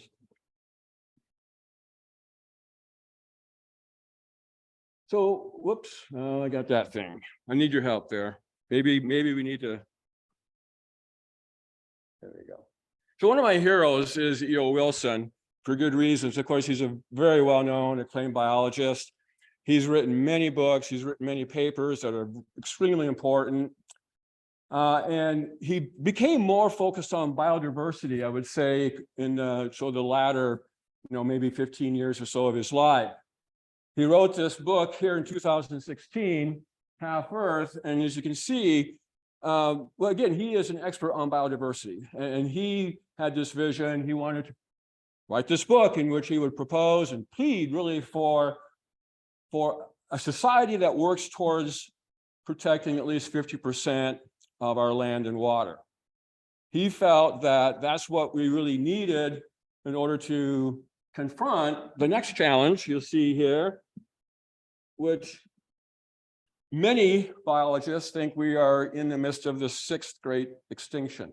There are some that I've read who would argue that perhaps, but there's good evidence. This article published in Science shows really good data that suggests that is the case. How do we avoid, and this is an anthropogenic one, of course. And E.O. Wilson's vision in 2016 was a way to prevent the 6th great extinction. And he got a lot of, well, maybe not a lot, but he got at least some criticism because I think many people thought it was a great idea, but how he didn't talk about how you would actually implement this. How would you put this into place? I think it probably did inspire the idea of 30 by 30, which is to say we should try to put into place protection for 30% of our land and water by 2030. That's not quite as much as 50%, but I think this came out in 2019. I think, again, people were thinking, well, let's aim for 30% first, yes, that 50% is where we maybe need to be, but it's going to take a while. And let's see if we can get to 30% first. The United States has signed on under the leadership of the Biden administration. And you can see what we got a ways to go. Only 16% of the world's land and 7% of the water is in protected state. So getting to 30% will take some work. Now, it's important to realize that 30% of a state or a country's land and water and protection does not mean it has to be federally or state owned. If you go online and look at 30 by 30, you'll see a lot of voices out there who want to oppose this idea and put it into the context, oh, this is just another land grab. State and federal governments are going to grab our land, take our land away from us. It doesn't have to work that way. It's not supposed to work that way. It's not my vision for 30 by 30 to work like that. Instead, there's another approach, the working landscape model. The working landscape model is defined there, again, is an approach that is basically, it's a smarter way to utilize a landscape. People need to make a living. People need to have jobs. We need to have farmland. We need to feed people. But the idea of a working landscape is that it's done in a way to be more sustainable, so that actually the farming can be sustained and biodiversity can be sustained. We have to think about how we're doing that in a more thoughtful and meaningful way and make some changes. I'll read my first one I'm going to read, I guess, which kind of gives you a little bit of context on where I come from and why I think this is important. In the early 1980s, my wife and I made our living for 5 years on my family's 160-acre farm in western Iowa, first farmed by my great-grandfather. I wanted to see if small-scale sustainable agriculture was possible. I look back and I think of it as a 5-year experiment. I attribute our success, and we did have success, to my philosophy that a farm should be regarded as an ecosystem using nature as a model. An ecologically in-tune farm has all the major ecosystem players: primary producers in the form of diverse crop species, primary consumers in the form of livestock, secondary consumers, that's us and our customers, and detritivores, a healthy soil biota. The soil organisms comprise the soil food web and are hugely important. A farm soil, like the soil in a native tallgrass prairie, should support uncounted numbers of bacteria, fungi, protozoans, nematodes, algae, microarthropods, worms, insects, and mites. Diversity is essential.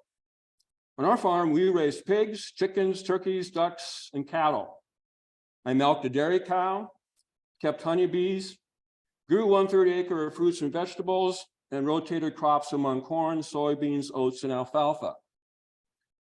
We were also trying to live a more non-consumptive lifestyle. We maintained crop residues on overwintering fields, added livestock manure to row crop fields, and reduced our chemical fertilizer and herbicide inputs to zero. Pasture land, hay fields, grass terraces, waterways, a woodlot, and fence rows provided habitat for native species. During those 5 years, I learned that agriculture can be done in a way that is compatible with native biodiversity.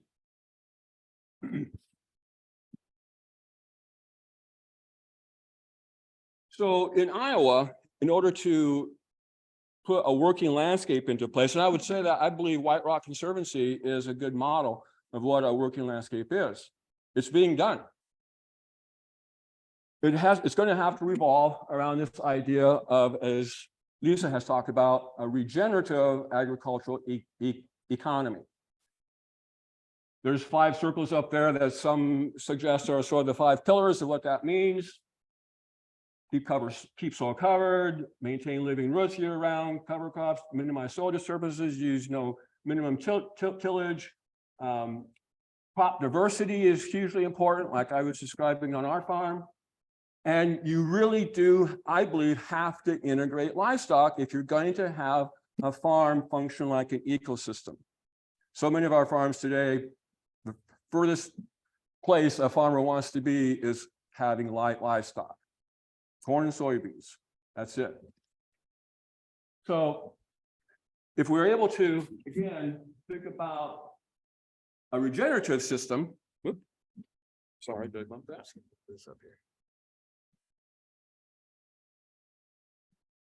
That's how I believe, again, that we can get to a place where farming can be done in a way that's more compatible with native biodiversity. So what I'm saying here, again, is that my philosophy, again, is that farms have to be managed as an ecosystem. Think about it as an ecosystem, not as a farm. Think about how you manage the whole system. So one big question comes up in terms of how do we get to 30% of our land in some kind of conservation value? And again, I'm reminding you that it doesn't mean that it has to be publicly owned. We are far from that in Iowa. We will never have 30% of our land publicly owned. That means that there has to be a partnership between private land and public land. And again, that's where some of this bad information about 30 by 30 comes from, because they want you to think that it's all about taking land away from people. It's not. We need 30% of our land functioning as conservation land. It can still make a living for people. So I did a little bit of homework and I tried to come up with, well, how much do we have right now? Adding up all the public land we have, federal, state, county, all the easements, the land that TNC, INHF has, land that's in land trusts, tried to account for every possible source of conservation land. And I came up with 4.7 million acres. We need 10.8 to reach 30%. So that means we need another 6 million acres. That's 1/6 of our state. So that's no small task, 1/6 of our state. But Iowa State Extension and NRCS data says there is a place and a way forward. 7.5 million acres of Iowa farmland is classified as marginal. What that means is that it's either it floods too often to make a decent crop in a reliable way on floodplains. It's too steep and erodes too much. It's too dry, sandy, rocky, thin soil, low fertility. And these are all different kinds of landscapes, portions of our landscape that people are trying to farm right now, but it's not a reliable way to make a living. Plus, we have another 6 million acres with erosion rates that are twice what they should be. This is 13.5 million acres of farmland that probably being currently farmed as row crop land that shouldn't be. But it doesn't, again, mean that it has to go into a nature preserve. It just needs to be farmed in a better way, in a way that is, again, compatible with native biodiversity. So my vision is to really two things, and I'll get to this in just a second, but really two things, two main points is first, and I think it's one of the most important things, is we have to make sure whatever remnants we have, some of that 4 million acres that's out there already, we have to make sure that that is being managed in a way to, again, protect biodiversity. Just because it's in public land does not necessarily mean that it's going to be supporting native biodiversity. If it's not getting managed because our states, our counties, our federal government does not have enough funding to manage it, and that's very true in many cases. Lots of you are land managers, and you know the invasive species problem we're fighting. There's just simply not enough money, not enough time, not enough people to get the job done. That's a problem. We need more money put into natural resources to manage the land that is a remnant that's already protected, but its value as conservation land may be declining. Then the second thing is a transformation, two transformations. One transformation is this one you see up here again, which is basically trying to transform from conventional, I call it agribusiness, because the term agriculture implies culture means you're taking care of the landscape. And in many cases, that's not really very true. Agribusiness is what we see. But again, try to do a transformation in which we can move toward a more, again, regenerative model. So at least on the land that is being farmed, it's being farmed in a much better way. Then the second transformation is through ecosystem reconstruction, to find places again where we can actually put native tallgrass prairie ecosystems back out on the landscape. It's a human version of it, of course, because we decide what to plant there, but to replace at least some of that prairie that's been lost, to get back some of the 30 million acres that we once had. So we know how to do this. We know how to plant prairie. We know how to reconstruct prairie. It's just, where do we do it? Well, on some of that marginal farmland. Like that reconstruction there in Illinois. And again, this new farmland, because it would be on private land. It's going to be on farmland. This new rangeland, I would call it, because it's going to be prairie. And it's rangeland in the same sense as rangeland out west. Basically used for cattle. By putting another basically 6 million acres of farmland, taking it out of marginal production and putting it into something that's more sustainable, where the farmer can actually make a living, a reliable one, and at the same time promote and support biodiversity. That's what rangeland can be if it's managed well. It would have to be managed well. You know, again, we could have to take some of the lessons that Scott gave us about grazing, but this 6 million acres of rangeland managed in the correct way for cattle grazing to produce beef would totally take care of all of the beef currently raised in Iowa in CAFOs, one of our most problematic areas of pollution.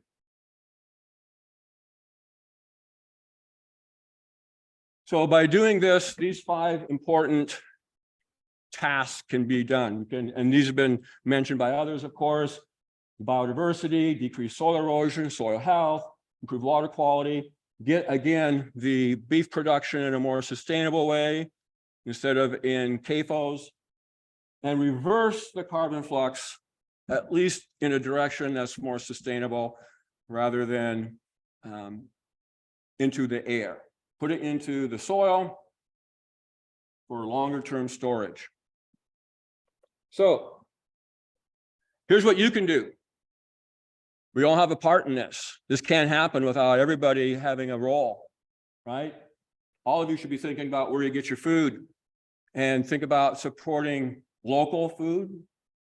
Think about supporting food produced on regenerative farms. That will help.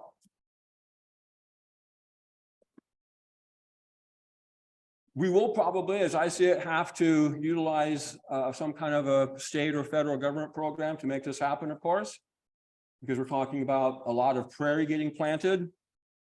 And so that means, again, society as a whole has to buy into this and realize your taxes will be used to support this. But again, I think it's a very wise use of our taxes. Doing something like this is good for biodiversity, it's good for our future, it's good for the future of farming. So it's worth it.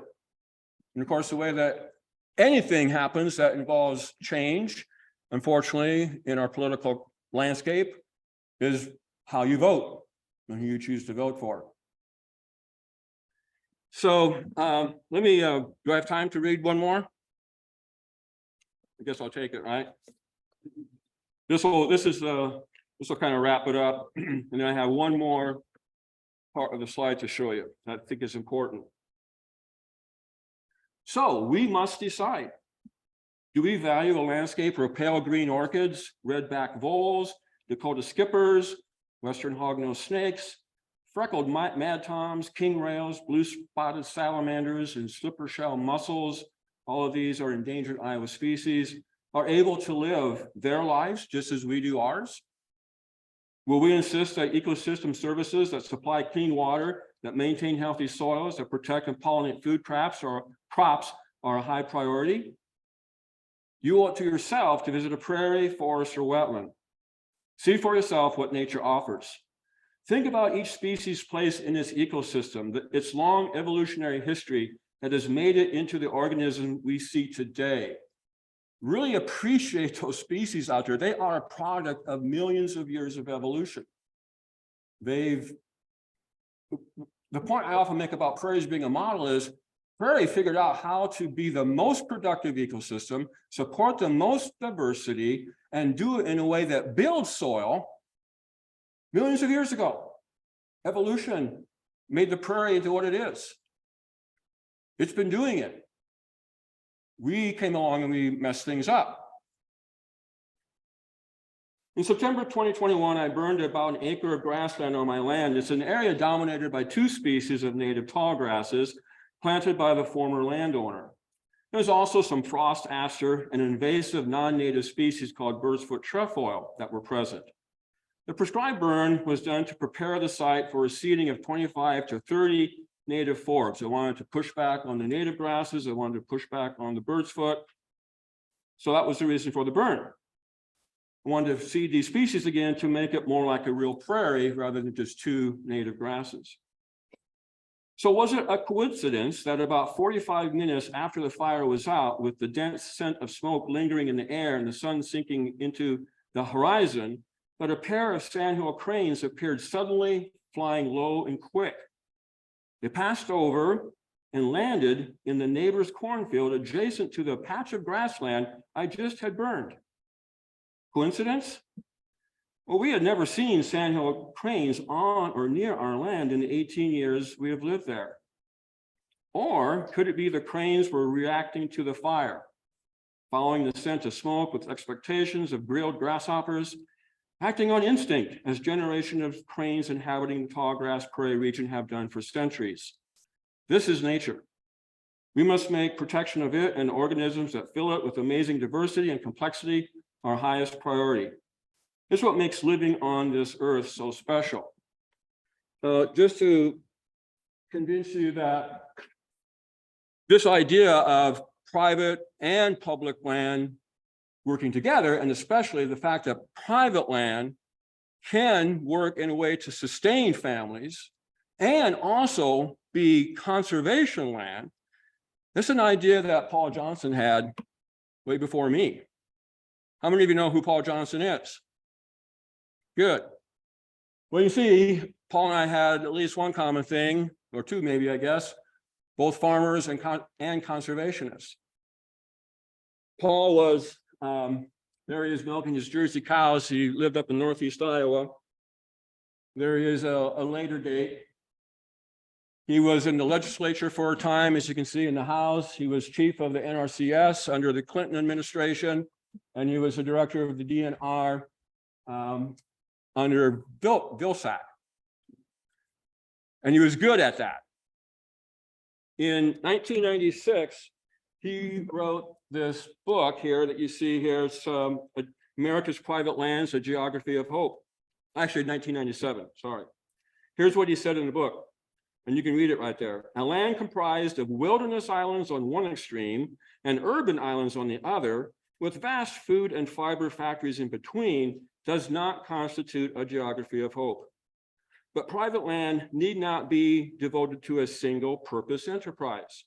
With a broader understanding of land and our place within the landscape, our nation's farms, ranches, and private forest land can and do serve the multiple functions that we and all other life depend on. So Paul was already advocating for a better way of farming private land in a way that's more compatible with biodiversity. That's all I have.